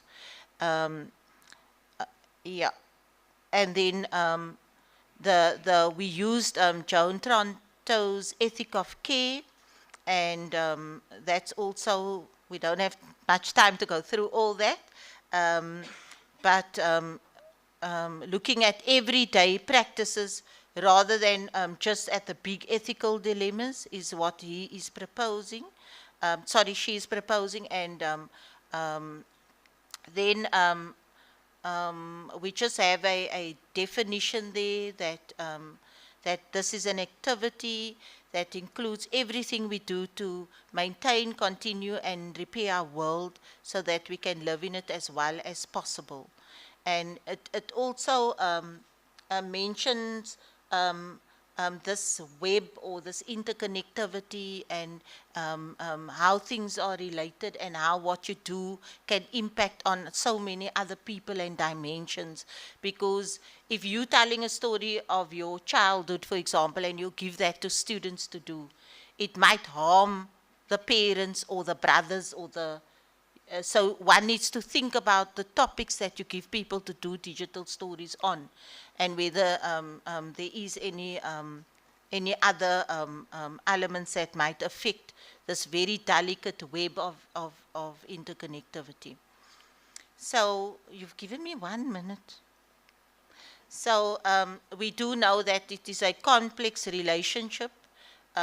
We do know that that it moves beyond traditional relationships when you're telling these stories, and that we could all be a caregiver and care receiver at this. Did you give me that? Oh, okay. I have a little bit of more time, I think. And we are all both caregiver and care receiver. So there's that reciprocity as well in the process of doing digital storytelling. So how do we care for the stories? Because stories have a life of their own, and they can stay with us for a very long time, if not forever. And they have the power to affect and be affected. And they may eventually become disconnected from the original storyteller and move to evolve into something else, and also be used for other purposes, as I mentioned before. So in terms of post-human ethics, we're saying that when we decenter the human, the focus shifts from human matter to include non-human matter. We also speak about knowledge-making practices, and that ethics is entangled in these knowledge-making practices, but that we've mentioned before. And that ethics is also an important part of world making, according to Haraway. So some more questions. What new emerges in encounters of story or storytelling or audience and facilitators? What is brought to the fore? What is created or constituted or performed? Who are we becoming in this process? And that there is no innocence, that there are violent practices and things that are made into being, practices that privilege certain entities and the binary others. And lastly, we are in this together, but we are not one in the same. And that message we can take to our partnerships as well, that we are all in it, we are all in the research project, we are all in the partnership, in the relationship, but we are not one in the same. So with that, I will end. Thank you very much.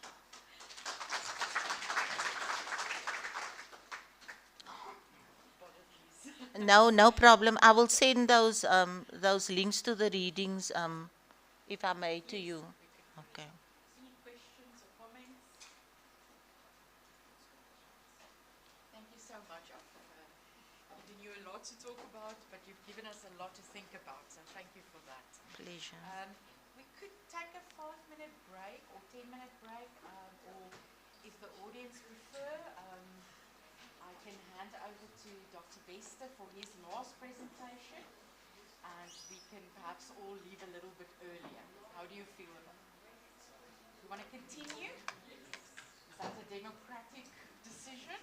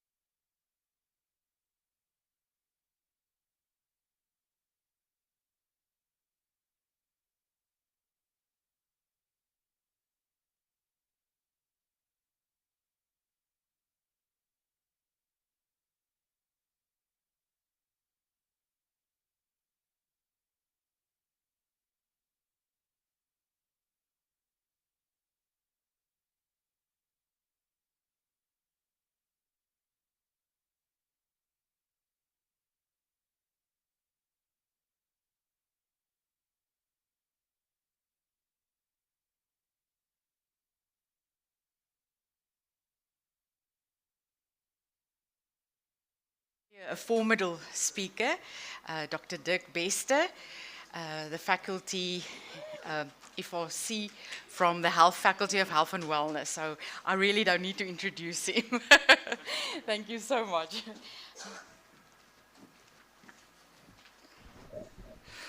Thank you, colleagues. I realize that probably by now you are quite tired and not really in the mood for the kind of talks that I normally do. I try to be quite reflective. I try to ask lots of questions. I will not take it personal today if I don't get much response from the audience.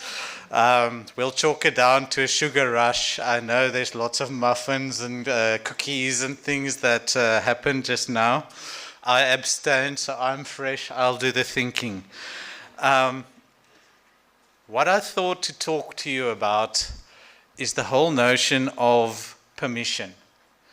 I think in South Africa as a whole, we love making rules and regulations. We are probably the world leaders in making rules and regulations, fantastic rules and regulations. We are probably the worst in the world at enforcing those rules and regulations. And so there's always this feeling of, how am I supposed to attain to these rules? How am I supposed to actually do this? I don't know. Because even the people who are supposed to help you, and even the people who are supposed to check that you actually comply with the rules and regulations don't know how to do it. Okay, so to be honest, colleagues, I want to say today is a theoretical discussion of permission. And we are going to dream about it. We are going to dream that everything works right and is perfect. And I'm going to tell you how it's supposed to work, in my opinion. And then if it doesn't work like that in practice, you're welcome to phone me up and we can talk about it some more. All right. So the title that I chose was The Chain of Permission, Interrogating the Convoluted Pathway to Ethics and Site Permission. So just a disclaimer always, I am a health and wellness sciences person, so I look at things from a health and sciences context. I cannot change who I am. So if you are now in informatics and design, or you are from some or other discipline, I'm sorry, you're going to have different experiences, different thoughts, different backgrounds. So that makes the discussion better, but it means that you and I might think differently about this. Also remember where we are as CPUT, all right? Many of the laws and regulations are written by people from UCT and Stellenbosch and UP and those kind of places where they have tons of money to throw at ethics. They have people in positions that we cannot dream of to look at and compliance and regulation and things. At CPUT, we don't have that, right? It is just a very important thing to realize. So with other words, we have a central way of dealing with ethics at CPUT. We have central reporting. We have central guidance, but the ethics committees sit within faculties at the moment, mostly. All right? Meaning that the different ethics committees that we have will work quite differently. Okay, so not all the things that I say might work in your ethics committee. If you apply to Applied Science Ethics Committee, then perhaps they might tell you something different than what I am telling you today. And that might be okay, because an ethics committee is like a person. Each person has different rules, and that is okay. All right, so I just wanted to make that clear off the bat. So I loved in the last talk of Ms. Schippers, she talked about applying for ethics to check a box. And I think that is quite probably one of the very first, very important questions that we have to ask ourselves. Why do we apply for ethics? And I like to ask these kinds of questions and then to list possible reasons. And the first good reason that I could thought of is that the institutional policy says I must. You know, Prof. Berger said this morning early on that we have an institutional decision that we have made that all research needs ethics. And I say that very frequently to my colleagues because my colleagues very frequently come to me and say, but I'm doing this kind of research. Certainly, there can be no need for doing ethics here. And then I say, well, it's easy for me to answer that question because all research requires ethics at CPUT. So if you're doing research at CPUT, it requires ethics. No problems. All right, so that might be a reason. It's debatable whether it's a good reason. The next one is that HDC says so. In order to get my student proposal accepted, I need ethical clearance. All right? Again, similarly, it's a valid reason. It might not be a good reason. Again, in order to gain permission to commence with site research or to consider risk and benefits associated with the proposed research. So you can see that's now a bit of a better reason in my opinion. To improve the moral impact of the research that I will be conducting, or to allow input of persons from different communities and philosophies into your work. So you can see that I'm proposing the more compliance-driven reasons, and I'm proposing also some moral and philosophical reasons. And I think I would try and urge people in the audience to rather try and think about adhering to the latter reasons, to try and actually want input and improvement of our ethical reasoning from ethics committees. It makes the process more palatable in that when you do get feedback that you need to make changes, it's received more positively. Because I can tell you, I don't think I remember in the more than 10 years that I've been on an ethics committee that I've ever had any application in our committee that went through without any changes. So that is a given. You will have changes. But with this as a backdrop, why we apply for ethics, I want us to just think for a moment as to what is ethics. And I want to just put that there on the back. My slides are really not attractive. I'm really sorry. I've made peace with it that I am not a graphic designer. I am not a person that creates attractive and stimulating slides. All right? Maybe if I had a job where I was not busy very much, I would have time to make prettier slides. But at the moment, my slides generally happen in the middle of the night. So they look like they've been made in the middle of the night. I'm really sorry about that. But you can see, I've tried to not go into the ancient Greek philosophies of what ethics is here. I've tried not to delve too much into the Department of Health definitions of what ethics is here. I've actually gone to Google and said, what is research ethics? What is site permission? And those kind of things. And you know what pops up? Unfortunately, the things that pop up is the American Department of Health's websites. But you know what? What is interesting? They actually bother to describe what ethics is in layman's terms, which our regulating authorities actually do not do. Our regulating authorities, if you try and read those guidelines, I swear you get a headache halfway into the first page. It's really painful reading some of our legislation and guidelines. So I don't blame you if you don't read them. But I do encourage you thinking about what ethics really is. And some people earlier today did speak to it.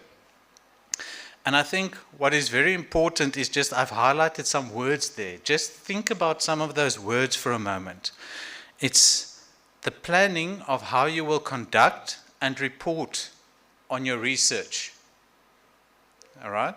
So just the fact that you're planning, just the fact that you're thinking about, is already an ethical exercise. All right? It examines the rational justification for our moral judgments. So we had the word morals mentioned a couple of times today, but it's very important that you realize that my morals is different from your morals, is different from Nelithiwe's morals, is different from Prof. Burger's morals. Why? Because none of us are the same person. We all come from different backgrounds. We all grew up in a different culture, in a different setting, in a different time, with different experiences, with different religions, etc. And it's impossible for me to say that my morals is superior to your morals, or my way of thinking is right while your way of thinking is not right. So what this is saying is rational justification of our moral judgments. So trying to think about why is the morality that is applied the best morality for what I'm trying to do. So we try and come up with the best moral solution. We try and come up with what will work for all the participants. We try and come up with what will work for all entities involved. Coming again to the words, it studies what is morally right or morally wrong, what is just or unjust. All right. So distinguishing between what is right and wrong, most people learn ethical norms at home, at school, at church, or in other social settings. As I just said, the challenge is that despite the fact that all of us have morals, all of us have values, we still have quite a lot of ethical disputes.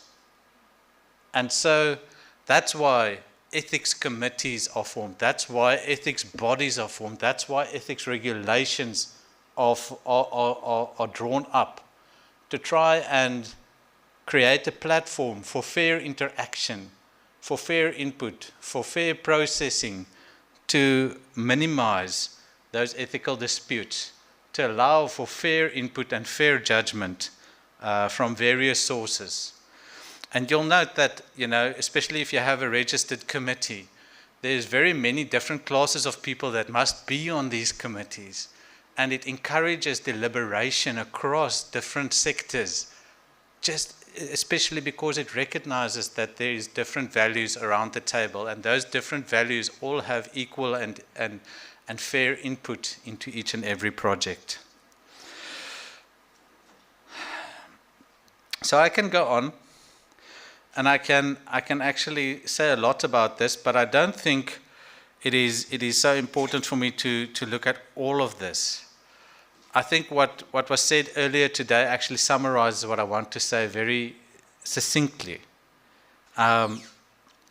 So I'm just going to move on and show that. So Mr. Harrison started moving towards that kind of a discussion. And this comes also from one of the medical bodies of the USA. So I didn't create that. Again, you cannot accuse me of making beautiful slides. That wasn't me. But what is important here is that you realize that ethics, by its very nature, is two things. It's a philosophy of morality, and it's almost an umpire of relationship. Okay, so you'll see that those little yellow bubbles are all moralities. They're all values espoused in morality and philosophy, whereas the blue is the relationship in research ethics that we are trying to umpire, that we are trying to think about, that we are trying to govern, is the relationship between researchers and participants. Be your participants human beings, be your participants entities, be your participants the environment, be your participants animals. There is always some sort of a participant, something that is enrolled into your research that is being studied, and there is always a relationship between the researcher and the research participant, or the research site, or the research entities, and all of these values that was so eloquently described by Mr. Harrison is of, I want to say, invaluable import to ethics committees in actually considering whether something is ethical or not. So now to come to the meat on the bones. The important part of my talk is, where does then this whole notion of permission come from in ethics? Because, you know what, just because I've been on ethics committees for many years, what gives me the right to tell you that you may do research or you may not? Who decided that? Where does that idea come from? And so I thought, let's do the right scholarly thing and go read a little bit. And I drew off this article that I pasted there, and it talks about informed consent, which is a type of permission in ethics. And this article actually, whilst it talks about informed consent, it talks about where does the notion of informed consent come from and how would it look like in the future. So it's quite an interesting review on permission in ethics. And basically, the history of the notion of permission in ethics comes from ancient medicinal practices and from the philosophers in Greece. If you think about the ancient Indian medicinal practices, even there, it was very clearly outlined that the physicians, I don't know what they called them in ancient India, but the physicians, as we would call them today, would have to outline very clearly to the patient that I'm going to need to do this to you, I'm going to have to give you this, this will be the side effects, this will be what you will experience, is that in order? So that soliciting of permission before giving any kind of intervention comes from a medicinal background, saying that in order to help you, I need to do A, B, or C. In order to get this positive effect, I need to do A, B, or C. D might also happen. Is that okay with you? That comes from the medical background. We all know also that in Greek philosophy, we all know that medical students have to complete a medical oath that comes from the Hippocratic Oath, which stems from the philosophical principle of do no harm, or do as little harm as possible. We know that alongside him, Plato also had quite a lot of thought on this, and Aristotle, that,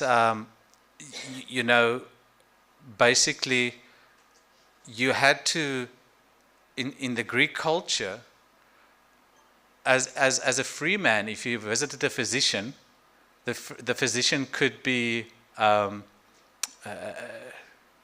do you call it? Could be put to death if he did surgery on you without explaining to you all the possible negative effects of the surgery. Not the same rights was afforded to slaves, so slaves didn't need to be told or informed, but at least you could see that they already started binding not only philosophy and consent, they started putting in law. They started saying it's a capital offense if you do not explain and obtain permission for intervention that might have negative effects. Then, of course, we know that the very big move towards the regularization of ethics has come from the Second World War, where some of the German scientists did some atrocious experiments on some of the Jews that were captured and so on. And then the Nuremberg Code was drawn up in 1930, and that Nuremberg Code was largely responsible for espousing the rights of research participants, as we saw in one of my previous slides.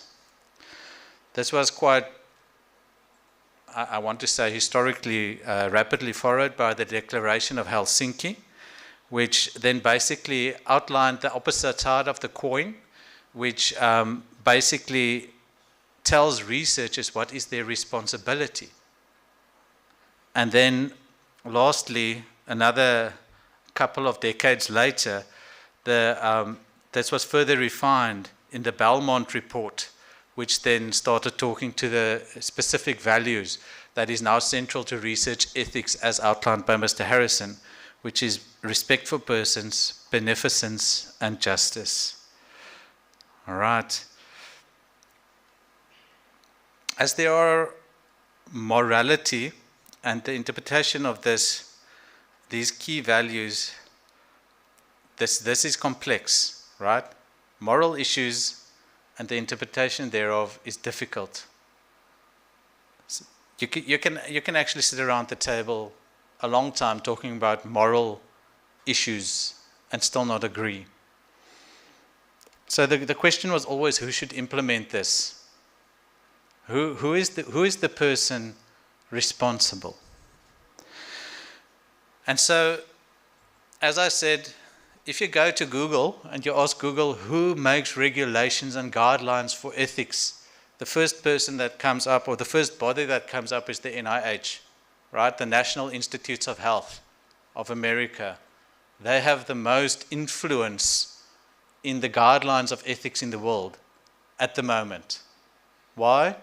Because they regulate and fund the most clinical trials in the world. Okay? So money talks, unfortunately, in ethics as well. All right? In South Africa, the Department of Health is one of the main regulators. The South African Veterinary Council is one of the main regulators through the SANS 10386 document. Then there is the Medical Research Council booklets, and then we fall back after that on some of these declarations as I've previously described. What is important to note is that these guidelines mostly do not tell researchers what to do. They tell ethics committees what to do, how ethics committees should be constituted, how ethics committees should operate. So what that says is that ethics is actually a very decentralized discipline. Ethics is a discipline where ethics committees make decisions on behalf of communities. And as said earlier today, as a CPUT community, our ethics committees has a huge responsibility in making decisions on behalf of the community. All right? Our SOPs are based on these guidelines as set out here and based on the values as set out in the philosophies and so on. But we are actually free to interpret them like we want to. So that's just the important thing to say and to note. So with that, it's important to know that when I talk about ethics permission and site permission, there's actually quite a lot of different kinds of permission in ethics that you need to consider. You need to consider the participant's permission, which needs to be informed consent. There is also site permission, as I said. So in other words, where you're doing the research, there might be the need to actually also ask that site, can I do research here? Then there's delegated permission in some cases. So in other words, in some cases, I can't just go to the participant and say, can I please do research with you? You have to go ask somebody else, may I approach this person, or may I use this person in research? Then there's in some cases legal permission required. For instance, if it's a person of diminished capacity, or if it's a minor, etc., etc. Then there's something that we don't even see as permissions at this moment, which is MOUs and MOAs. Right? It's relationships. It's relationships. My research partners and I have to get their consent in some way to do research with them, together with them, and something has to govern that and give me permission to do that research. So I'm saying MOAs and MOUs is exactly that. And then also something that is becoming more and more to the fore through POPIA is permission to use data or permission to use samples.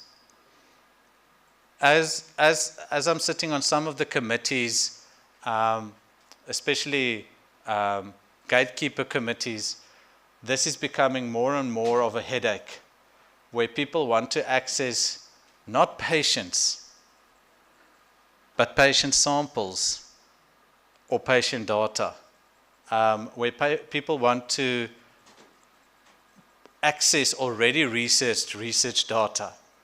And it becomes very complex. Other bodies that is important to take note of is where there is clinical trials, where you will have to approach bodies like SAPRA, which is the South African Health I can't even remember what the P is for, but regulating authority, the old Medicines Council of South Africa is what they used to be. Then the Medical Research Council, it's Health Products Regulating Authority, apologies.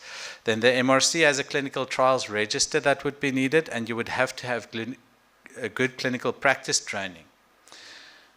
Now, colleagues, I realize I'm listing a lot of things, and this might be giving, at this stage of the day, a headache to you, that I'm listing a lot of things.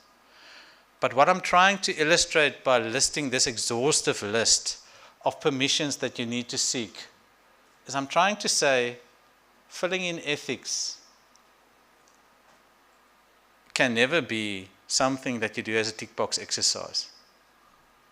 Filling in an ethics application can never be something that you do over an afternoon. It is not possible in the current framework and guidelines and regulations of ethics to satisfy all of these different permissions and to satisfy all of the requirements and moral obligations that you have if you do it in that way. Filling in of the ethics, in my opinion, my humble opinion, is only possible, and it's only possible to actually comply with all of these different permissions if you do it while you write your proposal. If you do it while planning the research. I know that traditionally we all have come from a space where you write your proposal, once that's approved, you write your ethics application. We cannot do that anymore, colleagues, because the way that you have to apply your research, plan your research, and roll out your research needs to incorporate the ethical principles. You're going to have to change your proposal if you do your ethics after your research. All right? I'm just saying, for instance, how are you going to gather your data? Who are you going to ask for permission? If you don't know that before you send your proposal for scientific review, then you're going to change your proposal by the time you send it to ethics. Very important that we remember that. And I just want to say, colleagues, that quite frequently, that is where I am of the opinion, where the frustration with the ethics committee comes from, is that the scientific committee has approved my research. Now you want to tell me I must change my proposal. And I'm saying it's not the ethics committee's fault. It's the fact that you wanted to write your ethics after you wrote your science that is causing you discomfort. So this is a very busy slide. But the concept that I want to talk about here is something that has been said over and over and over today. How do I know what type of permission I need? I want to say that this is where you need to apply your common sense, your own moral compass. And you have to recognize that each person, each entity, each being or environment involved in your research or which is affected by your research is worthy of consideration. So you have to ask yourself, who is doing this research with me? What is their rights in this? What is my rights in this? On who am I doing this research? What is their rights? If it's somebody who cannot speak for themselves, then you have to really start thinking. So in other words, if it's a minor, if it's a person of diminished capacity, if it's a person who is unconscious, if it is an animal, if it's an environment, if it's a legal entity, then you really have to start thinking. You can't say to yourself that, you know what, this person can't speak up, now it's easy for me to just push through what I want. That's what the ethics committee will immediately block you for. Those situations need more consideration. Those situations need you to be more careful and to actually think on behalf of those that cannot speak for themselves. So, colleagues, what I'm also wanting to say is, when you think of yourself as doing the research, think of CPUT as doing the research. Remember, when you do research, CPUT does the research. When you do the research, as was said by Ms. Skeepers and her team earlier today, all of your collaborators is seen to be doing the research with you. So when you report, you're going to put all of those logos on. Are those people going to be happy with the way that the research was done? Are those people's reputation going to be damaged? Are those people going to be vicariously liable for what you've done? Okay? So with other words, the problem with you doing bad research is it's bad for your career. But do you know what?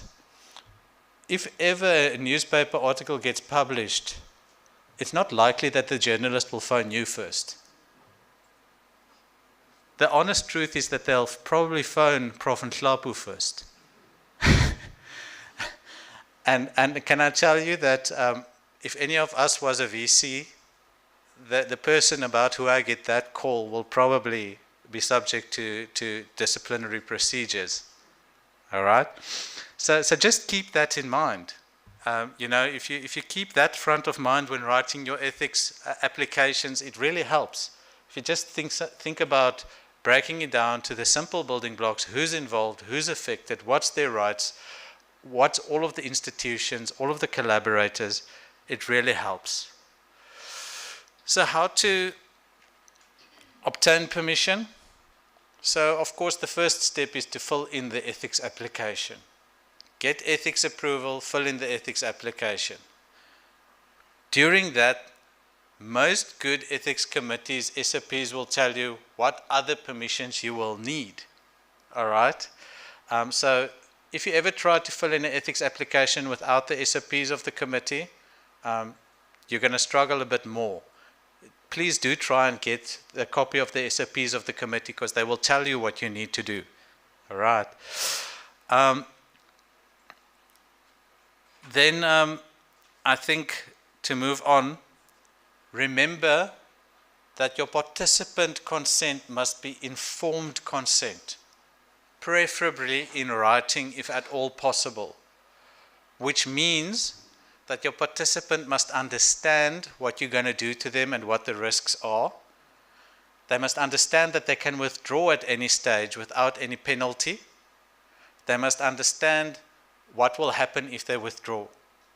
Okay? And so you can only get away with not having that in writing if there's a good justification for that. So just keep that in mind. Then delegated consent, as I said, if the person is a minor, then you need ministerial consent or parental consent. If the person is unconscious, people like family or medical superintendents may make decisions on their behalf. Then site permission.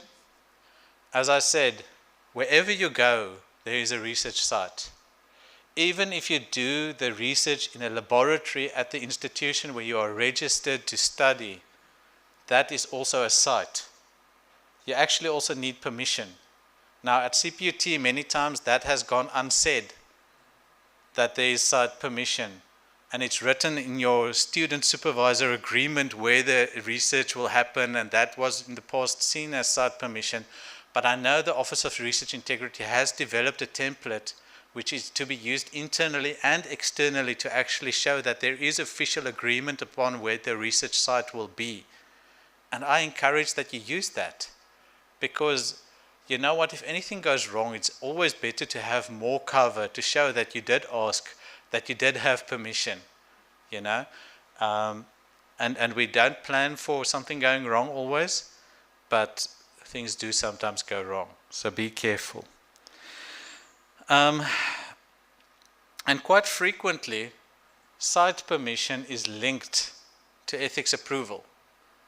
So for instance, many of the external sites will tell you, we will only even look at your site permission application if you already have ethics approval from an ethics committee.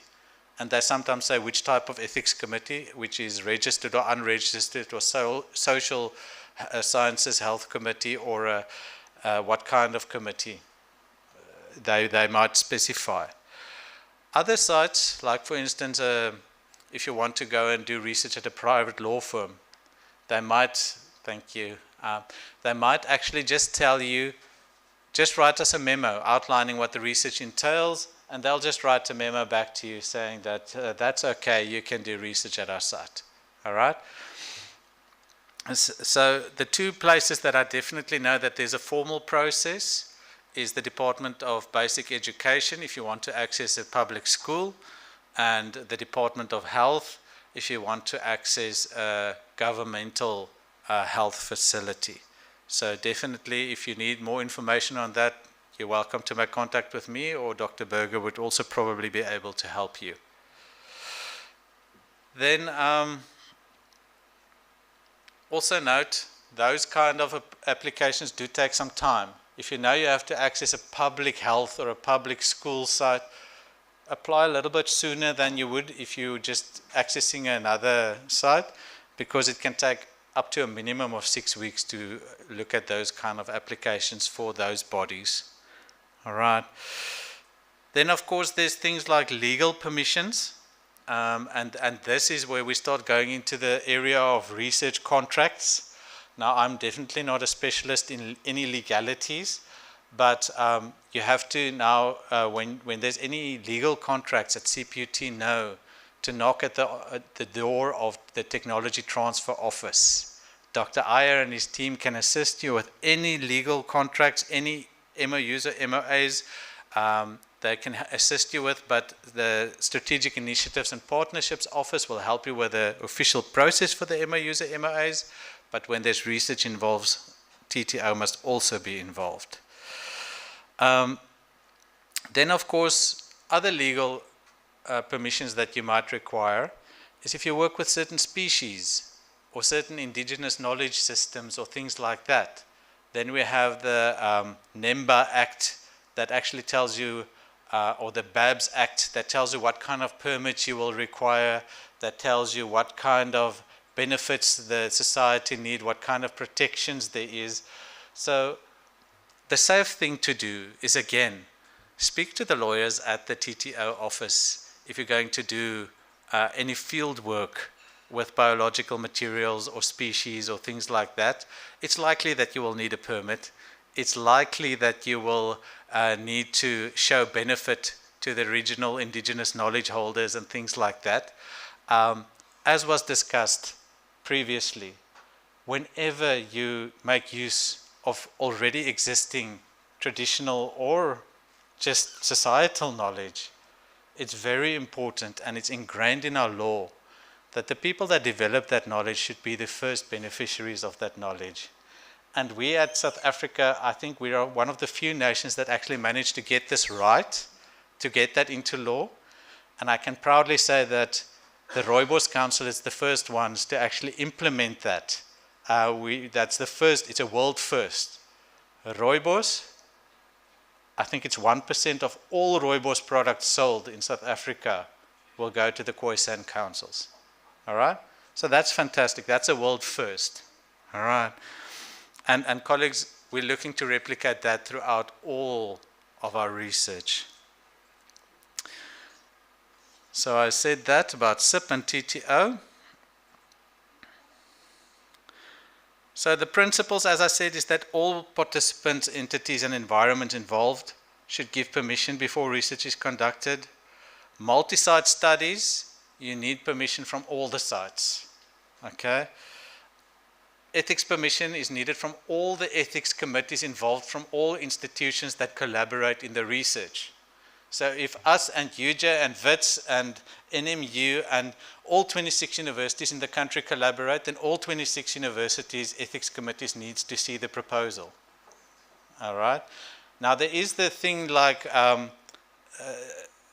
ethics committees can have agreements with one another that we will accept the review of, for instance, University Stellenbosch ethics committees. It's called reciprocal review. But currently, none of the committees has that in place. All right? I think it's something that we should work towards. Yes. then I think what is important to know, and this is one of the most important things that I can say, even though site permission may be in place, researchers are still subject to ethics permission and compliance regulations. At CPUT, we've not been great at monitoring. At CPUT, we've not received many complaints, as Prof. Berger said earlier today. But what I can say is that we are going to start doing active and passive monitoring more. And what I can say is that if you are found to be in breach of what you said you're going to do in your proposal, and you didn't declare it, then we're going to stop your study, and you're going to have bad consequences, unfortunately. So colleagues, please don't be cowboys. Don't say one thing in the ethics application and in your scientific proposal and do something else. All right? So site permission may be withdrawn, ethics permission may be withdrawn, and the worst thing that can happen to you is if SAPRA does a site visit on your health research and you're not found to be compliant, because they can throw you in jail. All right. So be careful if you do health research. So some food for thought in closing. It is clear to me that unfortunately ethics has become more and more a matter of legislation and compliance rather than a moral philosophy. And what law and regulation and compliance is made for is to institute a minimum standard. And my question and my challenge to you to think about is, how can we exceed this minimum standard? How can we as a community improve on that? And then, should ethics permission and site permission be seen as a hurdle to research, or rather be viewed by our community as part of our quality improvement process? What relationship, for instance, do we have with our research sites? Just think about your own personal research. What is your relationship with a research site? Is it always a pain? Or is there a pleasant working environment? And what moral code can we adopt to simplify the ethics application and review process? And I'm not talking from the ethics committee side. The ethics committees are frantically always trying to improve. I'm talking from the researcher side. Then, is information and training on compliance and legislation matters available enough? The answer will always be no, right? But have we as the scientists attended the necessary training workshops that is being offered? And if so, why or why not? And then my last question, what is the role of the university and what is the role of the researcher? Now the guidelines will tell us that. There is definite roles described in all of the different guidelines. But I think as CPUT we should consider that question and assign our own roles also. And come up maybe with our most appropriate answers. Do we have sufficient support to obtain ethics and site permission for our research? And do we take up sufficiently the opportunity for capacity building and training in this area as researchers? Colleagues, I'm just throwing out these questions after my talk. And I know at this stage of the afternoon there might not be many answers, but please keep mulling over those questions in your head. And I would welcome further discussion on this, if anybody would be as kind. Thank you.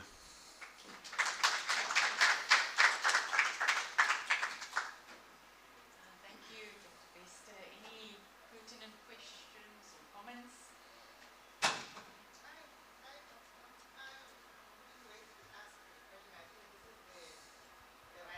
Platform. Thank you. My name is Regina. I'm the branch manager in the library here. So I'm finalizing my PhD with Durban University of Technology. I was one of the awardees of Quality Improvement Program through the Directorate's office and have a scholarship with DUT. So I was doing like 27 universities, 26 public universities. So my question is, why are these ethics policies not harmonized? Because I've struggled a lot. Finally, I got to have 17 public universities out of 26. But I'm telling you, it's a nightmare. I nearly wanted to just drop my studies. Even for my own institution treated me like an outsider. Always professor. So like, you seek site permission, which is fine. But I got ethics clearance from my faculty, which is informatics and accounting. I'm studying library science, and it falls under information systems. So now my ethics permission was granted, and now my application went through the faculty of informatics for CPUT, which wasted my time. UNISA was a nightmare because I have to follow their ethics process as well. So Plaiki even thought I was applying for a PhD. They accepted me as their PhD candidate.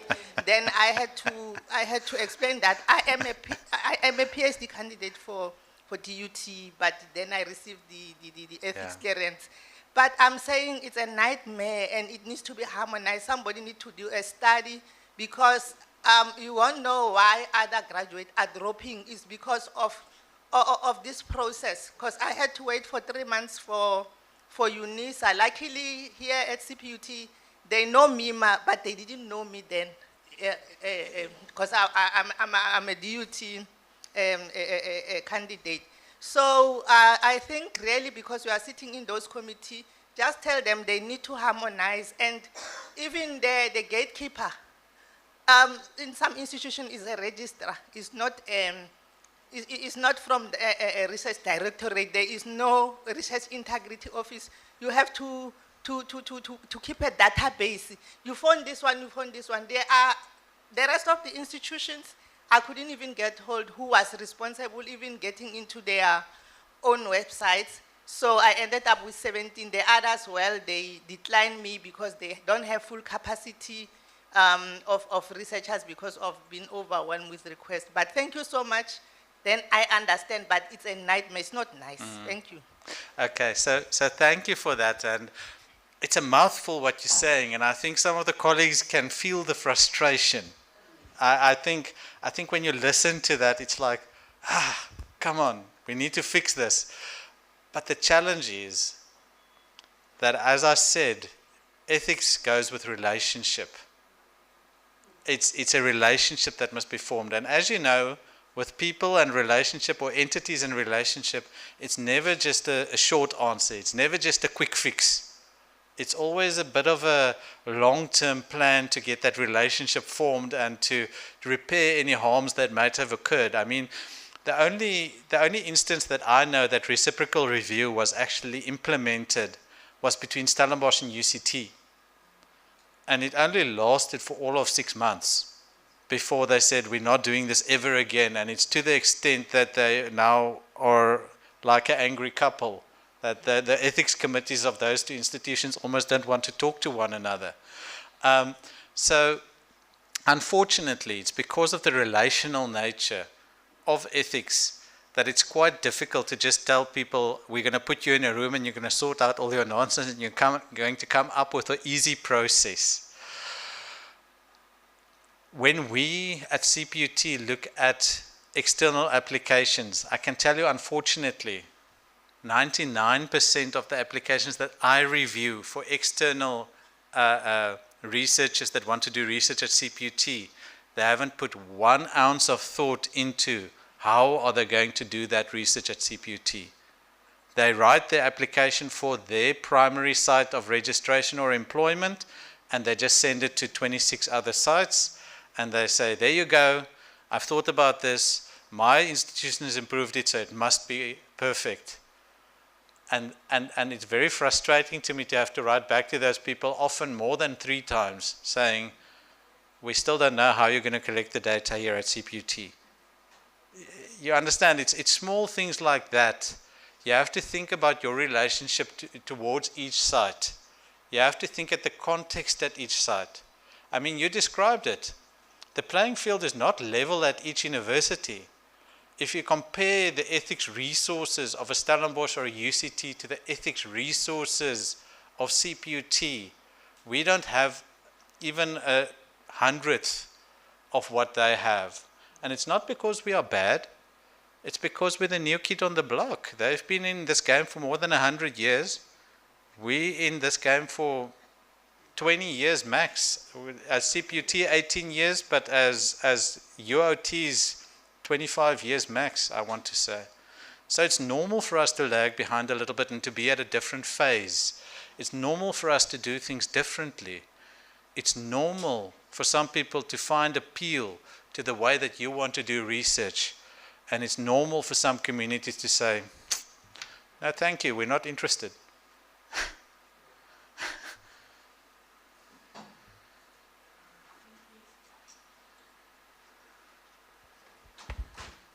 I think I basically just want to add a comment. Thank you so much.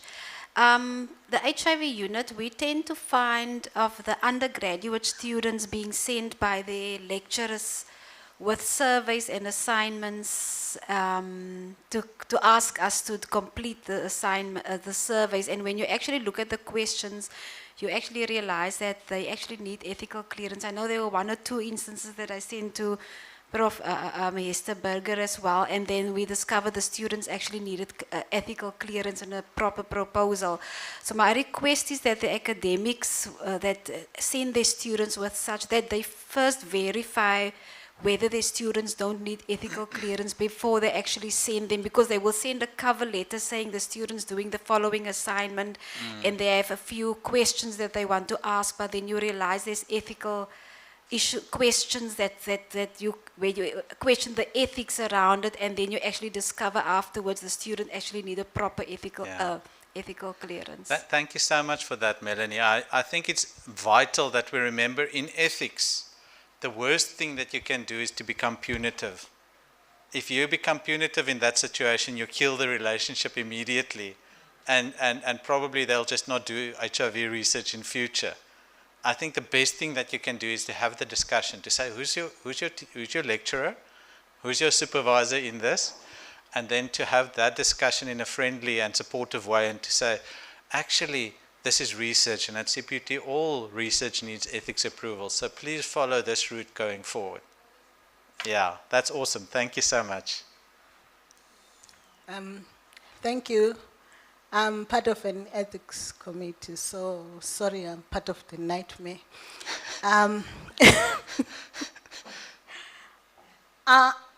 Of late, we find ourselves with something similar to what you just said, that you've got this, you can see the goodwill behind the need for the research, but really, you ask yourself, like, I'm going to interview, for example, postgraduate students about processes and their supervisors and things like that.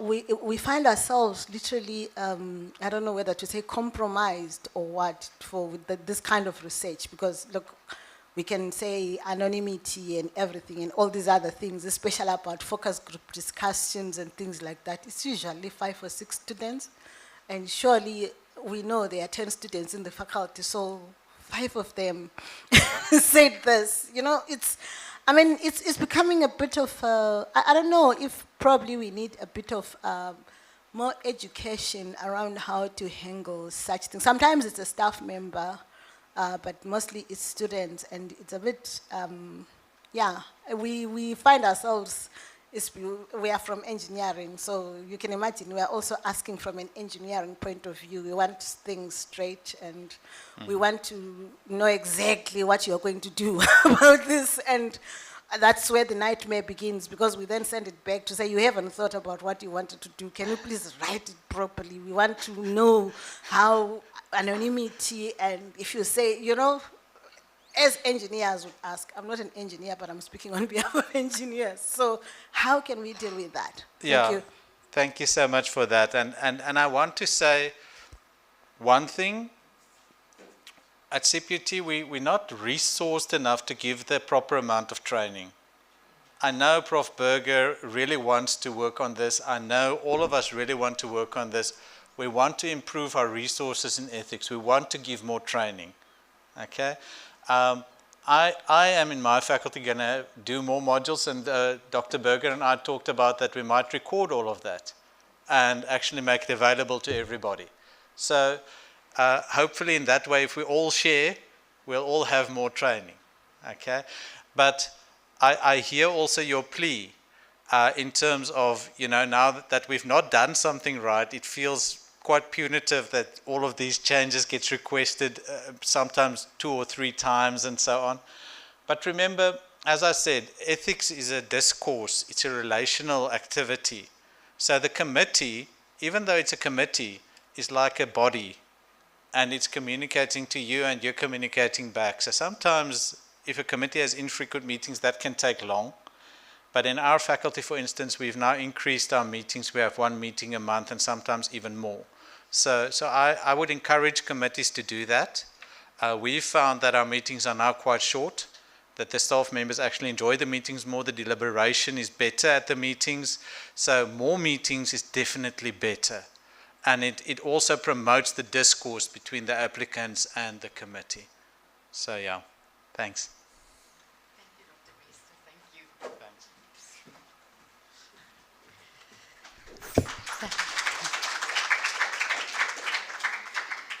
Right.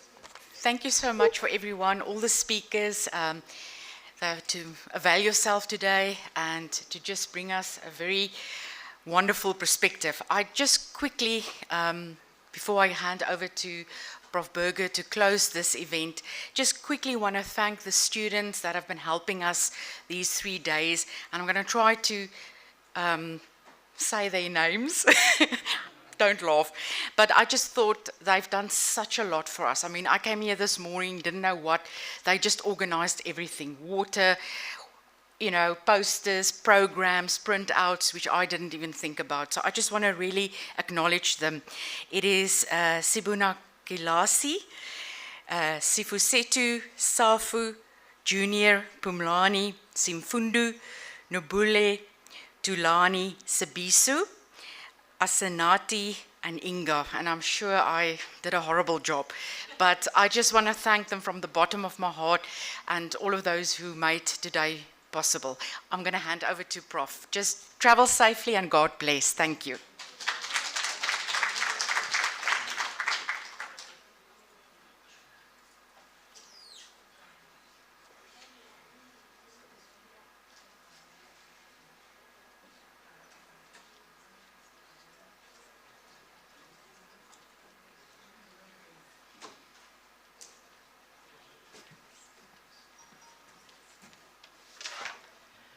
Please don't worry, I'm not carrying my speech in my bag.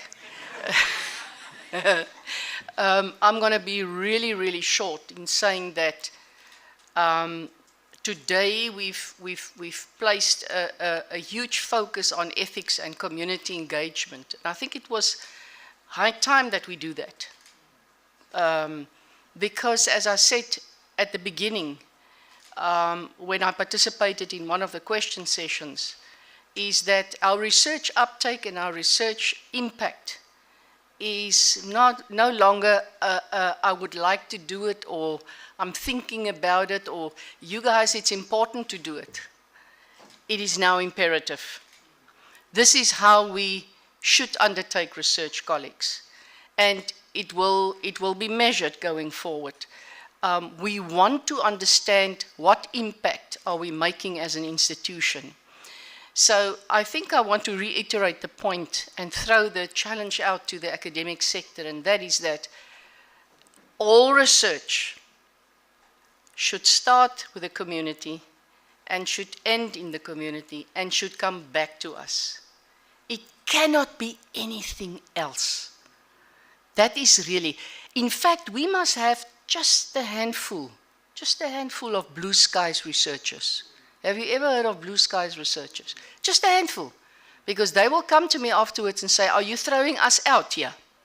No. We are not throwing anybody out. But when you come to this institution, like when you get married, you dress in a certain way. You behave in a certain way.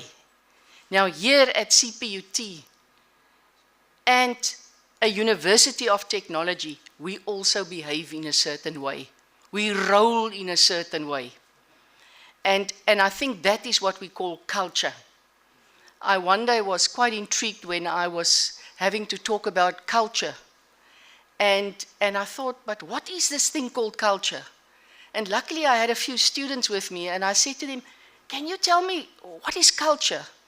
And they looked at me and said, you know what, Prof. Burger, it is about how we roll. And I thought, well, that is a brilliant answer actually, if you think about it. So colleagues, how we roll, twofold. The one has to do with, it starts at the community, meaning we need to build our relationships there. It means that we do our research with the community. And that research finds its way back into the community. I'm talking about community in a very broad sense here, for the benefit of the community.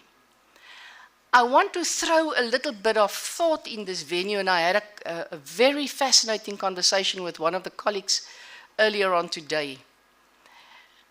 How about we start to look at Ubuntu? Ubuntu. And we say, what do we learn from Ubuntu, the Ubuntu philosophy? That is our philosophy. And then based on that philosophy, we built our research ethics framework. Because that document contains everything about morality that you could possibly think of and more. The other thing about our research that differentiates ourselves is that we should constantly challenge ourselves right at the beginning of the research process. And that is, what product am I going to develop from this research? You know, in the East, their definition of research is nothing is research unless you can show me the product.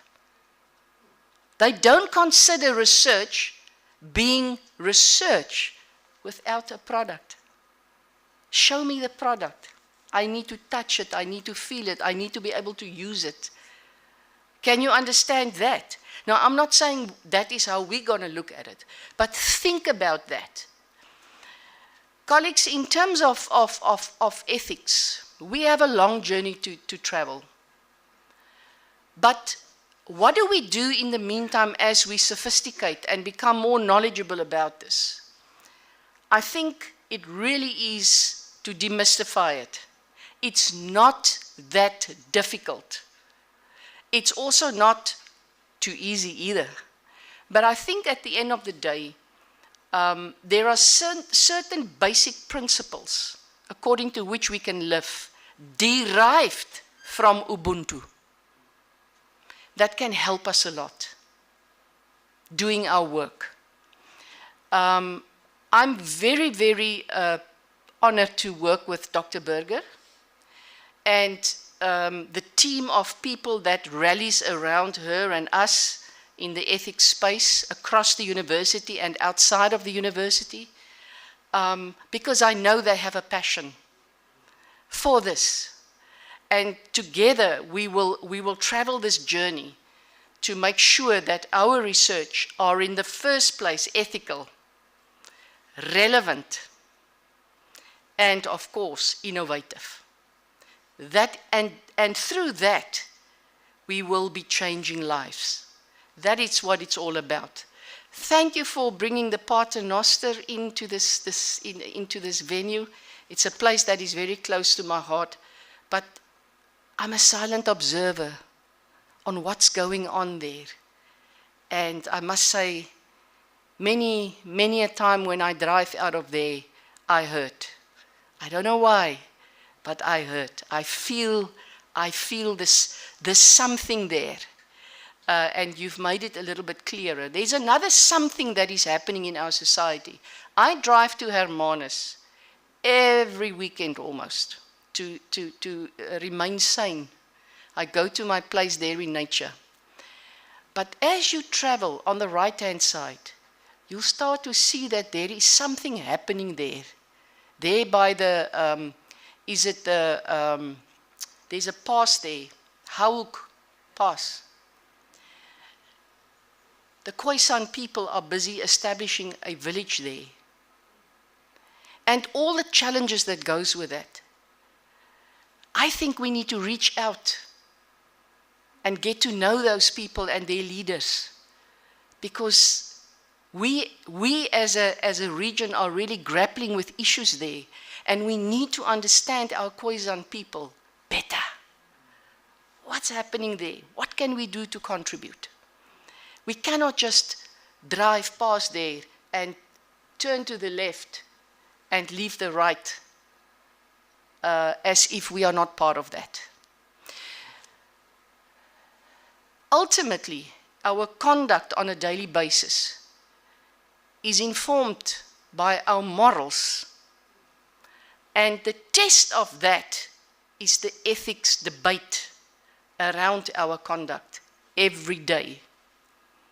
And I want to also challenge our academic staff, therefore, to start to think about their curriculum, and that we start to build this in our curriculum from first year level. It's very, very important for the future of our beautiful country. Very, very important, colleagues. And we can make a difference. We really can. I want to thank you all. It's been a long day. It's been a very interesting day for me. I have really enjoyed the papers that's been delivered here, the discussions that took place. And I trust that perhaps these papers that you've delivered can become articles and can perhaps become a conference, that we dissect more of this and work through it.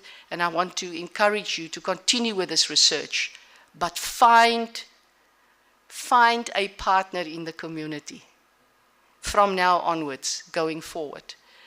It's never too late, and it is the only way. Our former president, Kgalema Mogantle, said that we will get ourselves out of the quagmire of poverty by providing solutions to our challenges in a transdisciplinary way, in a problem-solving way, in an innovative way. That was his wisdom that he shared with us. That is the challenge that he throws to us. Thank you very much, colleagues, and please drive safely.